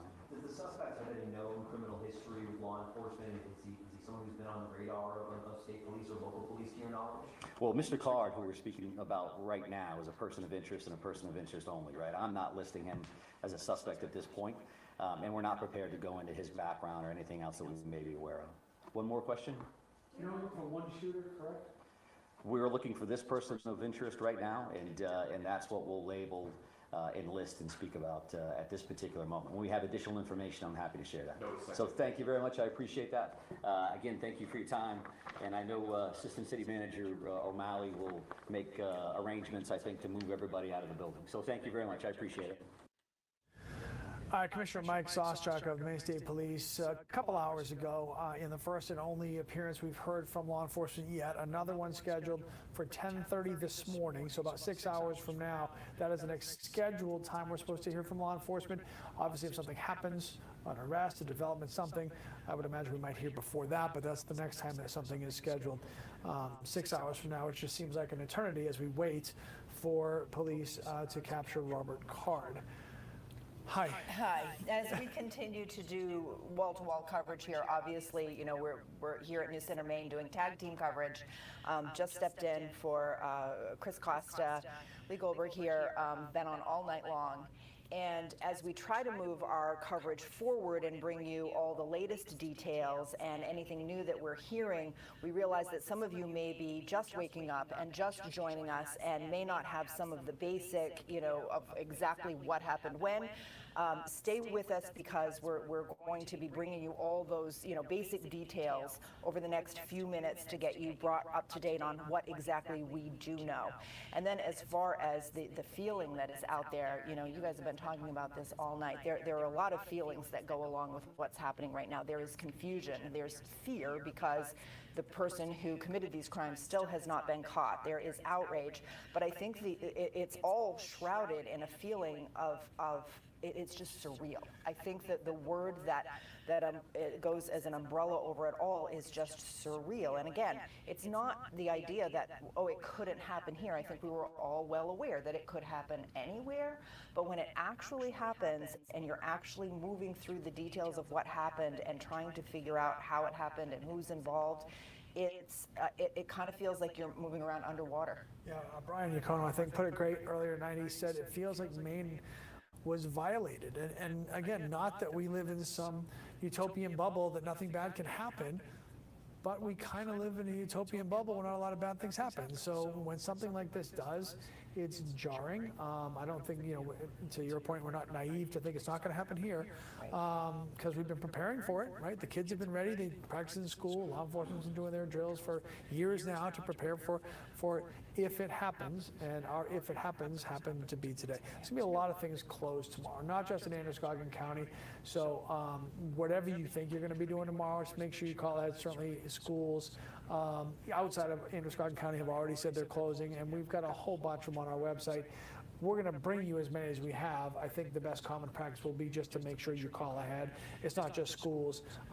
The bus isn't going to run in Lewiston tomorrow. The DMV is not going to be open in Lewiston tomorrow. So there's other businesses and things. And I think as people wake up and we learn more, and depending what happens, honestly, between now and 8 a.m. or 9 a.m., that list might change and grow even more. So. Right, we're trying to put together a comprehensive list. So we do encourage you, as you're waking up, if you have any questions about whether your business, your school, your institution is open or holding the meetings that they were supposed to have, as this has become, a statewide issue, not knowing where this man is. Please check our website, and we would encourage you, if you own a business or operate a school or have, something scheduled for today, please call into our system and let us know so that we can keep that list as updated as possible for everyone out there. So all this started, according to State Police, 6:56 p.m., about 9.5 hours ago at this point. Sparetime Recreation Center in Lewiston.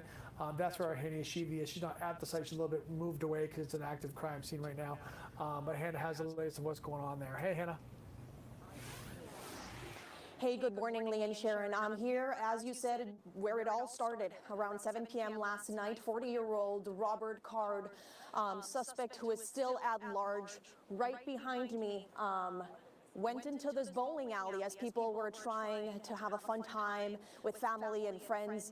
And we know as of now, according to NBC, we're reporting 15 to 20 people shot and dead in this mass shooting, and that number is expected to go up. But just to set the scene a little better for you guys, I'm here.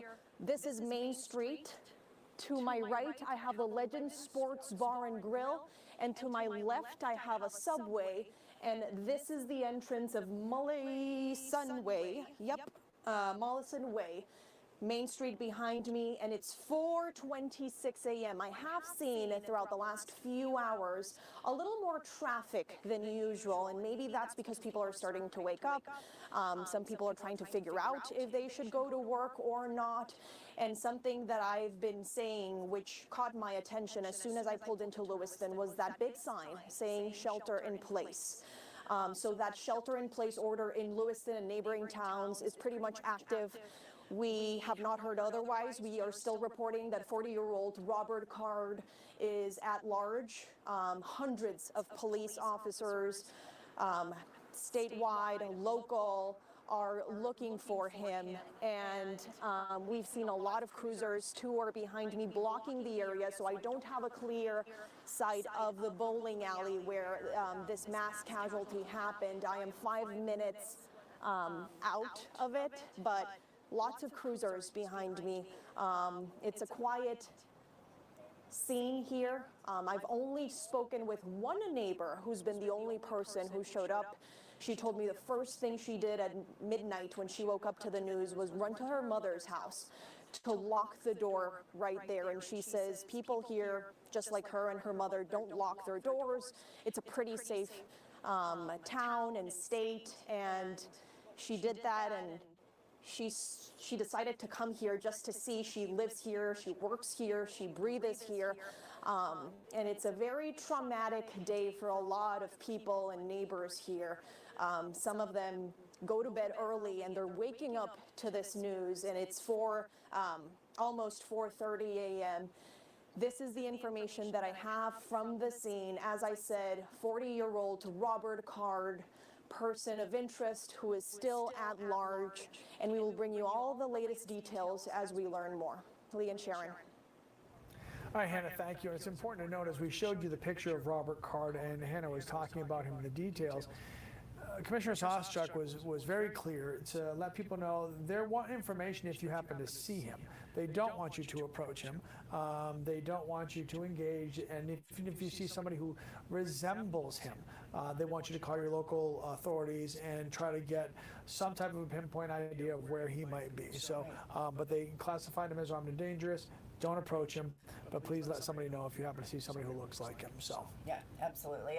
Caution, being of utmost importance. Sure. Of course, this is a story, obviously, centered here in Maine that has captured the attention of the entire nation and people around the world. Thank goodness we live in the time that we do, with the kind of technological connections that we have that allow us to check on the people we know and love in different communities. Maine is a small state. We all know each other. There are lots of text messages and reach outs happening, pinging all across the state for us to check on each other. I know my cousin in Florida texted to check in on us, and we do have statements from several officials here in Maine just reaching out to Maine and the nation to express what they're going through. The best way I saw it put on Twitter, or whatever it's called now, the state of Maine, one giant town. And I feel like that's a pretty accurate way to sum it up. Governor Mills releasing a statement earlier tonight saying, in part, I'm aware of and have been briefed on the active shooter situation in Lewiston. I urge all people in the area to follow the direction of state and local law enforcement. I will continue to monitor the situation and remain in close contact with public safety officials. We also heard from the mayor of Lewiston, Carl Saleen, released a statement. His says that Lewiston is currently under a shelter-in-place order that's been in effect since last night. He goes on to say, and it is critical to prioritize your safety and the safety of those around you. Please follow all recommended guidelines and stay home. We will continue to monitor this situation, and state police will provide updates. I am heartbroken for our city and our people. Lewiston is known for our strength and grit, and we will need both in the days to come. And the former director of Maine CDC, Dr. Nirav Shah, tweeting about the shooting a little bit earlier, maybe just after midnight, he's saying, tonight, we are all Mainers. As Maine grieves, so does the nation. Speaking of the nation, President Biden had reached out personally to both Senator Collins and Senator King to express his thoughts and sympathies and support for anything the state of Maine might need. Senator King, last I heard, was going to wait and come home tomorrow after an important vote in Congress, and now he's not, and he's going to be coming home now. First flight out, so he should be back soon. Not to get too far ahead, because we're still in the throes of this situation with the shooter out there somewhere. That is the primary concern. Also working exceptionally hard to try to identify the victims. We want to know more about the people who were affected by this, because at the end of the day, that's what this is really all about. But I think the mayor of Lewiston expressed it exceptionally well, that in the days ahead, one thing that Maine is known for is coming together and getting through the most difficult things. And although we have not experienced anything close to this in our history, we will do it again.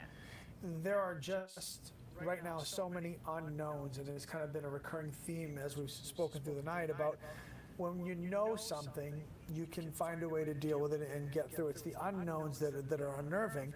We don't know where Robert Card is, and there are too many people right now that don't know where their loved ones are, that didn't get to the reunification center, or the people went to the reunification center and didn't get an answer of where their person that they're looking for is. So there's just a lot of stuff that we're waiting to get answered. That so. reunification center is set up at Auburn Middle School, Yes. which is where our Raya Wooten is, bringing us updates this morning. Good morning again, Raya. Good morning, Lee and Sharon. Yes, I am at Auburn Middle School at 38 Falcon Drive.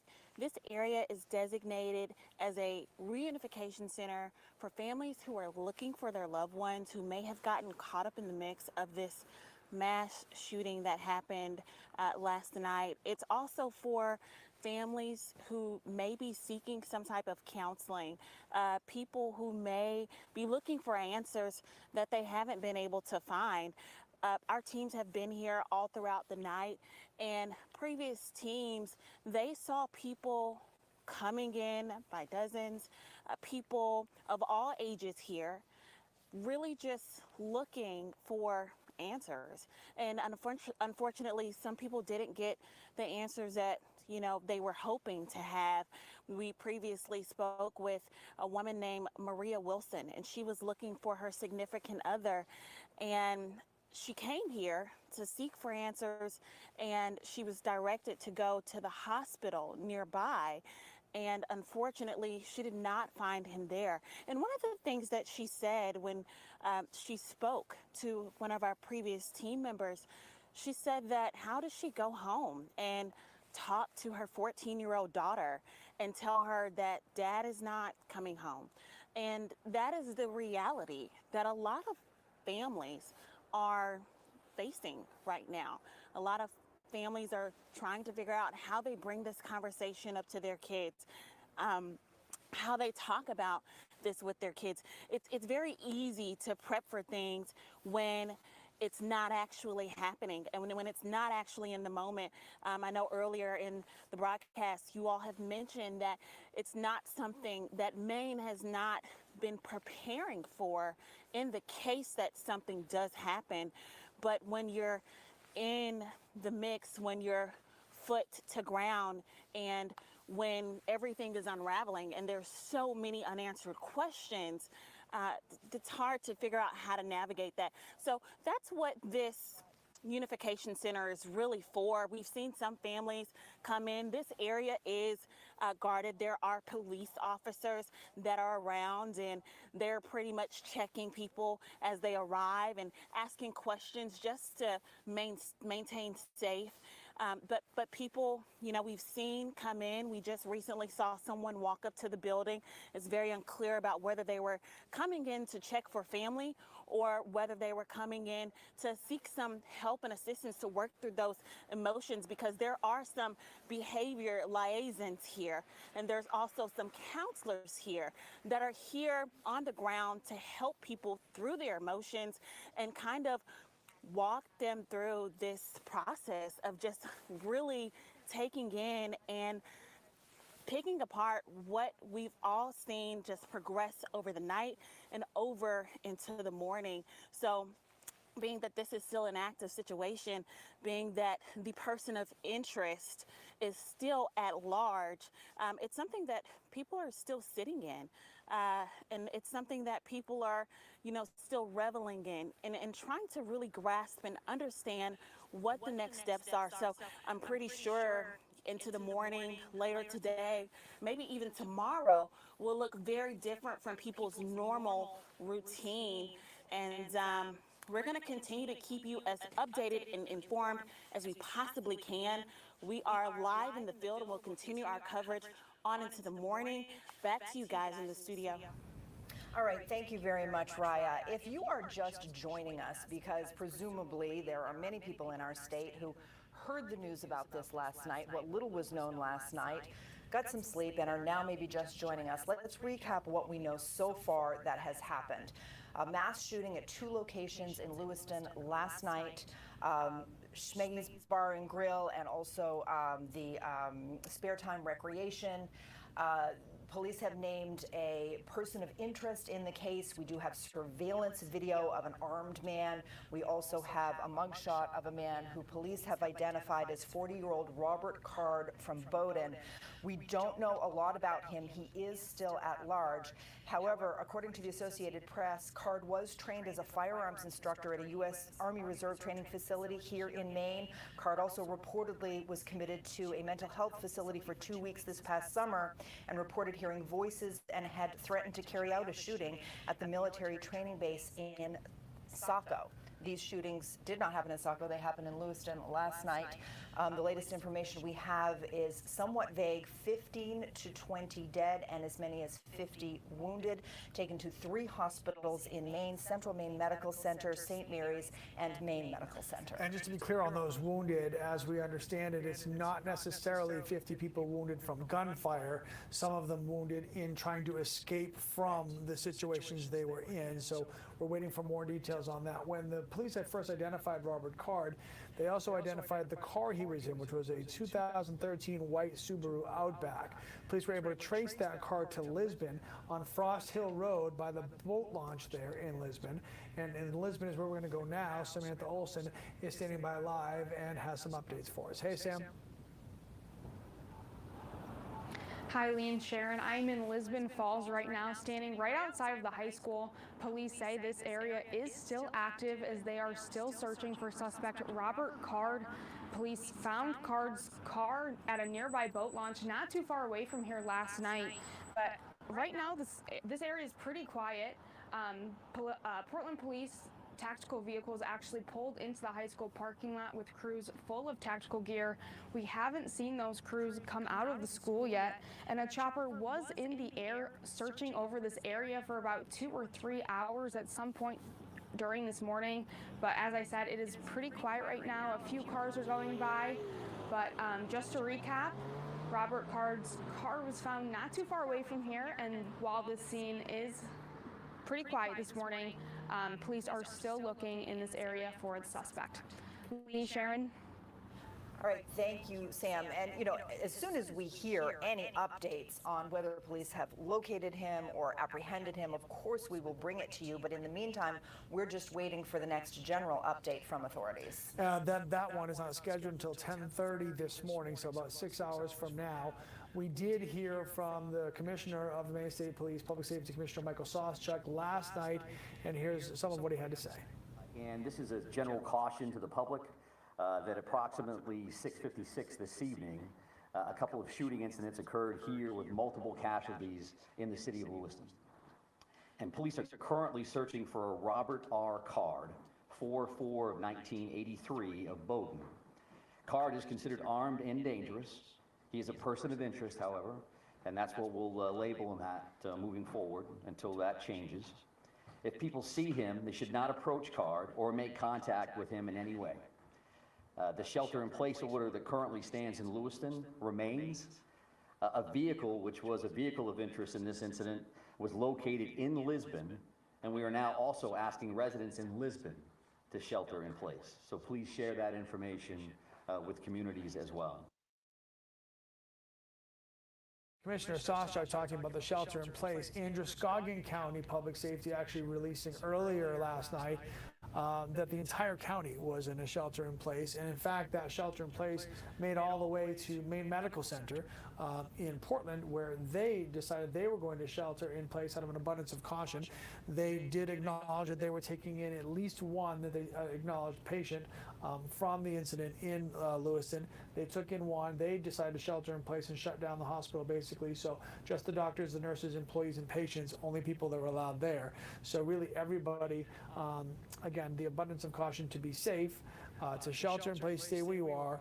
You know, first and foremost, because Robert Card is still out there, and until that's resolved, nobody really knows where they're safe. Right, and the last thing we want to do, of course, is be alarmist about this situation, but it has been several hours now since we've had any type of indication of his location.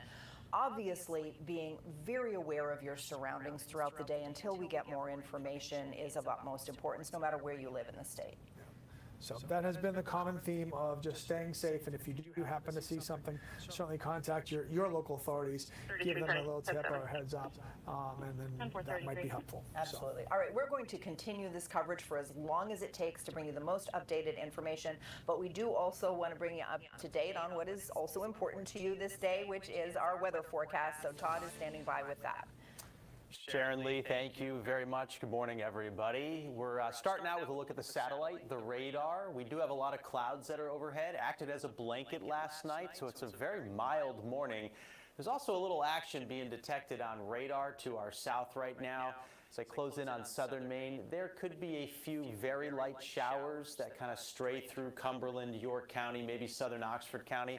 But that's about all the action we're going to see over the next few days. All the rainfall that we've had has been very light and will continue to be until late in the weekend. Look at these temperatures, though. They're very mild for this time of the year, mid to upper 50s. Both Bangor and Portland are at 56, Augusta's 58. Even up in north and in the mountains, it's not bad. Greenville and Moosehead Lake happens to be the warmest spot in the state right now at 60 degrees. We have a front to our north, so we're now in the warm sector, and this pattern is going to continue to pump in the warmth for the next several days, right up through Saturday afternoon. And then this front will come through Saturday night, cool us off for Sunday, and a storm system is going to develop along that front and likely bring us some cold rain Sunday night into Monday. This morning, you'll have a chance to see some breaks of sunshine. While a lot of us have clouds right now, there will be some breaks of sun. But just like the last couple of days, clouds will pretty much dominate our weather pattern here. By midday, it's mostly cloudy. By the afternoon, it's also partly to mostly cloudy. Can't rule out a stray shower, too, at really any point. But for the most part, we're looking at dry weather. Today's high will reach the upper 60s, close to 70, with partly to mostly cloudy skies. Friday looks very nice. We'll be around 70 degrees, partly sunny. Loving the way Saturday will look. Remains warm, low 70s, partly sunny. And then we cool off rather dramatically on Sunday, back down into the upper 50s. I do expect some rain showers to roll in Sunday afternoon, and they'll stick around on Monday, and the air mass will be getting colder at that point too. So these will be very chilly raindrops on Monday morning. We'll be in the 40s, a raw, wet morning. Mountains in north could actually see the first accumulating snow of the season too.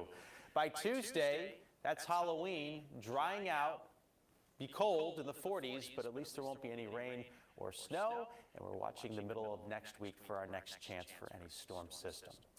That's the latest weather forecast. Today, mild, pretty quiet, not much happening. Guys, back to you. All right, Todd, thank you so much. We appreciate that, and we'll be checking in with Todd throughout the morning for updates. One of the things that's sort of hard to wrap all of our brains around right now is the human toll that this is taking and will take and continue to take throughout the days, weeks, months, and years to come. Well, and it's an onion, right? There's a lot of layers to this. It's the physical pain that people have suffered. It's the emotional pain that people have suffered who are directly involved, and then indirectly involved. We're a small state, right? I mean, we know if we're talking about somewhere maybe around 70 people that we know of right now that were possibly affected here, we know these people. We're going to be connected. We're going to find out names and go, oh my gosh, that's so-and-so, so-and-so, so-and-so, right? It's what, and so it's going to get worse. It's going to be harder for us to process once we know more. But again, that's after, right? Because now we're still present, right? And we're still current, and so that is first and foremost for most. And so the immediate issue for a lot of people right now is finding out who was directly affected by this, and it's there are 3 hospitals involved that the dead and wounded were brought to: St. Mary's, also Central Maine Medical Center and Maine Medical Center. There is the Reunification Center. These are all sources of possible information for people who are looking for loved ones and family members. But in the meantime, that information is presumably trickling out to the people affected, which is excruciating. Sure. Sparetime Bowling, we talked about. Henny Ishidi was there earlier as one of the locations where some shooting happened tonight. Schemengees is another one. It's a bar there. Leroy Walker is a city councilor for the city of Auburn. His son is a manager at Schemengees. Mr. Walker has not been able to get in touch with his son, and he spoke with our Jack Moment earlier. If you had my gut right now, I feel like I'm squashed with a vice. My neck and the back of my head feels like there's a vice squashing it the other way. And I don't know, telling you the truth, what kind of night this is going to be from now until tomorrow when I wake up to the true facts that my son is dead, and I know he's dead. I know it as well as I know I'm standing here telling you, because he's not here and he's not at any other hospital and he's not running the streets, or he would have called us, because he manages Schemengees. So I know he was there. And a thank you to Mr. Walker for sharing his situation with us. As we know, dozens and possibly hundreds of other family members are going through the same thing.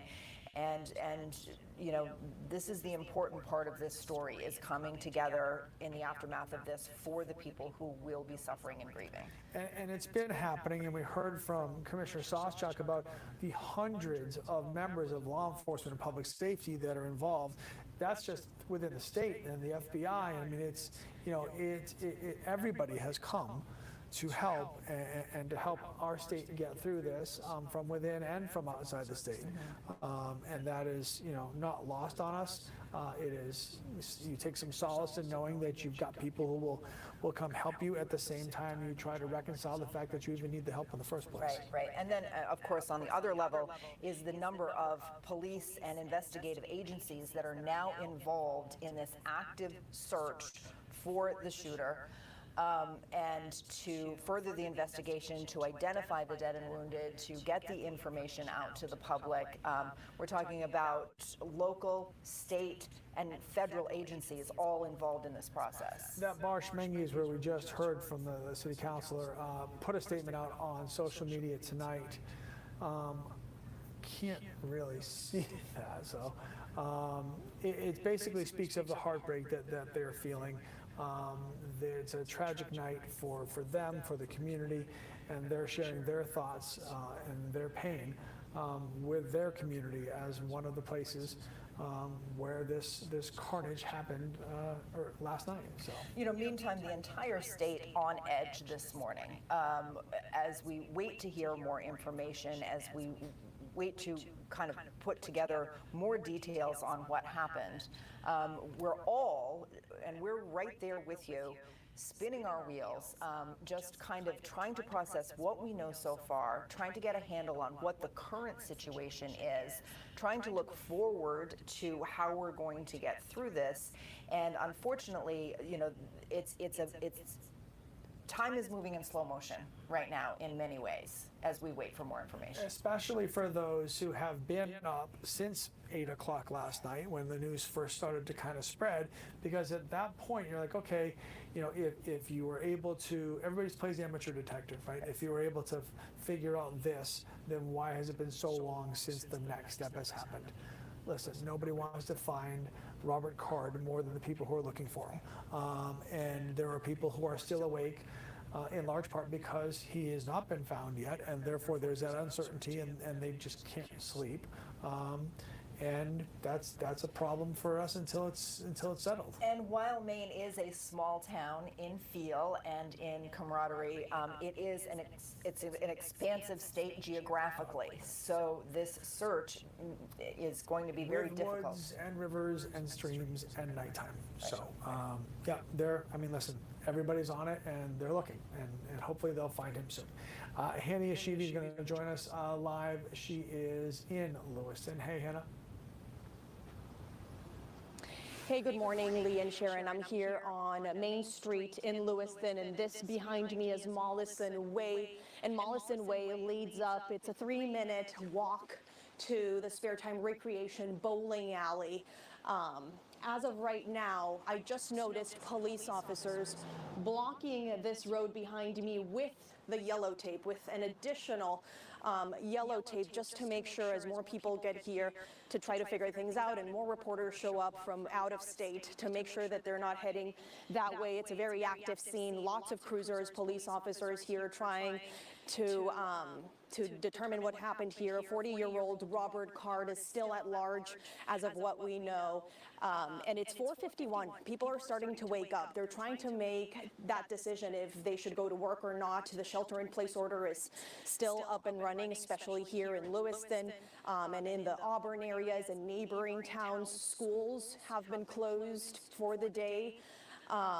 And I do want to let you know that I'm about 9 minutes, it's a 9-minute drive to the second location where the second shooting happened, the Schemengees Bar and Grille. And I wanted to read this post that Schemengees Bar and Grille posted on their Facebook page. This was about an hour ago, and it reads, "My heart is crushed. I'm at a loss of words. In a split second, your world gets turned upside down for no good reason. We lost great people in this community. How can we make any sense of this? Sending out prayers to everyone." And once again, that's the location of the second shooting. And that's a feeling that neighbors here, I spoke to one of them who was just here in the morning, that it's a feeling people have here. They're in shock. This lady lives just a few blocks away from me. She was saying the first thing she did was run to her mother's house to lock her door. And she left. She is sheltering in place, but she just wanted to take a look for herself of this traumatic situation that is unfolding here in Lewiston. 32 County 10-7. And then another thing that I did want to share with you guys is Lee Goldberg, a friend texted him saying that a group of 8 people last night right at the bowling alley were having a night, were trying to enjoy themselves. And of those 8 people, we know that 5 of them were shot. 2 of those 5 have been dead, and 3 were not hurt. And this is a friend of Lee's who texted him, just letting him know that they had a group of people there, and this was a community of deaf people who were trying to enjoy a night out on a Wednesday night at the bowling alley. So that's all the information that I have for you guys right now here, as I said, by the Sparetime bowling alley in Lewiston. Back to you. Thank you, Hannah. That must have been an incredibly difficult text to receive. Well, I mean, listen, so talking about touching home, right? So this is a friend of mine. These are 8 deaf people who in a moment like that don't have a translator there, don't have somebody who can interpret what's happening, and they're trying to figure out what to do. And so communication is already hard in a chaotic situation. And tragedy because 3 of the 8 of them who went bowling for the night on a Wednesday got shot, and so it's horrible, and yeah. It's hard to find words. Yeah. It's hard to find words at this point when it brings it down to the individual people who are affected by this, which is what's going to unfold in the days and weeks ahead. Meantime, we've talked a lot about the person of interest in this case. There was also a car of interest found. That was found in nearby Lisbon, and that is where our Sam Olson is this morning. Sam, let's hear the latest from you, please. Hi, Lee and Sharon. I'm in Lisbon Falls, and as you can see behind me, there are a couple police cars in the area, but overall, this area is pretty quiet. Police are still looking for the suspect, Robert Card. In the area, just down the street to my left on Frost Avenue, police found his car last night empty, and right off to my right is the Lisbon High School. Police have brought tactical vehicles into the parking lot throughout the night, and crews went into the gymnasium with tactical gear, and we haven't seen them come out. I know throughout the morning there was a chopper in the air for about 2 to 3 hours searching over this area looking for Card, and I know that Androscoggin River is also right behind the high school, so it seems as if police are looking on land and on the river, and the Lisbon Falls High School is closed tomorrow, but that is the latest, Lee and Sharon. Thank you, Sam. Yes, we have the facts of this case, which we are trying to bring you often. Much of it is on repeat because there haven't been a lot of new details released since last night, but we know that as the morning hours continue, more and more of you are joining us, and so at 5 o'clock we're going to start again to bring you all the basics of what has occurred last night and throughout the overnight hours. Meantime, we're also focusing obviously on the emotional side of this. Yeah, this is going to be a lot. This happened at 7 o'clock last night.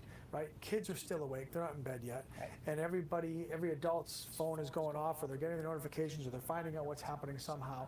So the kids are seeing this. There's going to be a lot to talk about. So we had Greg Marley from NAMI in to talk about how to take care of this for yourself and how to take care of this if you have to mention it and bring it up with your kids.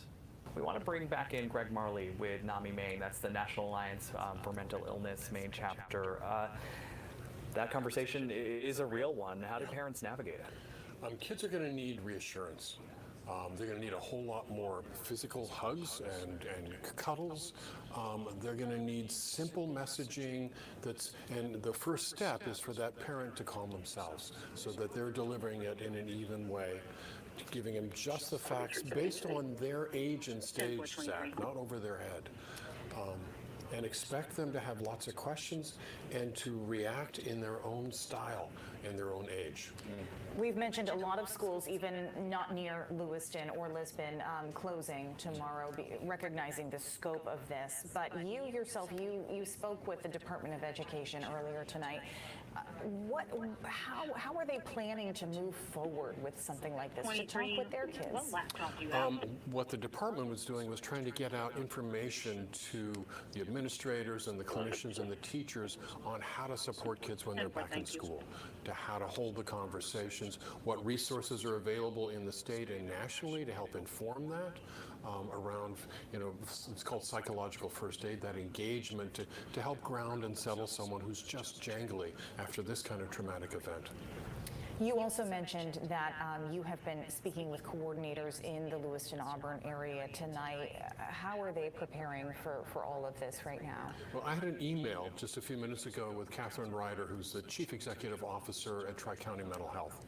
And she said that her crisis response, critical incident response team is out tonight working with law enforcement on death notifications and support. And they're going to be, across the community tomorrow doing the same work, supporting people doing that critical incident response to help stabilize folks. So are you working with other agencies across the state, or do you expect to be working with other agencies across the state to support those kinds of efforts as this unfolds? I think my schedule tomorrow is going to go out the window as I'm trying to support this, what happens in the aftermath of this event. Absolutely. A whole nother force of important humans comes into play after the fact. Absolutely.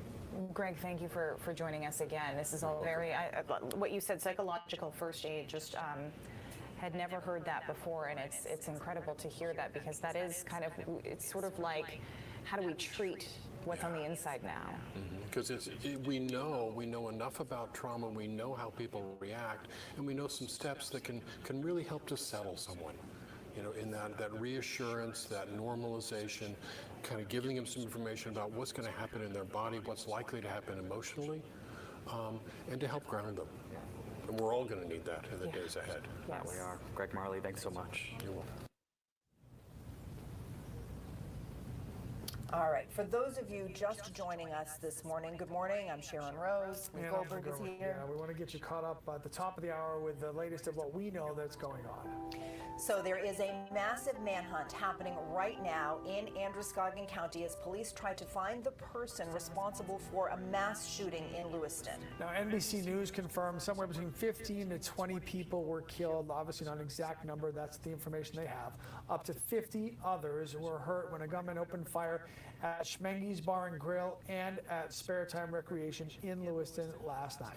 The two businesses are about 4 miles apart. Maine Department of Public Safety spokesperson Mike Sawchuk says the first shots were fired just before 7 o'clock last night. Now, people who live in Lewiston and Lisbon are being asked to shelter in place right now as police try to find Robert Card. He has been named as a person of interest in connection to these shootings. We heard from Sawchuk a few hours ago and expect another update to happen later this morning at 10:30. So there's the nuts and bolts of it. Ending with Robert Card, the man who is the person of interest and is specifically named as a person of interest and not as a suspect, is not captured yet as far as we know. So right, and we don't know much about him, by the way. We know that he's 40 years old. He's from Bowdoin. According to the Associated Press, he was trained as a firearms instructor at a U.S. Army Reserve training facility here in Maine. He also reportedly was checked into a mental health facility this past summer after threatening to carry out a shooting at a military facility in Saco.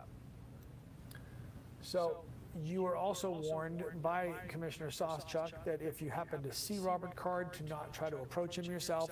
Don't try to apprehend him. Just notify your local police department, wherever you happen to be at the time, and go ahead and report that so they can try to pinpoint an exact area of where he is.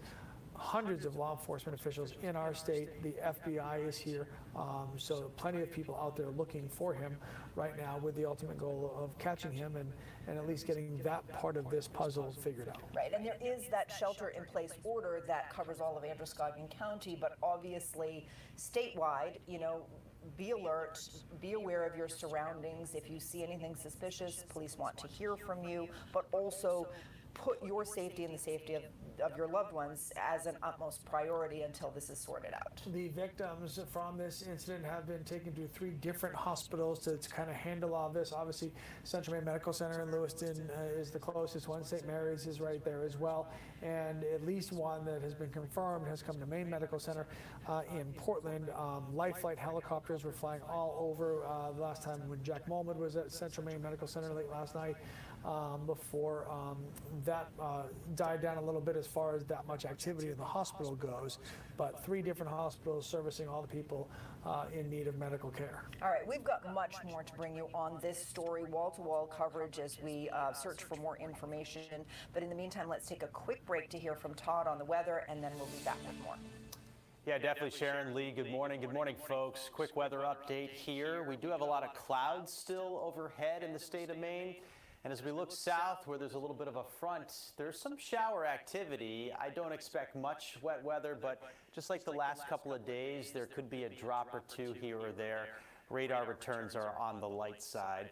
Temperatures are very mild because of last night's clouds. They kind of acted like a blanket, and it's a warm start on this Thursday morning with temperatures in the mid-50s. This time of the year, that's abnormally warm. That's closer to our average high. Bangor right now 54, Portland 55, Lewiston 53. It's even mild up north and in the mountains too. No 30s out there this morning. Front is to our north. We're in the warm sector now. We remain in it through Saturday. Temps way above where they should be. And then Saturday night into Sunday, we cool off as another front passes through. That cools us off. That also brings us the chance for some rain by late in the weekend and early next week as well. We may see some sunny breaks today. Best chance for that is going to be this morning. And then as we get into the middle of the day, there'll be a lot of clouds out there again, mostly cloudy skies. Again, a few blips showing up here or there means a sprinkle is possible. Late in the day, it'll be partly to mostly cloudy, but our temps abnormally warm, getting up close to 70 this afternoon. We'll go for 68. Tomorrow, partial sun around 70 as we wrap up this work week. We get into the weekend. It remains warm on Saturday, partly sunny, low 70s, and then things cool off kind of dramatically here on Sunday. Most of the day is rain-free, but in the afternoon, showers roll in. They'll become steady Sunday night through Monday morning. And with that steady rain, chilly temperatures too. It's going to be a raw and wet early start to next week. The high in the afternoon after the showers taper off about 50. Even colder than that for Halloween and the middle of next week. At least Halloween is looking dry at this point, but the kids will be shivering as they're trick-or-treating with temps in the 40s, and it stays in the 40s on Wednesday. We'll watch the potential for another storm system middle of next week. Sharon Lee, back to you. All right, Todd, thank you. And aside from the weather, another sort of, sidebar, something that you may be wondering about as you're just waking up this morning is what's open and what's closed. There are a number of schools that have closed out of an abundance of caution this morning. There are also businesses and institutions that are closed or have canceled events. We do have a running list on our website. We've heard from many of them this morning. You can check our website. And again, we want to encourage you to call those into our system here at News Center Maine so that we can keep that list updated for everyone. And it's not just schools actually in Androscoggin County. Schools outside of Androscoggin County will not be operating tomorrow. The DMV in Lewiston will not be open tomorrow. So there's lots of different things today. Yeah. So yeah, so just make sure that you check ahead if you have an appointment somewhere. Make sure that today they're actually going to be open for a place for you to go. All right, so one of the things that's come out of this is they set up a reunification station at Auburn Middle School for people to go looking for their loved ones to see how they're doing, if they're doing well, where they might be if they have not been able to connect. Raya Wooten is there right now and joins us for the latest on that. Hi, Sharon and Lee. We're still here at the Reunification Center at 38 Falcon Drive. This is where families would be coming if they're looking for a loved one, if they have questions, if they're looking for some support through this process. Earlier, teams spoke with an Auburn City Council member who says that his son is a manager at one of the locations where the mass shooting happened. And his son's name is Joey. And we got a chance to talk to him, and he says that he speaks to his son just about every day, and today was just different. So take a listen.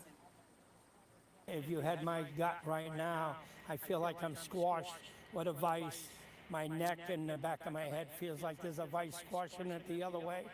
And I don't know, telling you the truth, what kind of night this is going to be from now until tomorrow when I wake up to the true facts that my son is dead, and I know he's dead. I know it as well as I know. I'm standing here telling you because he's not here, and he's not at any other hospital, and he's not running the streets, or he would have called us because he manages Schemengees. So I know he was there. That was Leroy Walker, who you just heard from. He is a city council member for Auburn in Ward 5. And he says that he just knows in his bones that, you know, his son is not here with us anymore. And that's something hard to take in, especially when you're frantic and you're looking for answers and you're not getting any because you don't have a way to get in contact with your loved one who you're searching so desperately for. And that's just the case for a lot of people, you know, tonight. That's the reality for a lot of people here tonight. Just a few moments ago, we saw a group of people exit the building, and clearly they seem to be going, you know, through some type of emotional distress. They were standing off to the left of me, and it's pretty much most of the action that we've seen this morning. It's been fairly quiet over the morning. There are police officers that are guarding this area, pretty much watching who goes in and who goes out. And they're asking questions to make sure that people here are safe. But if you are looking for a loved one, or if you have questions, or if at all you're looking for some type of support, there are behavior liaisons here. There are also counselors here. But if that is your reality tonight, then this is the reunification center that they have designated for people to be able to come and get the help and assistance that they need throughout this tragedy that we're all seeing unfold. So the reunification center is located at 38 Falcon Drive. Again, that is 38 Falcon Drive. The mayor said it'll be open and available for as long as Mainers need. With so many unanswered questions right now, it's fairly hard to tell how long this space will be needed, but there are some people here who say that it's very useful. So back to you guys in the studio. All right, thank you very much, Raya. We want to put up the pictures that you probably have already seen, but in case you haven't, surveillance pictures of the person who has been named as the shooter, and also a picture of Robert Card, 40 years old, from Bowdoin, who has been named by police as a person of interest in this case, the person that police are actively searching for this morning. Again, he is considered armed and dangerous, so if you think you know where he is or if you think you catch sight of him, please report it immediately to 911 and do not approach him. Now, one of the reasons that people might have gone to Schemengees last night was to celebrate the opening of a new NBA season as the Celtics got underway last night, and the Celtics hearing about the tragedy here in Maine and going to social media to express the franchise's thoughts, saying that our thoughts are with everyone in Lewiston, Maine. That coming from the Celtics last night. Also last night out in Sacramento, California, 3,000 plus miles away, right? The Sacramento Kings, their head coach's name is Mike Brown. I don't know if Mike Brown has ever been to Maine. I don't know if Mike Brown knows anybody in Maine. But after last night's game, kicking off the season, supposed to be a time of happiness, when asked about his team's game, he wanted to talk about Maine. Take a listen. I'm walking over here and somebody says there was a mass shooting in Maine with 22 dead. If that doesn't touch anybody, I don't know. I don't even know what to say. That is absolutely disgusting, and it's sad. And it's sad that we sit here and watch this happen time after time after time after time, and nobody does anything about it. It's a sad day.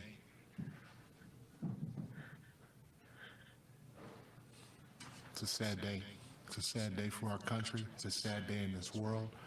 And until we decide to do something about it, the powers that be, this is going to keep happening. And our kids aren't going to be able to enjoy what the United States is about because we don't know how to fix a problem that's right in front of us. All right, again, echoing a sentiment that we're feeling in droves here in Maine, but is being felt across the country. And a sentiment that we have gotten used to over the years feeling for other places. Right. And now those feelings coming our way, which listening to somebody like Mike Brown so far away talk about us, oh wait, that's us he's talking about. It's just jarring. Yeah, it definitely is. And it's obviously something the likes of which Maine has never seen before. According to Giffords Law Center, which is run by former Congresswoman Gabrielle Giffords, Maine received an F grade in its annual gun law scorecard. Giffords' attorney her attorneys track gun legislation in every state and assigning grades based on the strength of gun laws and policies. So the grades are created by assigning point values that are based on strength of gun laws. Points are added up. States get assigned letter grades, and the grades are compared to most recent gun rate data that's released by the CDC. Giffords' tracking since 2010 says states with stronger gun laws experience lower gun death rates. And also putting this in perspective with regard to Maine is that we just had reports that Maine has one of the lowest violent crime rates in the country, depending on how you configure it, the lowest. And there were 29 homicides in all of Maine last year, and the estimated death toll in this one mass shooting is between 15 and 20, with more wounded. So that will be a number that, the needle may move up or down as we get more information. Yeah, according to the FBI data, there were 50 events back in 2022 that they identified as active shooter incidents. The FBI's definition of an incident like that would be one or more individuals actively engaged in killing or attempting to kill people in a populated area. That marks an 18% decrease from 2021, but the number also roughly a 66% increase if you compare it to 2018. In total, 313 people were injured, with 100 deaths and 213 people wounded across all 50 states. 13 of those 50 active shooter incidents met the federal definition for a mass killing incident, which the Department of Justice defines as any incident in which at least 4 people are murdered with a gun. 34% of incidents in 2022 involved the shooter being at multiple locations while active. And when we look at how those active shooter incidents were resolved, the shooter was arrested by law enforcement in 29 cases. 7 were killed by law enforcement. 2 other cases, the shooter was killed by an armed citizen. 9 shooters committed suicide. 3 other ones were not arrested or killed and have actually still not been located. The FBI also shows that in 48% of the incidents, the shooter had a known connection to the location where the shooting occurred or a known connection to at least one of the victims. Now, no known connection was identified in 52% of these incidents. When we look at the number of active shooter incidents from last year, the FBI's data shows that Texas had the highest number with 6. Yep, that's followed by Arizona, Florida, Michigan, and New York. Each of those states had 3 incidents, the second highest number in the country. So the types of guns vary, though, by incident, with shooters using handguns in 29 cases, rifles in 26, shotguns in 3, and 3 others in which the type of weapon could not actually be determined. All right, looking again at that FBI information from 2022, the type of location of these shooter incidents that's happened at varies quite a bit. Of the 50 incidents in 2022, 23 of them happened in open spaces like parks, streets, public parking lots. In 14 circumstances, the shooting began in a commercial space. That includes businesses, malls, restaurants, bars, theaters, and event venues. Some of those 14 also happened in business spaces that are not typically open to the public, like warehouses, manufacturing centers, and packaging and distribution facilities. And 4 of the 2022 active shooter incidents occurred at schools or colleges, 4 others at public or private residences, and 2 happened at government properties or facilities, and 2 were at houses of worship. 1 active shooter incident in 2022 occurred at a healthcare facility. So if we look at Pew data from the Pew Research Center, they primarily use the FBI and the CDC to compile their information. 48,830 people in the United States died from gun-related injuries in the year 2021. That number does include murders, suicides, accidental gun deaths involving law enforcement, and others where the circumstances of the death could not be determined. According to the CDC's data, 43% of U.S. gun deaths in 2021 were murders, 54 suicides, 8 out of 10 murders in 2021, 81% involving a firearm there, and that is the highest percentage since 1968. That is the earliest year that the CDC has online records for. The record high number of gun deaths in 2021 shows a 32% increase since 2019. More specifically, murders involving a gun increased 45% between 2019 and 2021. In 2021, there were 14.6 gun deaths per 1,000 people. That's the highest rate since the early 1990s, though it is still below the peak of gun deaths in the U.S. in 1974, which was 16.3 per 100,000 people.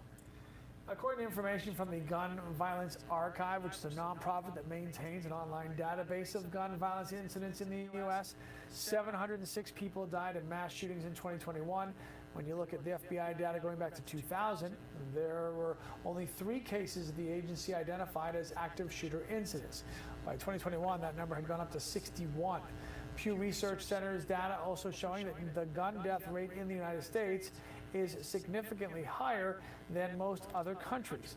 A 2018 study of 195 countries done by researchers at the Institute for Health Metrics and Evaluation at the university from 2016 showed that the U.S. ranked 20th overall in gun death rate that year and 10.6 per 100,000 people as well. All right, that is much higher than one of the countries that borders the U.S., Canada, which stood at 2.1 per 100,000 people in 2016. European countries also ranked much lower, with France at 2.7 per capita, Germany 0.9, and Spain at 0.6. However, the study did find that the U.S. was ranked lower than several countries in Latin America, like El Salvador. That country had a gun death rate of 39.2 per 100,000 people, or Colombia, which stood at 25.9. So a lot of stats, a lot of numbers, a lot of numbers there, and the bottom line after all of that is now the state of Maine is going to have a mass shooting that's going to be part of the next batch of numbers that comes out, and that in and of itself is a pretty sobering thing to have to say at this time. Sure is. Sam Olsen is live for us in Lisbon Falls. Hey, Sam. Hi, Lee and Sharon. Lisbon Falls town crews have just actually started blocking off Lisbon Street at the intersection near Frost Hill Avenue.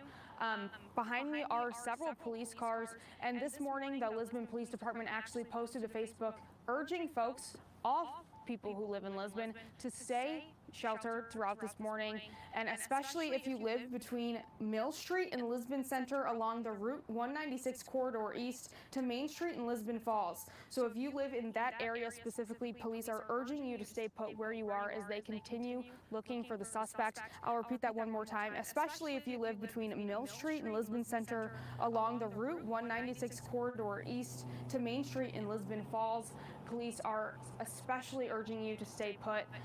There is not a large police presence here this morning, but within the past 10 minutes, we actually heard a drone above us searching for the suspect. Right down the street to my left on Frost Hill Avenue last night, police found the suspect's car empty.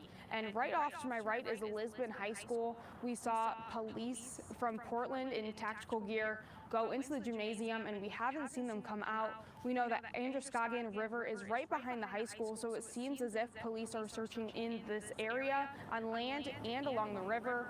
And as I said, it's a pretty quiet scene here. It's some steady cars going this morning, but can't say a whole lot is going on. I know the chopper was in the air for about 2 to 3 hours this morning looking, but we haven't seen it since. Lee, Sharon. All right, Sam, thank you from Lisbon. And speaking of Lisbon, the police department just putting out about a half an hour ago a statement on its social media saying at this time we continue to recommend that Lisbon residents continue to shelter in place with an emphasis on residents right between Mill Street and Lisbon Center and along Route 196 corridor east to Main Street in Lisbon Falls. Businesses located within the area especially will be mostly closed until safety concerns have been addressed. Your cooperation with this recommendation is greatly appreciated as we work with several other law enforcement agencies to assure the residents and businesses in the community that can go about their daily activities and do so safely. We will provide updates as soon as possible when the shelter-in-place recommendation is lifted. Again, that is in the Lisbon Police Department. And there is a shelter-in-place, a blanket one for all of Androscoggin County. Lisbon pointing out that that is still in effect, and they'll let you know when it's not. Right. All of Androscoggin County, but the bottom line is that we all need to do today what we need to do to feel safe. This is an ongoing situation. The person of interest in this case is still out there somewhere, although, to be honest with you, we don't know where he is or whether he is even alive or dead at this point. However, Maine is swarming with law enforcement right now, but you just need to do whatever you need to do today to feel safe. All right, let's take a break from all of this talk and get to something a little more pleasant. That would be the weather, and Todd's here to do that. Lee, Sharon, thank you. Good morning, everybody. It's Thursday morning, and it's pretty quiet across most of our state. There are some areas of clouds out there, and across the far south, there have been a few stray showers every once in a while. So there might be a few drops on windshields, or the ground might be a little damp in York County. A shower just came through the Portland area too. So it's not perfectly dry, but for the most part it is. It's also very mild for this time of the year. We're in the mid-50s, some places upper 50s. Ironically, Moosehead Lake, Greenville is the warm spot in the state this morning. 58 degrees, even the coolest spots, Berlin, New Hampshire, Calais, Maine, are not in the 30s, and there's certainly no frost out there early on. We are now in the warm sector and will remain there for the next few days, right through Saturday evening, and then a front will sweep through with some cooler air. Area of low pressure will form on that front and bring us the chance for some more significant rain by the end of the weekend and early next week. We will see some sunny breaks today. Best chance will be this morning, actually. By the middle of the day, we're clouding up again, and then during the afternoon and evening, trying to brighten up a little bit, but there will probably be just a little filtered sun around. Other than that, pretty quiet. It's all about the temperatures, and they'll be nice and mild, hitting 70 in many spots like Bangor and Augusta and Freiburg. Kittery and Portsmouth, probably 70, 71, upper 60s for Casco Bay, including Portland, mid-coast upper 60s down east. Up north and in the mountains, 60 to 65 degrees. This is at least 10 degrees above average, and will stay very warm tomorrow with partial sun. Saturday, mix of sun and clouds, 72 degrees. And then we get a dramatic drop for the end of the weekend. Sunday, we're back into the upper 50s. By the afternoon, showers are returning. So most of Sunday still rain-free. 1, 2, 3 o'clock, some of these showers return. and they'll stick around Sunday night into Monday morning. And these will eventually become very chilly raindrops, so chilly that far northern Maine, mountains, higher elevations could actually see their first snow of the season. We'll dry out on Halloween, but get a colder here, upper 40s. Trick-or-treating time will probably be in the low to mid 40s, and it stays pretty chilly middle of next week, watching the potential for another storm system on Wednesday. Lee, Sharon, let's get back to you now. All right, Todd, thank you so much. Obviously, there are a lot of schools, businesses, institutions closed today, not just in Androscoggin County, but far beyond, especially schools, out of an abundance of caution, so as not to provide any large gathering places, and also to make sure that children are home safe. This morning, we do have quite an extensive list on our website. It is ever growing, so if you are one of those businesses, schools, institutions that has a closing today, please call it into our system, and that is a good central place for those of you who are watching, who are wondering whether you should even go to work today or send your kids to school. Check that list on our website for the very latest. All right, do we have that sound that we were talking about? Yes, good. All right, so earlier tonight, Chris Costa spoke with a professor at Bates whose literal job is to study gun violence, and he studies mass shootings all across the country. And where the college is situated is right between the two locations for tonight, the Sparetime Bowling and Schemengees. And we spoke with him tonight as he's now living what he teaches about. Well, the research on mass shootings in particular, or mass public shootings, is relatively new in terms of gun laws. The types of laws that seem to be effective in terms of reducing, and I don't necessarily want to say reducing, but they're associated with a lower level of mass public shootings. The types of laws that seem to be effective there are permit laws, and so requiring a permit, which is somewhat similar. Universal background checks, I think, are sort of a common sense approach that we may take. Our research didn't show a direct correlation between that and mass public shooting incidents or casualties. But the magazine capacity is also a major factor, and so reducing the types of magazines that can hold many rounds it tends to be associated with fewer mass shootings, fewer fatalities, I should say, when there's a mass shooting. Professor, I saw you tweet at your students saying, Bates students who see this, please reach out and let me know you are safe and let us know what you need. What was going through your head when you sent that out? Yeah, I was just thinking about the students that I have in my classes, and we talk about these issues all the time, and it's often in the abstract, and then something like this happens and they are in a situation where there's not a lot of information. They know that they're in a lockdown. Some of the students have been telling me that they're stuck in a particular building and they're afraid they're going to have to spend the night there. They don't really know exactly what's going on. And so especially for the students who have taken the classes that I teach on these topics, it can be something that is that affects you a little bit more different than if you hadn't really been aware of these types of issues. But, in general, just making sure that the students have what they need and that they feel safe and supported, I think is really important. And so I've reached out to my classes and I'm the chair of the sociology department. And so I've reached out to sociology students as well, just trying to make sure that they have what they need and that they know that we're thinking about them and that we're there if they need us. I had seen, obviously, from Mary, the fact that the campus is still on lockdown. Have you heard anything about when that lockdown may lift? So the lockdown is going to be in place until the situation is resolved. The suspect is apprehended. We just got an email from the campus that says that school or classes are canceled for tomorrow. The lockdown is not going to be lifted until there is more information about the suspect and whether the threat has been resolved. So class is canceled tomorrow. I think there's going to be a lot of changes moving forward as we try to process. Again, we don't know who was involved. And Bates is a community. Bates is a community that's integrated within Lewiston, and Lewiston is a small community, and so it's very. This is going to be something that we're going to take some time to take some time to heal. And my, hate to say thoughts and prayers, but my thoughts, my feelings, my prayers, my strength, all of us here at News Center, sending that to you, your students, your staff, your community. And I just appreciate your time in this. Do you anticipate a heightened level of security around campus over the next few days?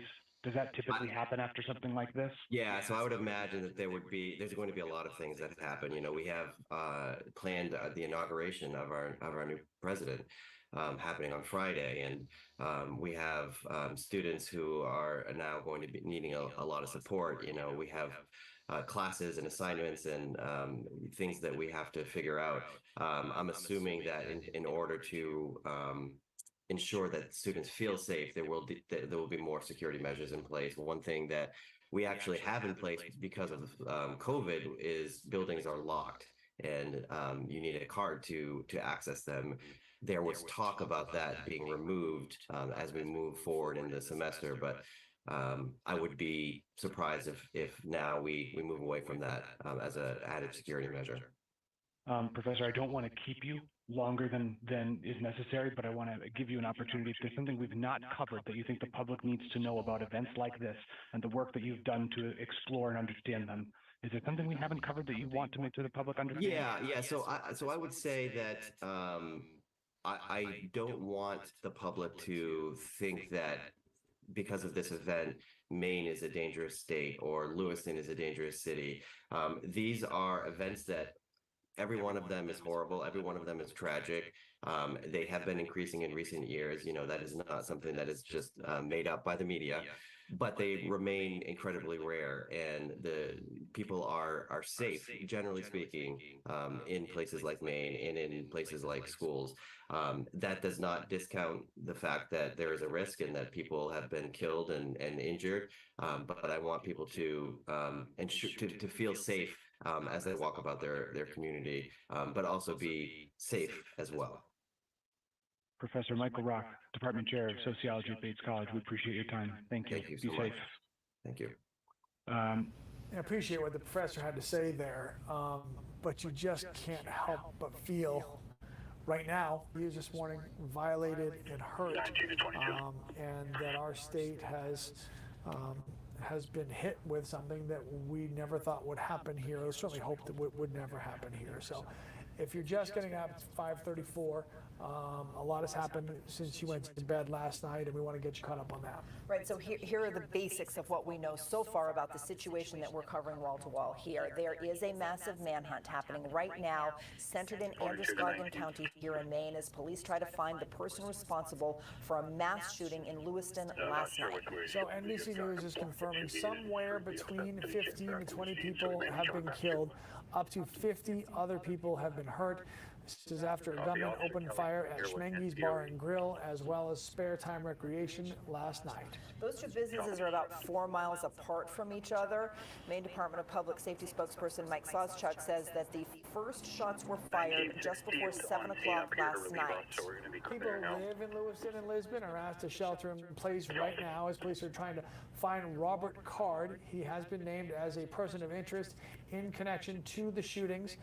We heard from Commissioner Sawchuk just a few hours ago. We are expecting another press conference to happen later on this morning, about 10:30, so about 5 hours from now. Now, we don't know a lot about Robert Card. He is 40 years old. He's from the town of Bowdoin. The Associated Press is reporting that he was trained as a firearms instructor for a U.S. Army Reserve training facility right here in Maine. Also reporting that he was checked into a mental health facility this past summer after saying that he heard voices and threatened to shoot up a facility in Saco. We mentioned Sparetime Recreation Center as one of the places where people had gone out for a Wednesday night of bowling. That's where some of the shooting happened. Just outside of that is where our Hannah Yeshivi is standing by live now. And Hannah, what do you have for us? Good morning, everyone. Good morning, Lee and Sharon. I'm here on Main Street in Lewiston, and right behind me is Mollison Way.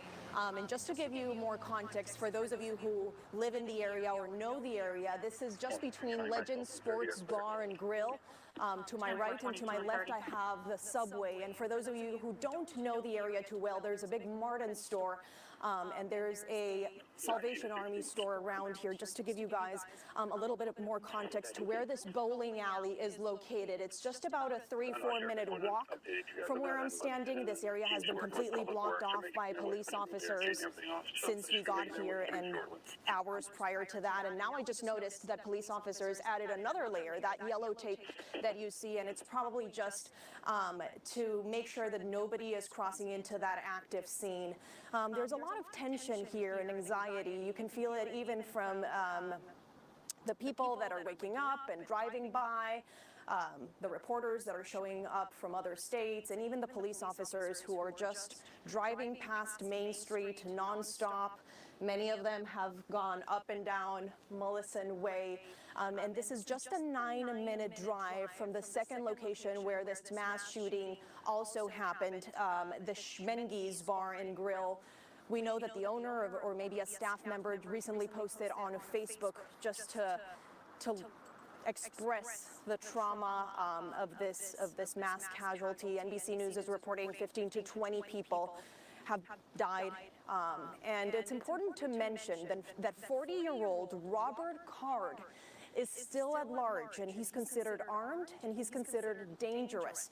And I also want to mention that right here in Lewiston and in Lisbon, it's the two towns that we know that have a shelter-in-place order. As soon as I got to Lewiston about 3 hours ago, I did see that big sign that read "Shelter in Place."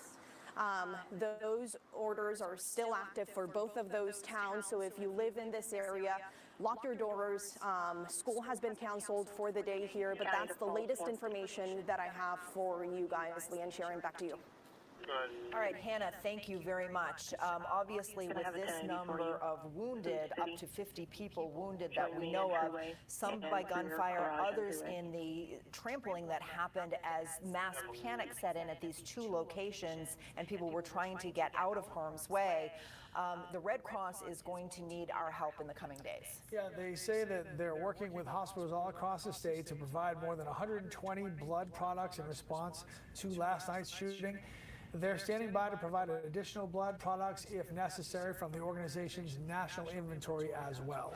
The Red Cross Blood Center in Auburn is currently in lockdown, so you won't be able to go there to donate. The Red Cross says any scheduled donors will be notified if the center's hours change because of orders from local law enforcement. Right now, we're waiting to hear from American Red Cross representatives on whether more blood donors will be needed to help. If you do want to donate, local blood drives can be found on Red Cross's website, though again, we don't really know yet if more blood will be needed to help these victims of this incident, and we don't know, exactly what's being held, exactly what's open, exactly what's being canceled. So you can put a call in, you can check our website, you can check the Red Cross's website to see if there's anything that you can do.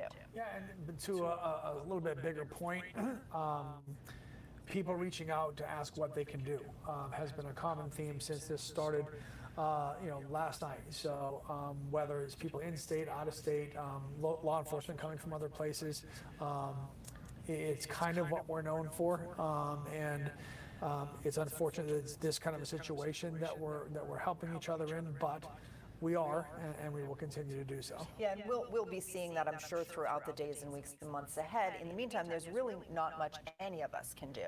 And that helpless feeling, that feeling of the unknown is one of the most difficult things to handle right now. We're feeling it right along with you. Whatever you can do to try to keep yourself calm, to try to keep the situation in perspective, to realize that law enforcement the presence is everywhere right now. It is all hands on deck. They are actively searching for Robert Card. In the meantime, they are very concerned about keeping everyone as safe as possible. So I guess the thing you do right now is hug your loved ones and keep yourself and them safe. We talked earlier about back during COVID when we used to show the moment of Zen at the end of every newscast, 30 seconds of the ocean or of leaves or birds or whatever it is. And this seems like a pretty fitting time to just kind of take a breath, relax a little bit.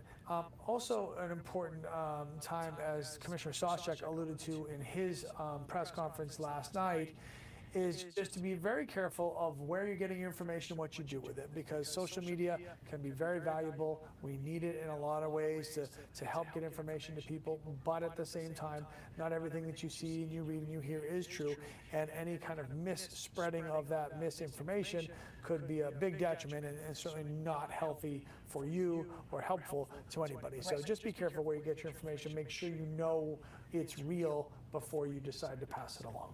Fair enough. All right, what are we doing next?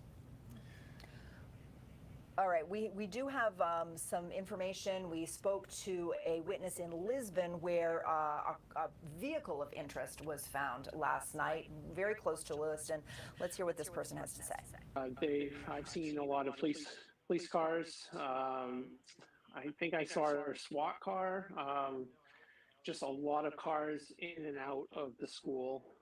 There's a police officer currently parked right across the street that's just sitting there, and it's been sitting there for probably the past half an hour. Okay. Which makes me feel a little bit more comfortable. I mean, but a lot of helicopters, like I'm hearing helicopters all over the place with spotlights. It's pretty crazy. How is that making you feel right now, this environment? Well, it's a little unnerving. Luckily, my son is asleep right now. He can't hear anything. Me and my wife are up and just kind of pacing around, and there's not much we can do at this point. How old is your son? He'll be 7 in a couple weeks. Is this something that you feel like you're going to have to talk to him about tomorrow as a father?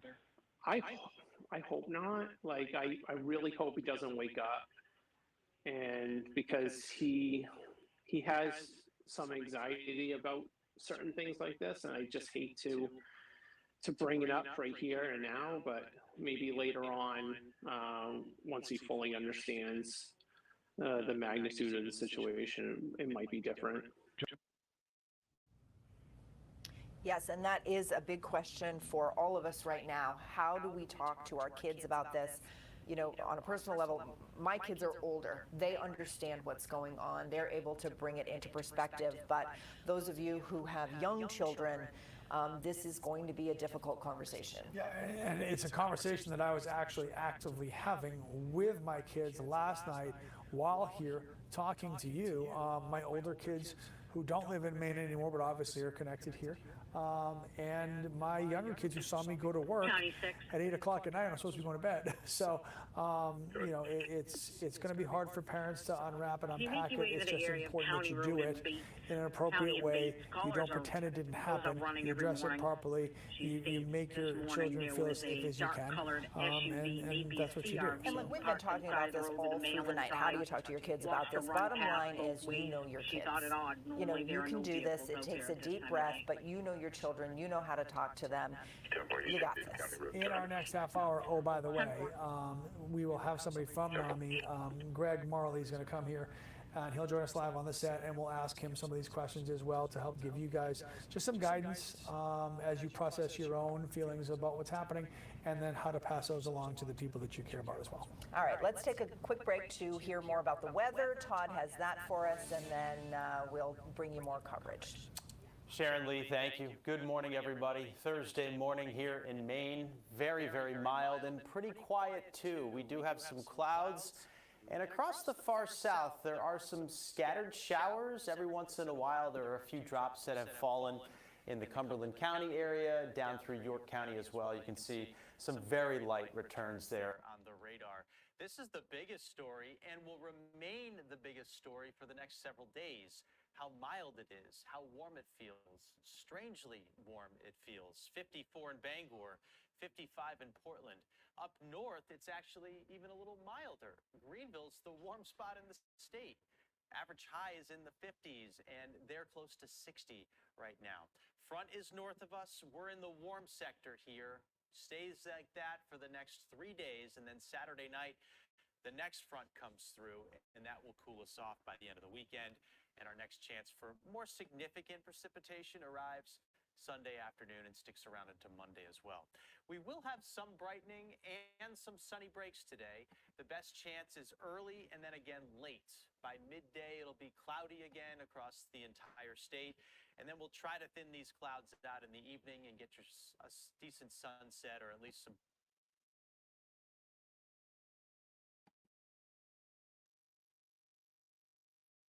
So I want to say thank you. God bless. Hopefully they catch this piece of shit soon. It's no good. And take care of yourself and take care of each other.